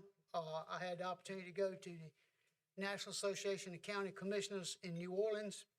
I attended agricultural review sessions, met the Secretary of Agriculture for Louisiana, learned a lot about their state and things that can improve agriculture in our state. And I plan to be sharing that with our ALS County Extension Office at our next meeting over there. So I want to thank you for the opportunity to do that. It was very enlightening and a good experience and a good learning session. Thank you, sir. Thank you, Commissioner Griffin. Commissioner Cozart. Thank you, Mr. Chairman. I'll be very brief. I did enjoy the national conference there with Commissioner Griffin and his wife. They all were there. But I wanted to say just one session that I went to that I wanted to just let you all know. It was about how rural small hospitals can be successful. And they talked a lot about how you got to keep an eye on opportunities to generate new revenue. And I'm so happy with some of the things that we have going on at our small hospital. It costs money to make new things available, to buy the new tech equipment and things, but you almost have to do that to stay in the game. So you have to try to balance it with how you can do that and get more revenue to the hospital. So I was very happy about it. Just won't go into any more detail about the summer youth interns. Very impressed with them. We'd like to congratulate our school system on the year they had last year. The data that was presented today by Superintendent Winborn and his team, very impressive. And I want to just say a word about how proud I am of how the public hearing played out today. I really think that's a good part of what we do. You know, we have something out there, we ask the public to come in and share their comments, And then we remain flexible and we discuss it and we try to land as best we can somewhere in a place where we do what we need to do, but we also value what they say. So I just want to thank all of you for that. And Mr. Chairman, good to see you back again tonight. Just want to say to you how happy I am to see you back. Hope God continue to bless you with good health. Thank you. Commissioner May? Gentlemen, I know you don't want no extended comments from me, but I do quite a bit to cover. So you're just gonna have to bear with me and turn your VCRs on. I'm really, really thankful for this board adopting the Falls Lake area study. I don't think we can really understand how important that's gonna be for us, particularly with some conversations I've had with DOT. And you know, it's about laying groundwork, and that groundwork just wasn't laid the way that we needed to get the funding we hope to get in the future. Mr. Baker, thank you so much, you and your staff, and all you poured into it.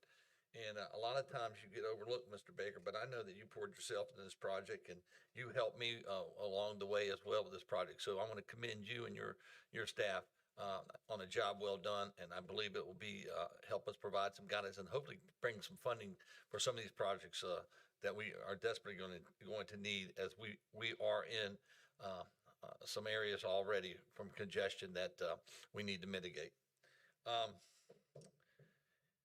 I did tell you that we did meet with the Secretary of Transportation. That was an important meeting. We took the RPO, the Kerr-Tar RPO. We actually met with the Secretary of Transportation. Mr. Winslow from Franklin County came over. He provided some great insight. And I'll tell you one thing he did that I thought was very valuable to us. He also made a recommendation to the Secretary that one of the MPOs be removed from our division. That it's just not feasible, or it's not the amount of funding that both MPOs take is just too difficult to overcome. So we'll see how that goes. You know, he is leaving office, but we have started a conversation that I believe now will benefit Granville County in years to come. I want to talk about some successes that we don't get to do a lot, but today I'm going to talk about them briefly because there's just so much negativity out there that I'm going to, you know, I know it's 11:30 at night, nobody's listening, but I'm going to talk about them. Our school success today was incredible. The schools have made tremendous steps, and they've had to make some very difficult decisions to get to where they are. But let me tell you what, when you looked at some of the academic successes that were shared with us today, it's quite phenomenal. You know, we made improvements in EMS. We made significant improvements over the last 4 or 5 years. We've added additional wagons. We bought new wagons. We've got ALS staffing. Tremendous improvements. We'd have made more improvements had the Article 46 was able to pass, but the citizens decided they didn't want that, and they didn't want to add additional funding for educators. We can't, that's their decision, but the reality of it is there have been tremendous efforts in the fire service as well with the county fire tax. Some of our departments are getting close to $400,000 a year, when in fact, just years ago, they were only getting $20 bills and boots and $50,000, $60,000, $70,000 a year to run fire departments. That's quite incredible. And that's because of the citizens of Granville County.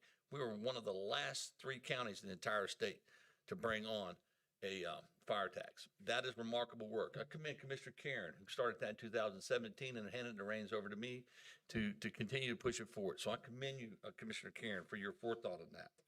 I really wish Ms. Hicks was here because I want to commend our 911 center. Think about what we've done in public safety, gentlemen. We are extending that services. Oxford, I believe, Creedmoor's jumped on board, and we now another 911 center continues to enhance the services for the entire county. I think about, you know, what we did in Butner with the DSS, bringing DSS to Butner, to southern end of the county. I think about the senior center. What's that doing to southern end of the county? I think about veteran services, how we're meeting with veterans 5 days a week now in southern Granville County. And there's many more things that we're doing that often aren't talked about, that this board started just a few years back, and we're starting to see fruition. So again, I want to thank those commissioners involved and those representing this board for doing that. And then I want to talk about 2 things that we really need to, one thing that needs to be addressed, and I want to address one thing from a news article, and then I'm going to address the issue concerning the noise and the complaints that we received from the ETJ, because that has us very concerned.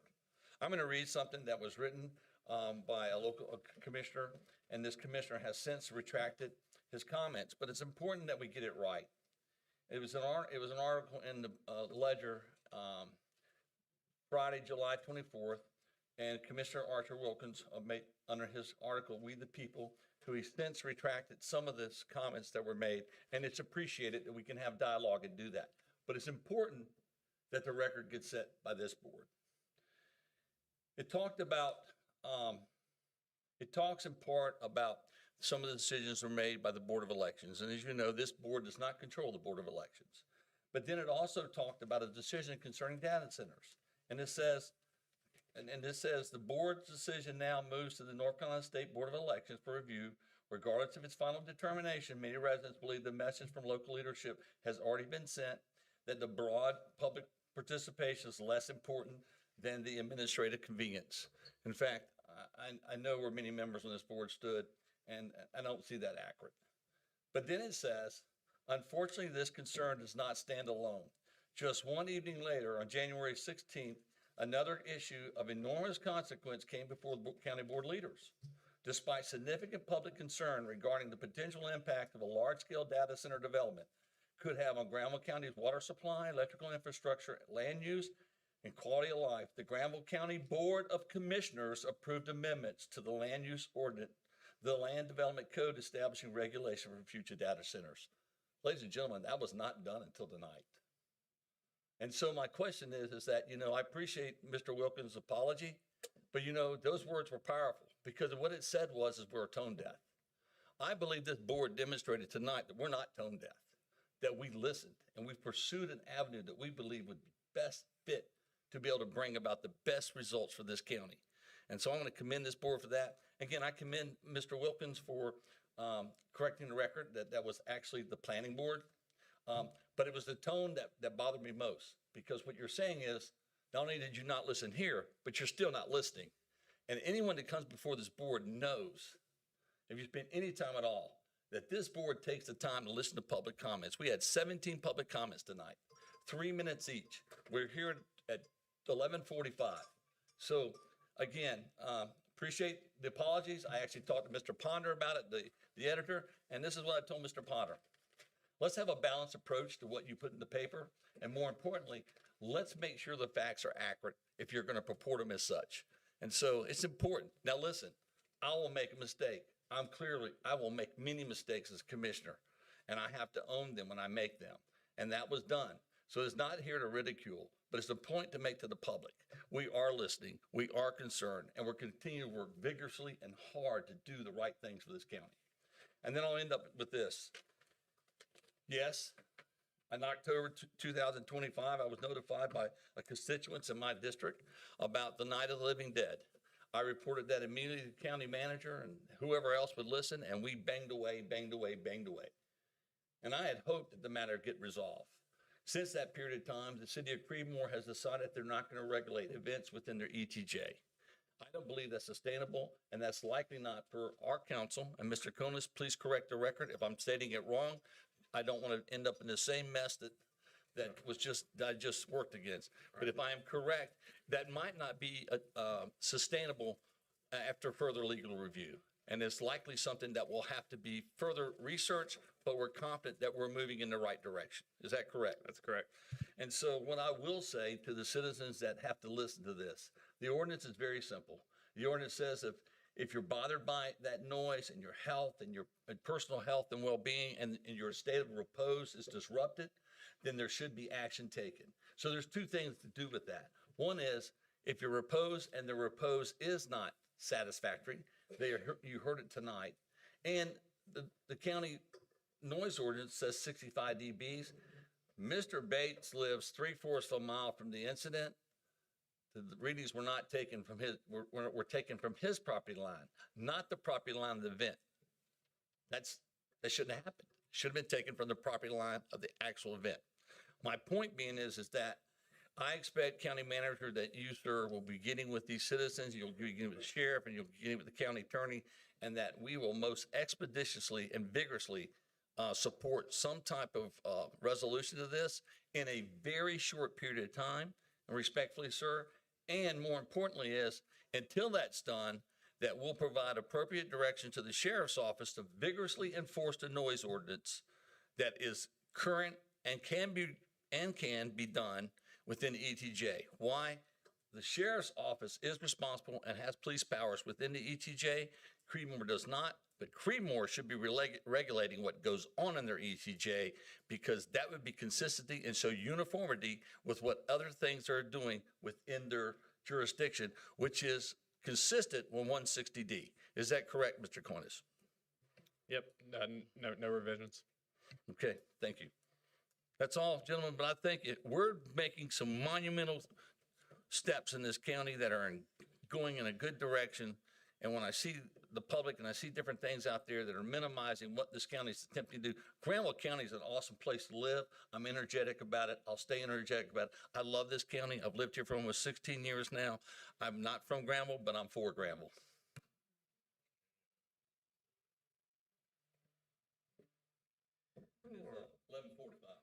There we go. Commissioner Karan.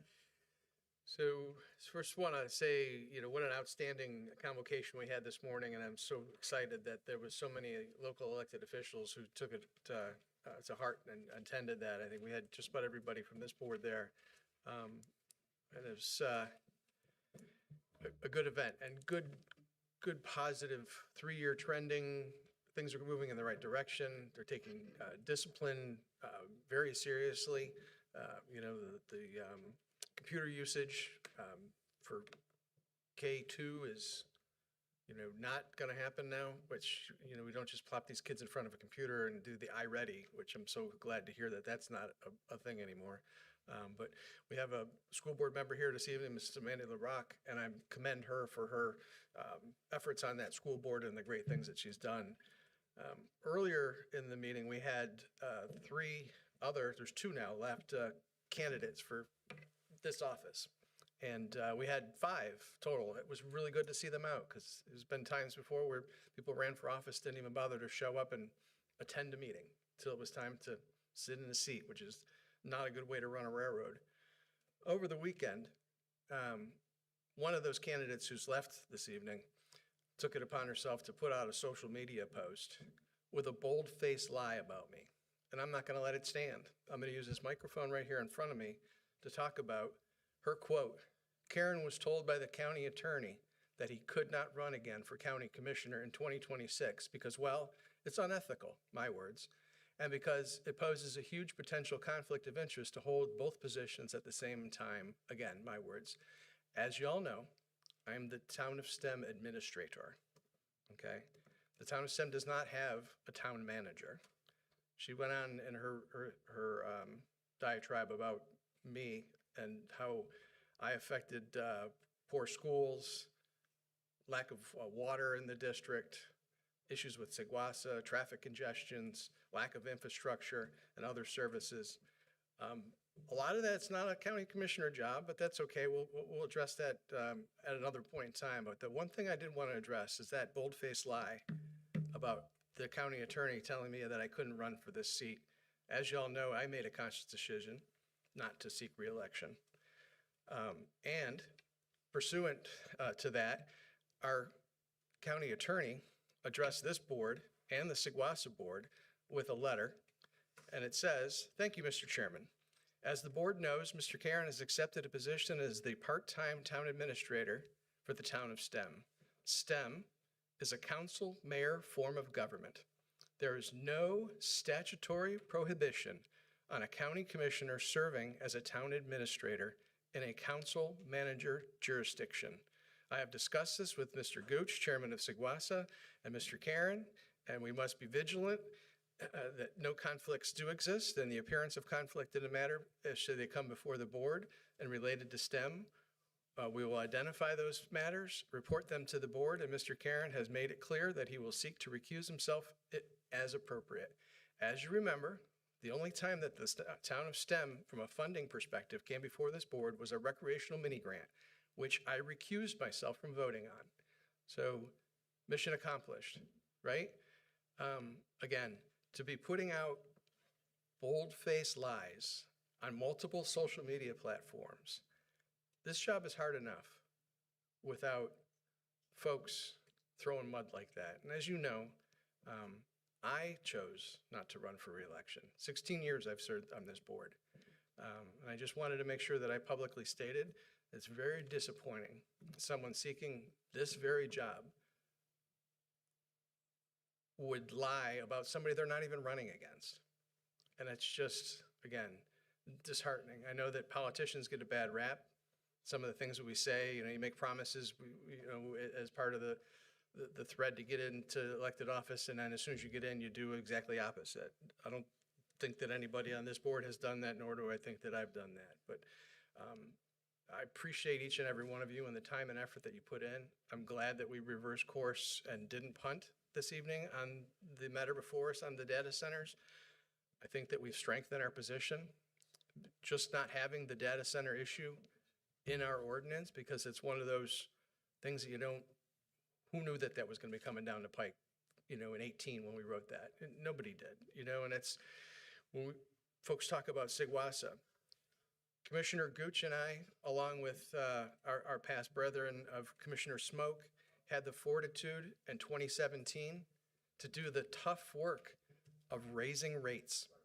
Raising rates or raising taxes is difficult, but we had a trimethylhaloacetic disinfectant byproduct AH5 problem, which is a known carcinogen in the water in Butner. And with the three of us and one other member from that board, I think it was Commissioner Kenneth McLam from STEM, raised the rates. Very unpopular, but by raising the rates, we were able to afford a new flow for the water treatment plant and have eliminated those two known carcinogens from the water in Sigwasa. Sigwasa has not received a violation, a notice of violation since that time for those contaminants, but we have found out since then that they have PFAS. And the board, now Commissioner Gooch and Commissioner May, are moving forward ahead of schedule, ahead of regulatory requirements to remove the PFAS from the water. But people who run for office want to use that as a heartstrings issue to divide the community. The people who serve on those boards now are doing everything in their power within their means, especially financially. Millions of dollars from our state and federal partners have poured in because of the work of people who sit on these boards. Commissioner Gooch, Commissioner May especially. Commissioner, back when we had the 2017 disinfectant byproduct issue, then State Representative Larry Yarborough brought us a check. More recently, State Representative Frank Sossaman brought a big fat check to Sigwasa to help pay for infrastructure upgrades and get the ball rolling on the PFAS. So things are being done. They may not be done in the blink of an eye. The wheels of government turn slowly. And I believe that in my heart that each and every one of you is doing the absolute best you can do for your constituents. And again, it just galls me to no end that someone would put forth or recirculate a bold-faced lie. Because there's one thing to be ignorant of an issue, but there's another thing when stupidity is involved. Stupidity is not knowing that you're just not smart enough to figure out that you're wrong.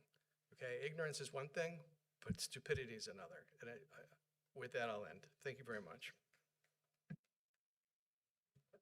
Commissioner Gooch. Thank you. And just to kind of add some clarification, when Commissioner Karan was talking about the TTHMs and HAA5s, they never reached a level that was a health concern. And that is verified by the ATSDR.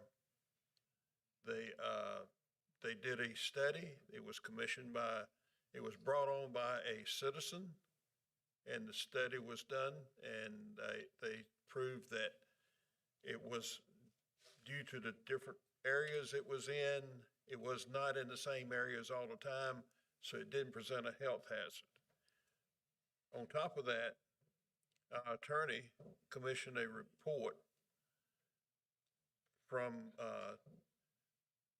a former EPA employee turned contractor with the EPA and a scientist that did work for the EPA, and they put together a study, and they came up to the same conclusion of the ATSDR.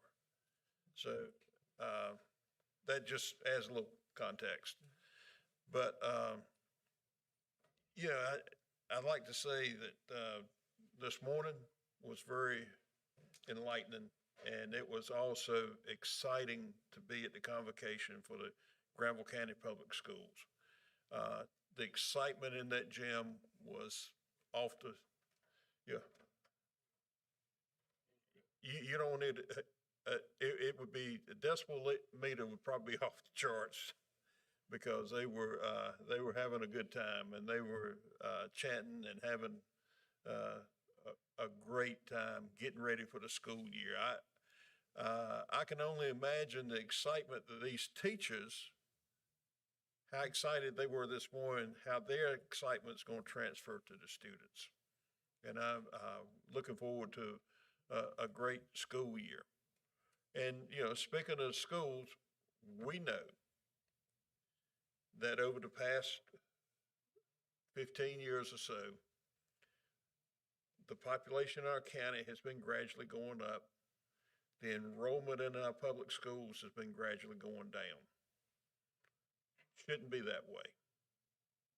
Population should go up, public school population should go up, but it hasn't worked that way. And there's a multitude of reasons. A lot of it is they lost students to public schools. We've had people move here, families move here that didn't have children. And we've also had a lot of people moved here that had children that kept them in the schools because they just moved across the county line from one county to another. And the school board, not the one we have now, previous school boards have waited thinking the students were going to come back. And they waited and waited, and they put the schools in a very bad financial position. They put us in a bad position because they didn't take the necessary steps. We have schools that have been closed recently that probably would not have had to been closed if previous school boards had taken the necessary action and closed schools as needed. We had a situation that we got into where we had schools that were 40 to 60% occupied. That means you had from 40% unoccupied to 60% unoccupied. And we saw where Jeff Webb had an entire wing of the school closed down because they didn't have the students. And the school board in the last 4 years has done a tremendous job of closing schools, consolidating schools, and putting the Granville County Public Schools back on a sound financial track. And, my hat's off to them. I appreciate what they did. I don't always agree with what they did and how they did it, but they did the best they could with the situation they had. I'd also like to talk about, kind of piggyback, thank you for all your points, Commissioner May, the Creedmoor ETJ issue. That should be a non-issue for us. We cannot go into Butner's ETJ, Oxford's ETJ, or Creedmoor's ETJ and issue permits or issue special use permits. We just cannot, we're regulated out of that. It's under their jurisdiction. Now, there's some gray areas such as law enforcement, and like the city police departments are not authorized to operate in the ETJ. That means the county, the sheriff's department has to step in for any regulation, but the county sheriff's department cannot enforce permitting in the ETJ. that has to be regulated by the towns. And we had a situation where a deputy sheriff looked this gentleman in the face and said, this event is permitted. And it was not permitted by the city of Creedmoor. It was not permitted by the county. Now, we need to find out what happened there. Where did he think the permit come from? You know, was it a misinterpretation of something that was said? We don't need part of our law enforcement telling our citizens something that's simply not true.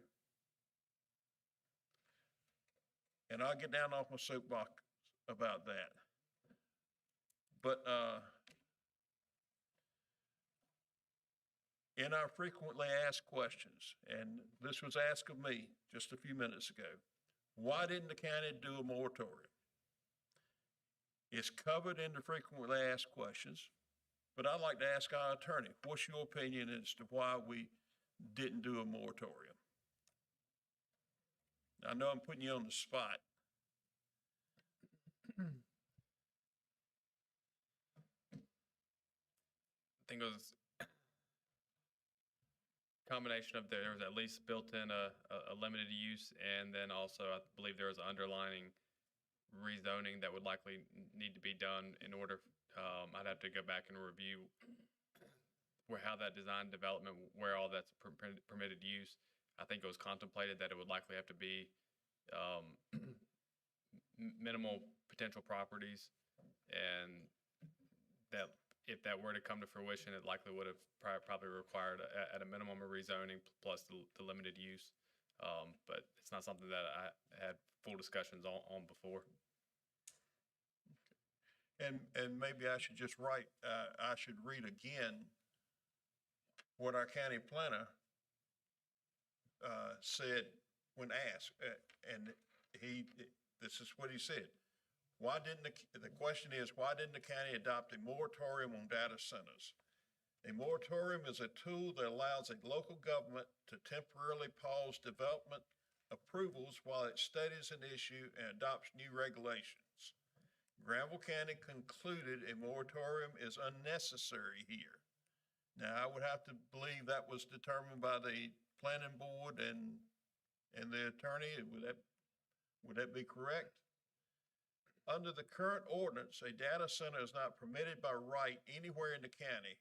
At a minimum, any data center project would require a limited use permit, and in most cases, it would also require a discretionary legislative rezoning decision by the Board of Commissioners before it could proceed.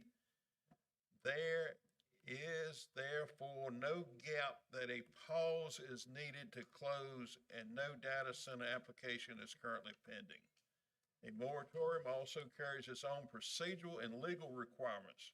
North Carolina law, GS 160D-107, requires a public hearing and mandates that any moratorium ordinance includes specific written findings, including a statement of the problem, an explanation of why alternatives to a moratorium were considered and rejected, a definite termination date, and a schedule for adopting permanent regulations.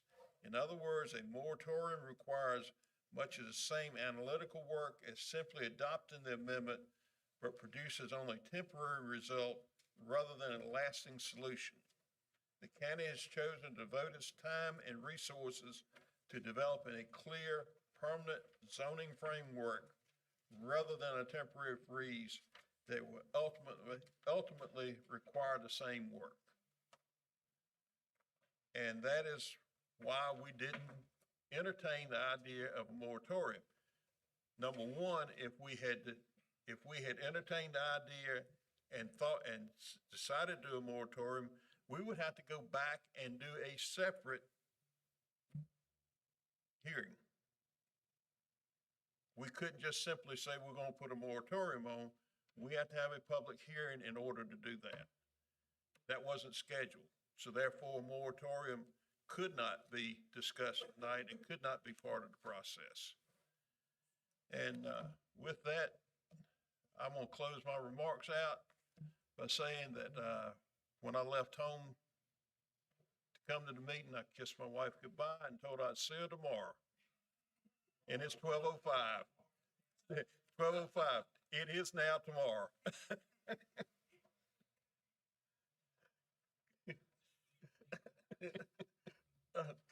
Commissioner Will. All right, I too went to the convocation this morning. Kudos to the Board of Education. And we've got the right man at the top now, I believe. Dr. Winborn's doing a great job and his staff. And the data's proving it. So it's not just what we hear and talk about, but it's really proven. I like what they're doing, and they're staying on track, and it's paying off. They've had to make some tough decisions in the last 2 or 3 years, closing some schools. I know it wasn't popular, but it was the right thing to do, and it will pay dividends long term, I believe. Like to also thank Russ for what he does for Campo. We're in a tough situation, folks. When it comes to DOT money, we're at the bottom, and he can tell you better than anybody. He spends hours on this. What he knows is just, I'm just amazed at what he does. We're in with Wake County, Durham County, Franklin County, and we're right here at the bottom. And to be able to get anything is tough, and he fights. You know, I don't know what's going to happen. He can't retire. He can't leave because we don't have anybody. We got to have somebody to step up. But he's doing a good job of getting us what he can for the county. Tonight was a great meeting. I know it was long. My comments are just about over.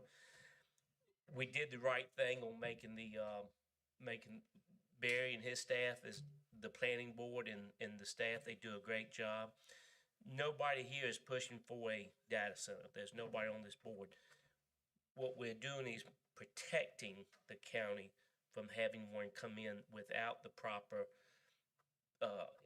in place, the proper wording or language. And I think we took a step in that direction tonight by passing the amendment. That's all I've got. All you got? I would just like to say, mine short and quick. I know y'all enjoyed the conference. That was my first conference I missed since I've been on the board. Since I've been on this board, that's the first conference I ever missed. I enjoy going to the conference because you go and you learn a lot. And I learned a lot when I was on NACO's Board of Transportation. Also, just like to say, I'm sorry I missed this morning, but at the convocation, but it was raining at my house, and I didn't want to get wet.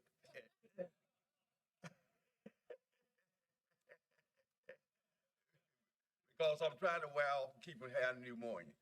And I got a few more days to go before I can be out of that stage. And like I said again, thank y'all for your prayers. I truly love Granville County. I love serving Granville County. I love helping people, and I appreciate all of us. So if anybody got 911 number, I don't lock myself at the house tonight. Have you really? Yeah, and so I got a hand where you I'm gonna have to break in my own house tonight. So if you heard 911, it's just me trying to get in my own house, okay? Okay. With that said, thank each and every one for bearing with us and staying with us tonight. And also just like to say, if there's any other matters, if not, make a motion to adjourn. Second. then if it moved in proper seconds, we stand adjourned to our next communication. All in favor,